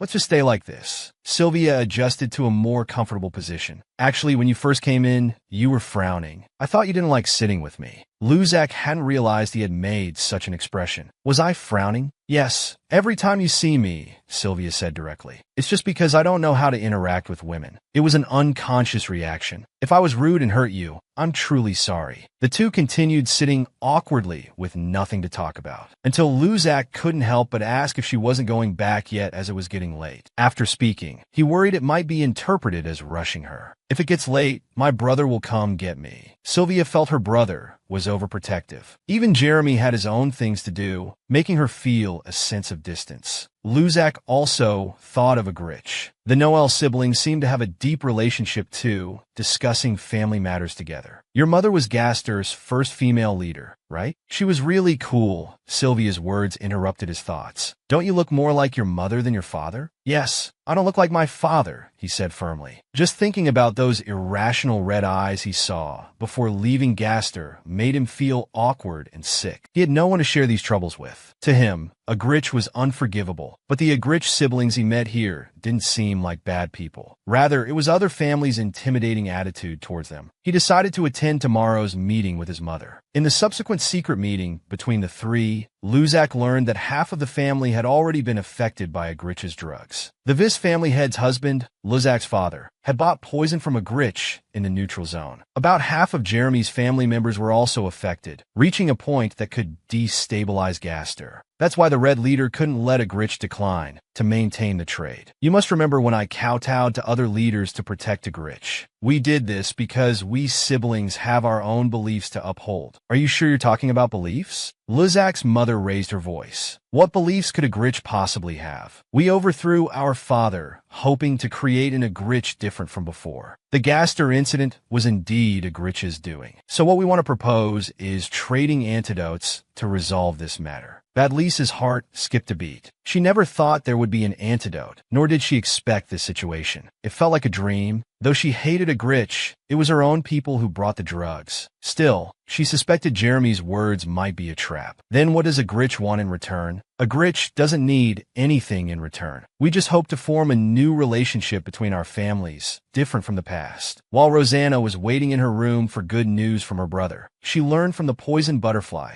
that Nix had escaped. Giselle from the Grinch family was strolling by the roadside looking for entertainment when she heard a thud. Following the sound, she saw a familiar-looking youth jump down from the opposite building and run away. The moment she looked up, she recognized the face as Ace. The sentries heard the sound of Nix's escape and immediately gave chase. He didn't go to find Noel. For the upcoming hearing, it would be better to escape first and meet Noel outside later. In his panic, he fled into a tea party of about 20 people. He instinctively grabbed Sylvia as a hostage. Until I leave here, I won't hurt you. Before he could finish speaking, his body was attacked. Under the sudden assault, he released Sylvia's arm. Simultaneously, Sylvia mercilessly raised her arm and elbowed him in the nose bridge. Several drops of bright red blood fell onto the grass. Federian's trusted men seized the opportunity to attack Nix. Though he smoothly dodged everyone's attacks, a powerful grip caught his neck from behind and slammed him to the ground. Still having strength to run away? Impressive. Seems I was too nice last time. Hearing the familiar cold voice, Nix's body froze. Cassius had been arranged through Rosanna. The new butterfly knew something was wrong. After catching Nyx, he first made sure his sister was unharmed. It was just that Tim's doll had appeared in public view earlier than expected. Hearing the commotion, more people gathered to watch. Rosanna also seemed to rush over hurriedly, her messy hair very different from her usual elegant appearance. Tim's doll tried to escape and used Sylvia as a hostage. Seeing Rosanna's gaze, Sylvia quickly shook her head, indicating she was fine. However, Rosanna's expression didn't relax. Through the butterfly, she had seen how she adapted Agrich's method to open the chains. Was it an illusion? Entering the courtyard, she heard everyone discussing Tim's doll, so she deliberately acted anxious and self-reproachful. Cassis played along with the act. "Miss Rosanna, this was done by the doll. You shouldn't blame yourself. Though his body is your brother's, it was made by the Tim family. This has nothing to do with the current Agrich. Other family representatives know this too." Rosanna's gaze lingered on Nyx's nose. Her sad emotions made everyone who saw her feel pity. "Before he's taken back, may I help clean his shoes?" Even Nyx felt that Rosanna seemed very fragile at this moment, wanting to hug her. When she sadly called out, "Ace," Nyx froze as if struck by lightning. When her hand touched his face, Nyx fearfully swatted away the hand before him. Then Cassis's controlling grip tightened again. Breaking the tense atmosphere was Jeremy running over. Seeing Nyx swat away his sister's hand, he immediately became angry. He quickly protected his sister behind him. "What have you done to my sister? You imposter dare attack my sister." The furious Jeremy might have rushed to punch him if no one had stopped him. "Calm down, Black Leader." The White family leader stopped him. The leaders unanimously decided to continue this discussion elsewhere, letting Rosanna and Sylvia return to rest first. After exchanging glances with Cassis, Rosanna left with the Agrich people. Sylvia felt somewhat heavy-hearted. Nyx didn't seem to really want to hurt her, yet she had attacked him. So when her brother called her, she startled guiltily. "You must have been scared by the doll. Cassis was just concerned about your well-being. You handled it so well in that situation." Cassis generously praised his sister. "You were very brave and applied what you learned perfectly." Hearing the praise, Sylvia immediately brightened up. Her brother never spoke empty words, and she suddenly felt quite impressive herself. In reality, though, Cassis lost his objectivity when evaluating his sister. The more forcefully he praised his sister, the more ruthlessly he tortured the negligent guards. He had crossed into the villain family in the novel, yet his beloved brother's corpse was sent by his father to be turned into a doll by Tim. At the reconciliation meeting, the doll was finally exposed to everyone. Rosanna briefly introduced Betty Tim's doll to her siblings. They felt the whole situation was crazy, with some showing interest in the doll count, wanting their own toys to come alive. They immediately fell silent when Jeremy's eyes fell on them. "If you're so interested in Betty Tim's doll count, why don't you go check out Noelle's room next door?" He leaned back in his chair, his fingernails tapping on the table, making his siblings' hearts clench. "If you're interested, I can talk to the Yellow family head about letting you experience the doll arts firsthand. If you want to become like Ace, I think there's no better way to understand than experiencing it yourself." Rosanna's voice was eerily gentle. No one dared challenge the authority of this sister, who consistently ranked second in monthly evaluations. Even Charlotte, who had been so active before, now just stood quietly in the crowd, afraid of angering her sister. Everyone understood why Rosanna was in a bad mood, considering Ace was her own brother. Moreover, their pride was hurt by other families using Agrich as test subjects. A perceptive brother carefully asked why they hadn't seen Rosanna all winter, wondering if she...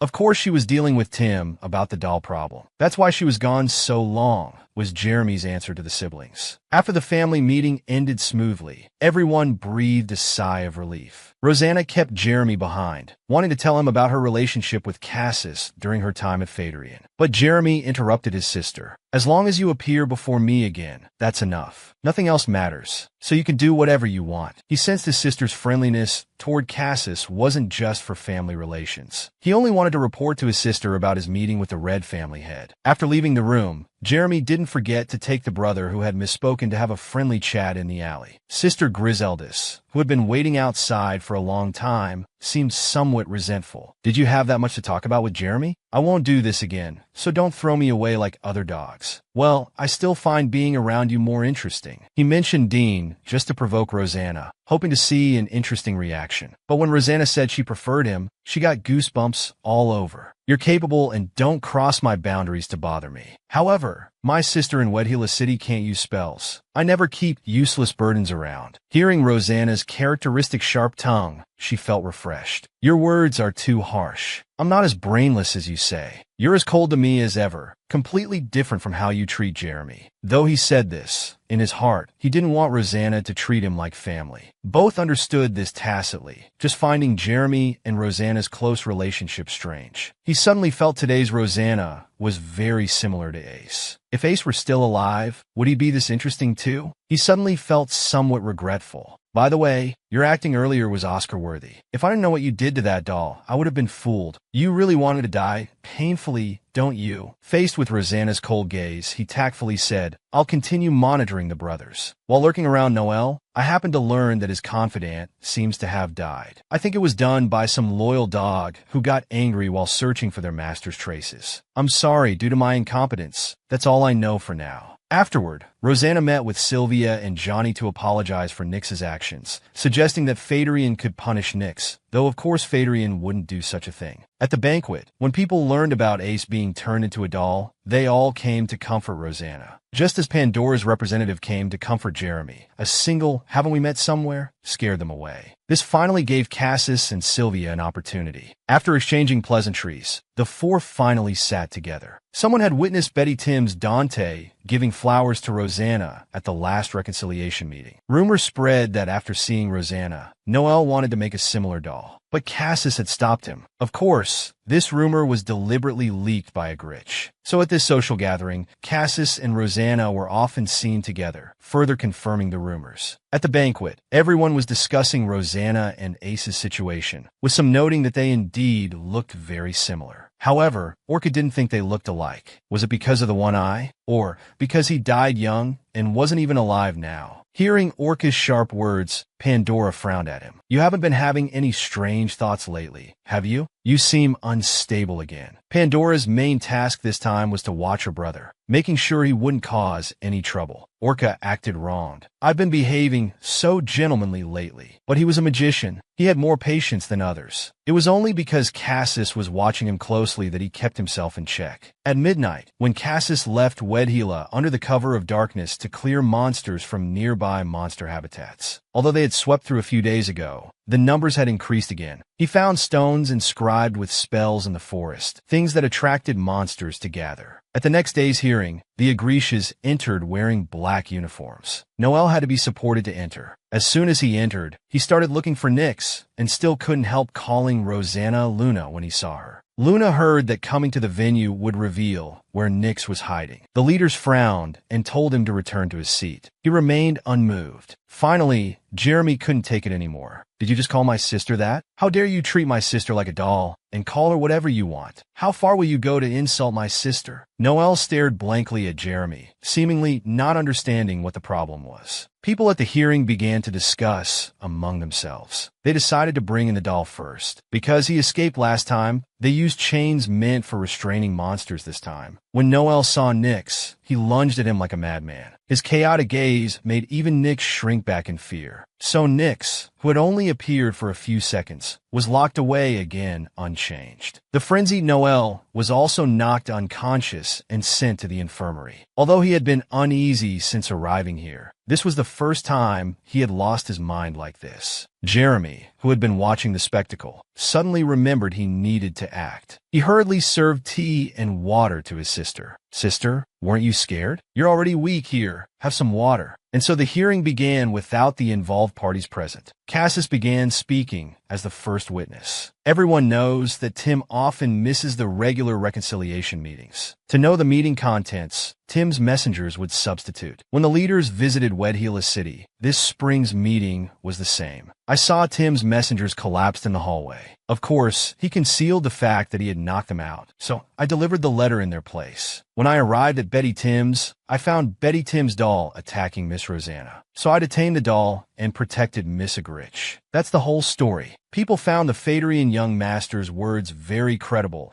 because Phaedrian had always been at odds with Agrich and wouldn't protect them. Next came Rosanna's statement, with Jeremy still applauding to encourage his sister. He had visited Betty Tim at the Yellow family head's invitation, with a letter as evidence. However, that letter was written by someone else on Noel's behalf and wasn't credible. He thought the family member mentioned in the letter was his mother, but it was actually Ace, who was discarded at age 15. They didn't understand what discarded meant. Rosanna began explaining this a Gritch-specific term. A Gritch would label children who didn't meet their standards as defective products and sentence them to death. There were 6 such children in this area alone, including Ace. The discarded bodies would be thrown into monster habitats or the family's monster feeding grounds as food. The White family had doubted his ears and interrupted Lady Rosanna, asking, did Lant really kill his own 6 children and throw their bodies to monsters? The World family head stared at Jeremy, remembering what Jeremy had told him, and began to sympathize with the Gritch children. Rosanna lowered her head, appearing pitiful. But I never expected Father would give his children's corpses to Betty Tim for experiments. I saw my dead brother at Betty Tim's. The Yellow family head gave me the name Luna. He wanted me to stay at Betty Tim's. After being rejected, he started using my brother's doll to entice me, poisoning me. The audience was shocked. The hearing could only stop there, with everyone in a state of confusion. Rosanna held Jeremy's hand as they walked out, waiting for the Gritch name to disappear along with Lant. After news spread about Betty Tim's human doll experiments, the families judged Betty Tim's leader at the reconciliation meeting. Noel, whose mind worked differently from others, was removed after going mad at the reconciliation meeting. Under Rosanna's well-reasoned arguments, a Gritch gained a wave of sympathy. In the break room, Nix, away from his master for the first time in so long, felt no joy at their reunion. Faced with Noel's eager calls, he actually felt some aversion and unfamiliarity. The Noel he saw today seemed more manic than usual. Although he would unhesitatingly smash dolls when in a bad mood, he had always been especially careful with Nix. Today, he even felt a sense of crisis. Why hadn't Dante come along? Betty Tim's doll, being led back to the cell by guards, was impatiently urged along. Frowning, they told him to slow down. When he saw Dean at the end of the hallway, his false bravado quickly crumbled. His heart pounded, and he couldn't move a single step.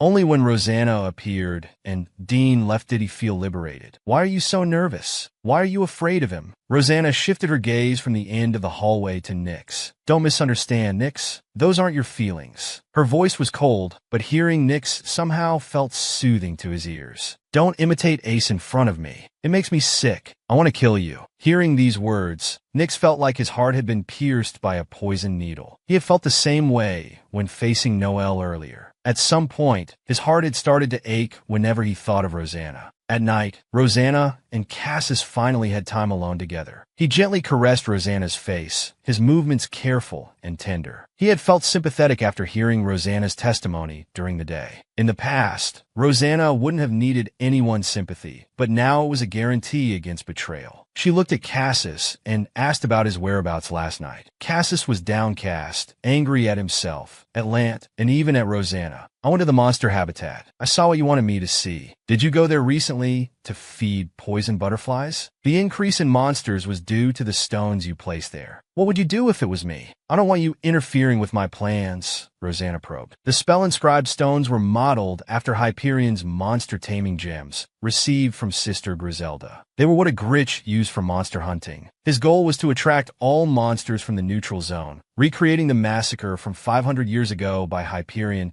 pinning the blame on them, and bringing down the Hyperion family as well. Cassis stared intently into his eyes. Is it because I haven't given you enough trust? Is that why you're testing me this way? Rosanna wasn't clear about her exact thoughts. The only certainty was about Cassis. If one day you grow tired of me and want to leave my side, I'll take your life with my own hands. I'll never pray for your happiness while sending you away. This spine-chilling threat sounded to him like sweet words of love. I love you, Cassis. Rosanna actually confessed right after. Hearing these words, Cassis was completely shaken. He grabbed Rosanna's hand and kissed him roughly. At this time, Orca was looking forward to tomorrow. This gathering will be interesting. There's really not much time left now. The confused Pandora followed his gaze outside, but saw nothing. Before dawn, Cassis gazed at Rosanna's back for a while before getting up to leave. Though he didn't know the specific plan, unlike Dean, he was sure the ultimate goal wasn't to cause casualties. Yesterday's prematurely ended hearing would resume this afternoon. Noel, who had been confined to his room, anxiously bit his nails. To save Dante, he had to get Nix back, but Dante had said it would be difficult to retrieve Nix. At the time, he had been too caught up up in his own sorrow to listen carefully to the plan. The three Hyperion members were equally anxious. Since playing cards with the Gritch, strange things kept happening to their belongings in their bedrooms. At first, they thought they were just forgetful, but when locks were picked and left in pajama pockets, they knew the devious Gritch was behind it. But they had no proof. Even if they stayed up watching, they'd doze off only to find white flowers on their chests, leading to another spine-chilling morning. To maintain their dignity, they still attended the tea party as if nothing was wrong. Suddenly, Duran clutched his stomach and collapsed while drinking tea. A Gritch approached with concern, but was violently pushed away by Hyperion, warning them to stay back. With that push, a Gritch rolled far away like a ball, seemingly terrified. "I was just worried." "Stop lying. You poisoned us, didn't you?" Others tensely checked their teacups. The Gritch members acted wronged. "How could you falsely accuse us? Haven't you picked enough fights lately?" The servants arrived with a doctor. Jeremy coldly watched them. "As a Gritch's representative, I won't allow such accusations against us." "How is Duran, doctor?" Hyperion urgently asked the doctor. Jeremy also asked about his sister on the ground. She moaned weakly. "It hurts so much. Must have twisted something." Jeremy showed concern outwardly, but knew he had mixed poisonous roadside herbs that caused stomach pain into Duran's tea. "Stop pretending to be innocent. If it wasn't you, why would Duran suddenly collapse?" But to others watching, the Gritch members had kept their distance and never touched the teacups. Even the earlier friction had been initiated by Hyperion. Even the doctor said he had lost consciousness due to exhaustion. Hearing the doctor's diagnosis, combined with mental fatigue from many sleepless nights, Hyperion rambled incoherently. "A Gritch bullies us every day because they hate us, and they're poisoning us too." Jeremy quietly turned to the white family head who had just arrived and tattled. "Hyperion seems to harbor great resentment toward a Gritch.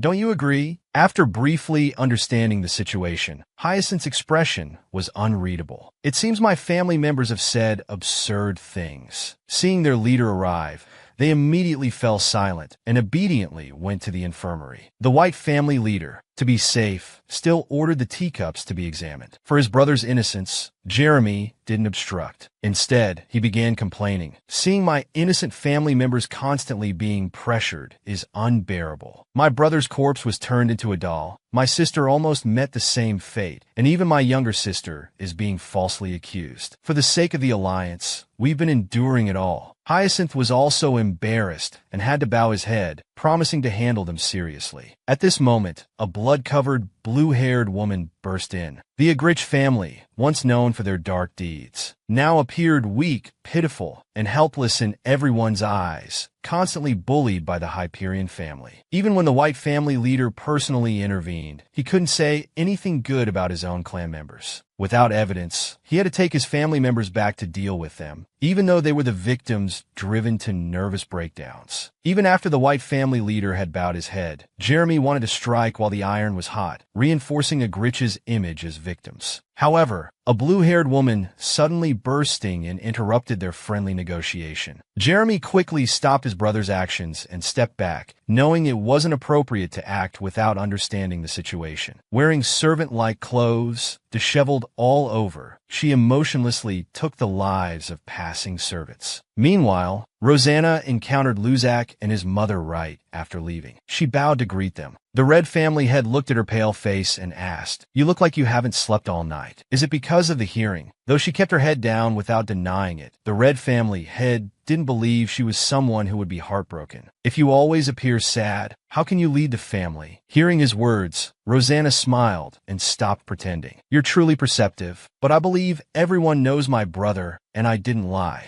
After exchanging greetings, Rosanna took her leave first. Luzak specifically followed to thank her, saying it was thanks to Rosanna's reminder that he learned about his father's situation. "It's my honor to help." Rosanna finally remembered why he was thanking her. "Miss Hyperion," Rosanna called out to Pandora passing by, asking if she was also heading to the garden, suggesting they go together. Both had heard that Hyperion and a Gritch had gotten into an argument in the garden and decided to check it out. By now, Pandora was extremely anxious. She was supposed to monitor Orca, but that troublemaker had disappeared in an instant, and now there was trouble in the garden. Only Luzak, who was unaware, looked confused. Suddenly, a group appeared behind Pandora. Though their movements were unnatural, they were quick. Even the agile Pandora had a lock of her hair cut off. Rosanna recognized these intruders as Bethim's dolls. She quickly pulled out her hairpin and shot it with 100% accuracy. However, the dolls hit in the forehead continued moving swiftly.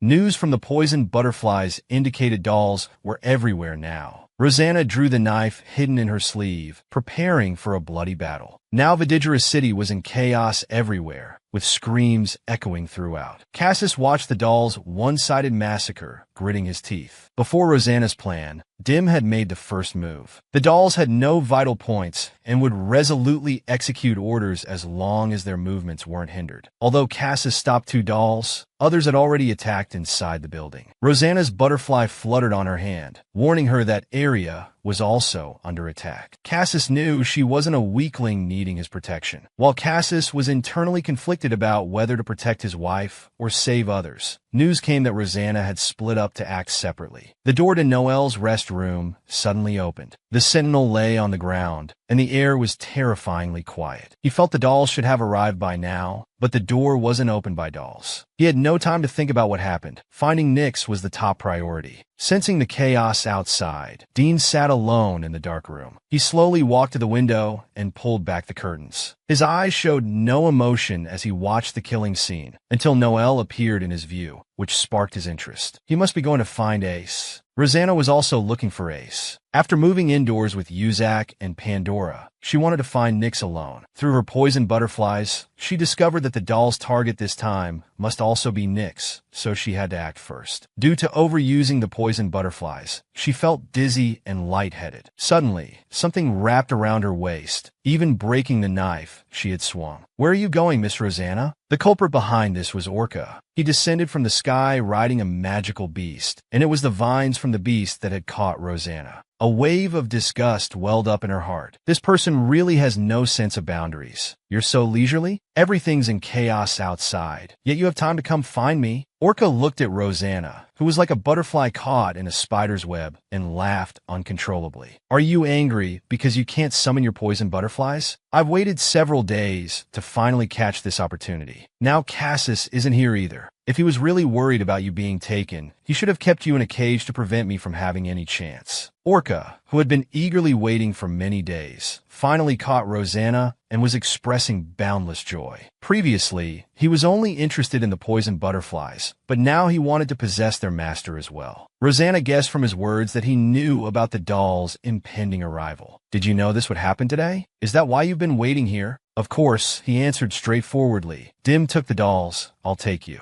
In such chaos, no one will suspect me." It turned out he was the one who opened Noel's door. Looking at the magical beast master who was still talking nonsense, she formed a plan and declared, "I guarantee you'll regret this." Orca, deciding to end this quickly, ordered his beast to release something like pollen to knock Rosanna unconscious. "Sleep for a while. When you open your eyes again, you'll be in a beautiful birdcage." He only approached after being certain Rosanna had fainted. However, Rosanna hadn't fallen for it. A whip emerged from her sleeve and wrapped around his neck, pulling him close. Before he could react, she kissed him, releasing poison. She also tore out his tongue, piercing while at it. With his body paralyzed, Orca could no longer command his beast. This newly developed gem that could control mushrooms in neutral territory was now in Rosanna's hands. She spat out the blood and flesh, mocking Orca. "Is this all you got to try and take someone?" Orca, coughing up blood with eyes full of anger, shook and pinned Rosanna against the wall. Of course, she allowed this intentionally, as reinforcements were just 1 second away from arriving. Pandora, worried about Rosanna being alone, had decided to follow and protect her. Halfway there, they encountered Jeremy jumping to the second floor, stepping on dolls. He was following the poisoned butterflies to find his sister, ignoring the lady's attempt to talk, just running wildly. Pandora sensed he knew Rosanna's destination, so she followed behind. Gradually, the group grew larger as several guards joined the chase. "Ah, I remember now. You're the fat bird's owner." Jeremy suddenly recalled the beast master he saw at a Gritch that day. But he was busy now, so he just made a one-sided promise with Pandora to talk later. Just as emotions were about to burst, Orca was thrown to the ground by the arriving Jeremy, who kicked him several times. "You dog, How dare you mess with my sister? Now, after 500 years, the White family's control of magical beasts attacking innocent people was witnessed by a group of people again. Rosanna had no time to stay and explain. She immediately took Jeremy to find Nyx, as the butterflies brought news that Dean and Noelle had already arrived. Though he was a doll, he received treatment like a novel's female protagonist. Not only was his creator rushing to find him, but the siblings of this body were also all heading in his direction. Meanwhile, Cassis was also coming. Although Rosanna had told him not to come, saying Jeremy's presence was enough, even though he trusted Rosanna's abilities, he still worried about her safety. Even though he had infused her with his essence last night, he still wanted to rush to her side to protect her. The butterflies, without orders, naturally wouldn't guide him. However, he could guess that Rosanna would definitely go to find the doll. The first to find Nyx were Bethim's battle dolls. They weren't good at communication, just quickly dealt with the chains and carried him away. At this moment,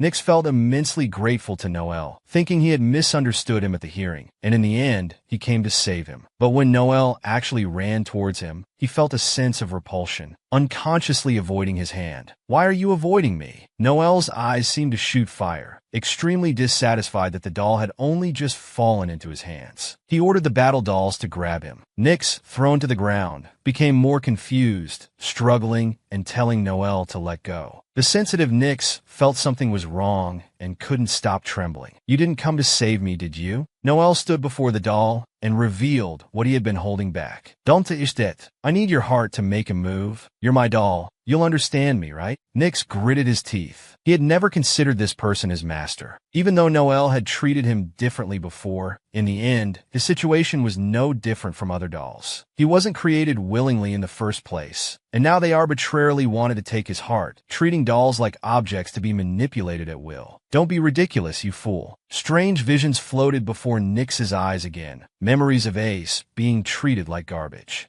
begging to live, yet kicked away by his father. At the end of the vision was his own death. The dark shadow was opening its eyes. The dark shadow transformed into the current Noelle. He roared, "What right do you have to take my life? Once is enough." He used all his strength to break free from the dolls, trying to attack Noelle. Due to the chain still in the doll's hands, he couldn't succeed and could only turn to attack the dolls instead. The window glass shattered during the fight, and he grabbed a weapon from one of the dolls. Dean saw the black monster from his dreams again as he looked at Ace before him. No trace of his past self remained. The warmth that had once captivated Rosanna and Ace had completely vanished. Ace, now a corpse after death, ironically seemed more like a proper Gritch. He approached Ace and whispered in his ear, "To survive, you must kill those who stand in your way." Ace seemed bewitched by the voice, moving his body. When the black mist before his eyes cleared, he was already on top of Noelle, but his eyes regained focus, and he couldn't bring himself to strike. A man not far from Ace called out softly, "What are you hesitating for?" Upon hearing this name, he trembled with joy. Even his sister had cruelly denied his existence. "Stop those hands and you'll die." Dean mockingly watched him, encouraging him to act again. He eagerly anticipated seeing Ace's fall. Nyx, consumed by emotions of either joy or despair, smiled sadly as he struck. On her way, Rosanna lost contact with the butterflies. When she arrived, she saw Dean pulling glass shards from Noelle's body while Nyx sat crying at the side. She couldn't tell who had struck whom. "Rosanna." Nyx's fragile voice was unbearable. Unknown what sadness made him cry like this. When Ace was 13, he received a small beast from his father. He treasured it dearly, but a year later his father made him dissect it himself. Ace cried while naming it, and in the end, his father fed its corpse to magical beasts. Back then, Ace cried exactly the same way in his room. "What a cunning doll," thought Rosanna, believing this was just another of the doll's disguises. Watching him mimic Ace's actions made her more disgusted. When she saw Dean move against Nyx, she unhesitatingly wrapped her whip around his wrist. Dean showed no mercy, pulling her in and throwing her against the wall behind him. He had said he didn't regret killing Ace and would make the same choice again. When he saw Rosanna crying while looking at Ace, he realized what he wanted. It was to kill Ace again in front of her. Cassis, arriving and confirming Rosanna was safe, immediately charged at the culprit. During their fight, Dean's attention remained on Nyx, making it difficult for Cassis to both fight and protect others. Rosanna seized the opportunity to pull the doll out of the battle zone with her whip. Even she didn't know why she was helping him. Perhaps she simply didn't want to see him die at Dean's hands again. In Noelle's battle doll's eyes, anyone trying to take Nyx was an obstacle to be eliminated. As one charged, Rosanna pushed Nyx away. As she was about to be attacked, Cassius threw his weapon to support her just in time. Her shoulder was pierced by Dean, and during the battle, the floor began to crumble first. Rosanna lost her balance due to the floor's collapse, and the doll's blade was about to strike her neck. In an instant, Dean forgot his own battle and instinctively jumped in front of Rosanna, pushing her away where Cassius caught her. Everyone fell from the height together, with more dolls waiting to catch Nyx. Dean, having lost an arm, smashed the approaching dolls with his remaining one, but still hadn't given up searching for Nyx. Nyx, seeing his sister, suddenly realized that as long as he stayed, she would be in danger. Both Dean and the dolls were troublesome. He took one last look at Rosanna before decisively leaving. Cassius only put down the person in his arms after confirming the surroundings were safe, then treated his wounds. Jeremy's call for his sister seemed like a signal flare. Hearing it, Dean prepared to leave. Meanwhile, Rosanna tried to stop her, just like when she sent Cassius away 3 years ago, not wanting her to chase after Nyx. Faced with the same choice as back then, Dean said meaningfully, as that woman said, "I really can't seem to kill you, so I'll have to end this another way," before leaving without hesitation. After the storm, Vedra returned to peace, and Noelle barely survived. But both beasts had betrayed their masters. After the doll war,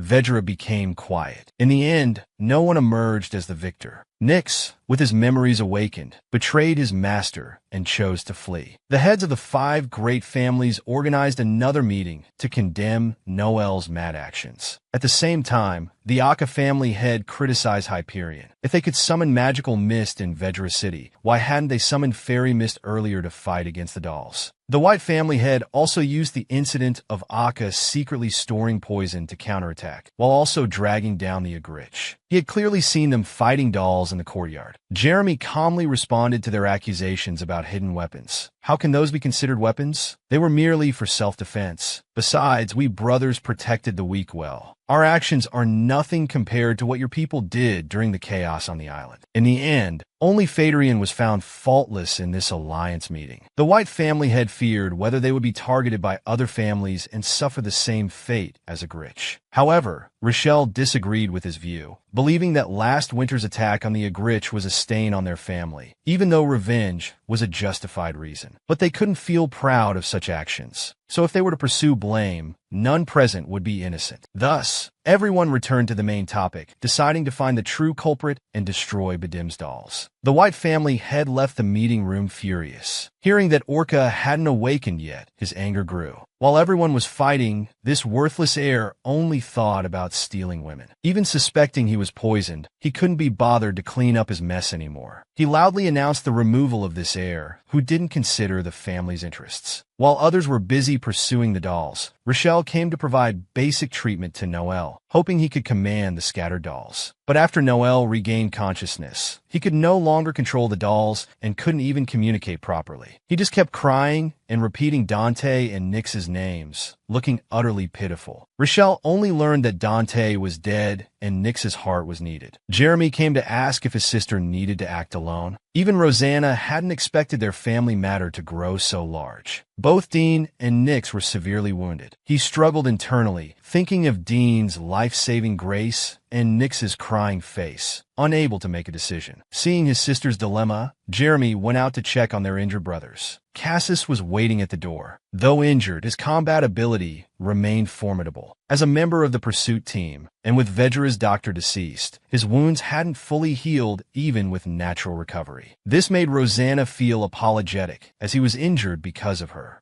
He came to seek Rosanna's thoughts before departing. The pursuit team was ready. Would it matter if Dean killed Nyx, or if Nyx killed Dean? It doesn't matter was Rosanna's coldest answer. He approached, his golden pupil seeming to pierce through Rosanna. He roughly kissed her and whispered decisively, "Go now. If not now, there won't be another chance. Go get an ending you can accept." Rosanna cast aside all hesitation and left directly. She summoned her poison butterflies, determined to find them first before deciding what to do. Cassius led the pursuit team, breaking the dolls one by one. He secretly cut his palm, letting blood flow into the bushes. The spell from Rosanna attracted magical beasts. Ahead were Dean, Nix, and Rosanna. He couldn't let anyone interfere with them. Why am I chasing Ace? Dean asked himself as he lost blood. His mind was barely functioning. Perhaps because Ace was the first person he killed with his own hands. He felt nothing then, just disposing of a defective product. Why can't you let me go? Nix, being pursued, had the same question. Finally, violent conflict erupted here. In front of Dean, only death could end this. He knew Rosanna would come. He remembered when Rosanna was 15, when he became a supervisor. He cried when facing Ace's illusion, saying he wouldn't let Ace die before him a second time. At that moment, Dean finally saw color in his world. Only those tears held meaning. After that, he developed his own obsession, following Rosanna. He wondered why she would cry for the worthless Ace. If he killed Nix, who no longer resembled Ace, would she still cry? Dean stabbed through Nix's waist while being stabbed in the chest. As Dean raised his hand again to pierce his opponent's heart, he suddenly realized what he truly wanted was to kill someone precious to Rosanna, then die by her hand, hated by her. When he saw the butterflies arriving, Dean was finally satisfied. No one would grieve his death, but he would be remembered through hatred. He lowered his weapon, consumed by butterflies, peacefully closing his eyes while awaiting his perfect ending. The Vedra Alliance meeting concluded. When Nix was found by the pursuit team, he was damaged beyond recognition, but his identity was confirmed by Noel. Those who recovered returned to their homes. Noel stayed behind to heal, having lost interest in everything after waking up. Pandora stayed to accompany Orca, who was still unconscious. When he opened his eyes, he immediately looked for Rosanna. Everyone became even colder towards him, thinking this revenge was inhuman. Everyone believed he brought this upon himself. They advised him to quickly explain why he tried to force himself on another family's woman during the chaos and got caught red-handed. Orca wouldn't listen at all, just shouting about killing that woman. This disappointed Pandora even more, who planned to take this occasionally lucid person home first. On the day of departure, only Jeremy came to wish him a safe journey. He kicked Orca's car door and smiled falsely at Pandora, warning that if the person inside wakes up, he should watch his back until the day he dies. After brief hesitation, Pandora wanted to ask about Rosanna's situation, but was interrupted by Jeremy. He was very displeased with this woman who pretended to be close to his sister. Restraining his urge to punch Orca, he turned and left. On his way to find his sister, he remained irritated, even blaming himself for being too kind. He could only suppress his desire to eliminate everyone who approached his sister through sleep. Meanwhile, Shara and Maria lived a peaceful life together. However, Shara's insomnia caused some disturbance in their life. Maria began criticizing the maids about food and living conditions. However, having been away from Agrich for so long, Bella had grown bolder and started arguing back reasonably. In the end, Maria just glared at her and let it go. She went to the most remote residence in the house, forcefully pushed open the door, and stared fiercely at Dean lying in bed, asking what happened. When Rosanna dropped him off a few days ago, she left without explaining details. As a mother, seeing her one-armed son still made her heart ache a little. It's all because you made Sheena uncomfortable. But Dean showed no signs of consciousness, not even reacting when she grabbed his neck. This defenseless Dean felt unfamiliar to her. She could only mutter to herself, "Wake up soon and disappear, so Sheena can get better." She seemed to understand why Dean couldn't wake up. After securing Badim, Cassis came to find Dean. His satisfied death was too selfish and would become an indelible memory for Rosanna, so he decided to treat Dean. Dean was arranged to stay at his mother's residence. For safety, Rosanna kept Nix's matter hidden from his mother, placing him at Griselta's residence. That day, Griselta chased after Rosanna and arranged the disguised doll fragments. In the cursed town, Nix kept denying he was Ace. His eyes were red, and his face no longer looked like a 15-year-old boy's. Since his first nightmare about being Ace, his body had been rapidly collapsing, and he often cried secretly under the covers. "Fine, you're Nix." Rosanna didn't argue with him. She left Nix, who had covered his head again. "She cries when you're not around. I think she's doing it on purpose." Griselta quietly watched Rosanna.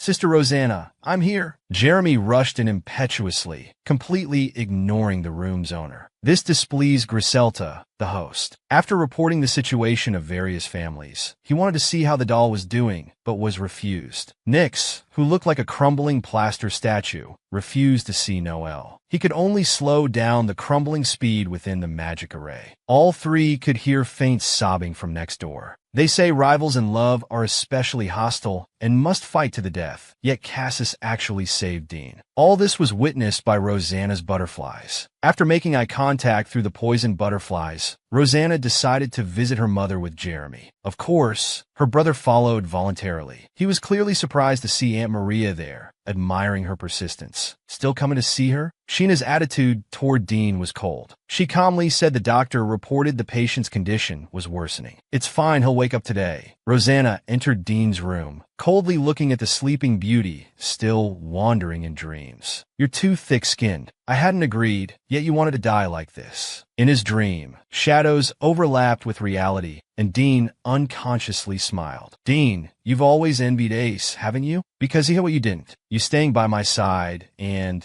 me keeping you around were for the same reason. Neither of us wanted to be alone anymore. Though you hate him, now is not the time for him to die. Dean understood this wasn't fantasy or dream. Realizing he was still alive, emptiness overwhelmed him again. Didn't you say you don't need me anymore? Dean didn't know what meaning there was in living. The old Dean isn't needed anymore. Who knows about the future? So live a while longer. When you're no longer useful, I'll end you myself. This is the Agrich way. Meanwhile, Cassis and Rosanna perfectly missed each other. He came to find Nix, and after hearing he wasn't here to kill, Griselda let him in. You're Cassis. After confirming his identity, Nix covered himself and retreated to the corner, refusing to let him approach like a wounded, roaring beast. I'm not here to hurt you. He pulled off the blanket covering Nix. The 15-year-old body had aged to that of a 20-year-old youth. His body was crumbling, emanating the aura of death. When their hands connected, Nix stared at him and asked, Are you trying to save me? You wanted to kill me before. But the energy didn't penetrate Nix's body, instead dispersing around him. Nix withdrew his hand, knowing it was useless. This corpse could no longer be restored. Perhaps Noelle could have done it. He can't do it anymore. Nix laughed, covering his face. In this state, it would have been better to die by Noelle's or Dean's hand. Maybe it would have been better not to be revived as a doll. Nix began crying. He couldn't tell who he was anymore. I'm dying anyway.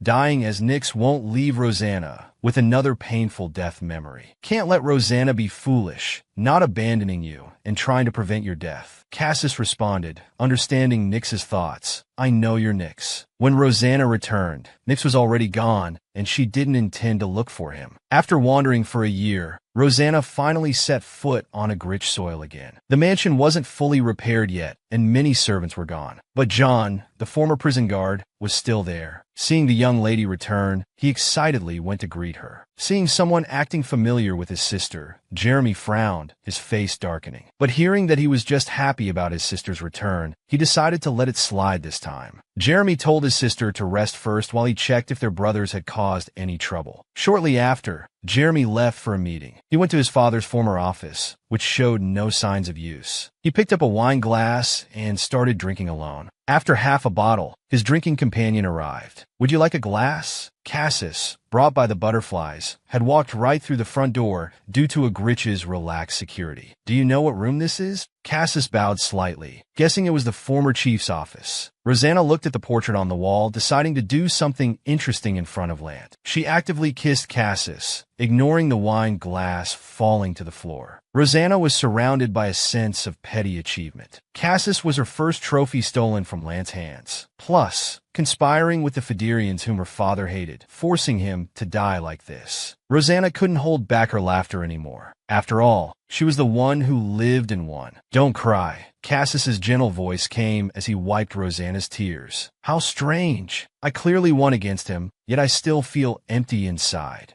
Cassis kissed her eyelids. If you still feel empty, we can fill it up in the future. The next morning when she opened her eyes, Cassis was gone. He had many things to do and had made time just to see Rosanna. Rosanna and her brother returned to Wedgerash. There was a new batch of attendants. The guiding attendant was dazed by Rosanna's beauty throughout the journey. But since Jeremy knew the way, he didn't mind. Having his sister by his side made him quite happy. He started bragging to the attendant. Do you know how cool the word united is? It means my sister and I can be together, moving toward the same goal. When pushing open the conference room doors, he raised his eyebrows and asked the attendant what to do next, making him even more flustered. Even Rosanna was confused. Jeremy confidently opened another door, announcing loudly, "The United Chiefs of the Black Chief family, Jeremy and Rosanna, have arrived." He extended his hand to his sister. They walked into the conference room together. All families and their successors were present. Since Noel was still bedridden, someone else represented the royal family. Pandora replaced Orca for the White family.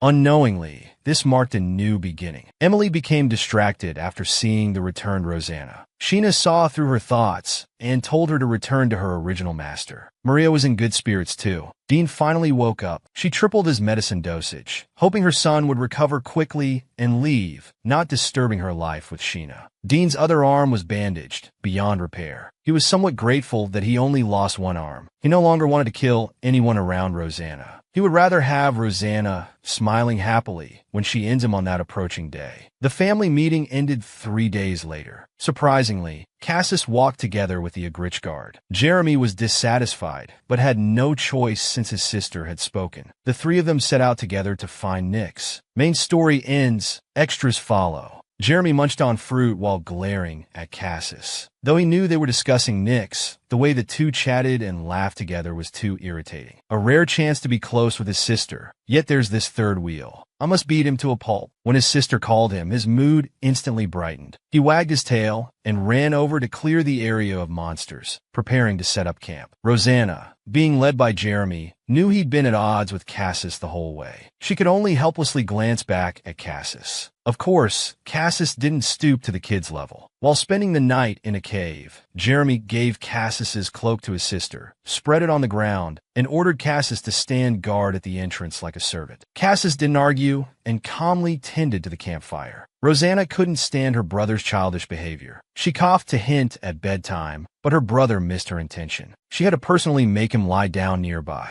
Don't disturb. Cassis, you're a good child, right? Sleep early. We need to wake up early tomorrow. Then she told Cassis to rest early too. But Jeremy answered for him. Cassis isn't tired. Let's sleep first, pulling his sister down to lie down. Soon, quiet breathing merged with the night. Cassis and Jeremy watched the sleeping Rosanna, experiencing similar feelings, both itchy and warm in their hearts. They exchanged glances, and Cassis called Jeremy outside. But he wouldn't listen, so he was dragged out by his collar to resolve the issue. Jeremy didn't want to wake his sister, so he just emanated a fierce aura without making a sound. However, the kind Cassis hadn't called him out to fight, but because he was dirty and didn't want him to smell up the place. Among the three, only Jeremy was messy. He had experienced Cassis's cleansing aura before, but that sensation penetrating his private areas made his hair stand on end. Jeremy shuddered and had to accept Cassis's suggestion to take a bath, cursing while running towards the lake. Cassis finally had a chance to be alone with Rosanna. Don't tease Jeremy too much. He takes your words seriously. He casually sat beside Rosanna. What are you talking about? I wasn't lying. He's not really that dirty. Rosanna laughed at his retort. The two awake people lost their sleepiness and started chatting. Cassis was curious. Has Jeremy always been this annoying? I'm starting to be grateful I don't have a brother. But he's still cute. Please understand. Hearing Rosanna's joking response, he wondered if it was sincere. The two holding hands recalled their first night outdoors, which also had a third wheel. Their shadows on the wall gradually overlapped. An hour later, Jeremy returned like a ghost. This time Cassis arranged for him to stay far from his sister and dry off by the campfire. Jeremy could only comply while grinding his teeth. The three followed the doll's trail all the way to the Chi family territory. Jeremy began to wonder if his body was really failing, running so far. Indeed, he also hated Luzak from the Chi family and didn't want to see him, but fate works in mysterious ways. Though direct confrontation was possible, he didn't want to clash. If we see him, I'll draw him away, he suggested, noticing Rosanna's furrowed brows. What's so great? I'm better at chasing rabbits than you. Jeremy, who had been arguing with Cassis, fell silent when Cassis suggested letting him go with his sister to find Nyx first. "Let's not waste time taking detours," Rosanna suggested, and soon the three encountered Luzak face to face. The wasteland ahead was where his father had been exiled, forced to cultivate it as penance for distributing drugs in the territory. Usually no one was allowed in, but since the Chi family owed Agrich a favor, they were permitted. He had kindly offered to help search. However, since Nyx was officially declared dead, it wasn't appropriate to involve others. So Luzak is actually an innocent guy, Jeremy reflected on their meeting. Though both sides were busy, he still told us about his family history. As they ventured deeper into the wasteland, the scenery became more desolate. Cassis found Nyx curled up among the rubble, half buried in sand and soil. When he heard the sound, he opened his eyes and suddenly stood up, too shocked to speak coherently. "What? Why? How did you find me here?" The cracks on his body were more visible than before. "Whether you're Az or Nyx, it doesn't matter anymore. But you're going to die in front of me." He reached out to pull Nyx up,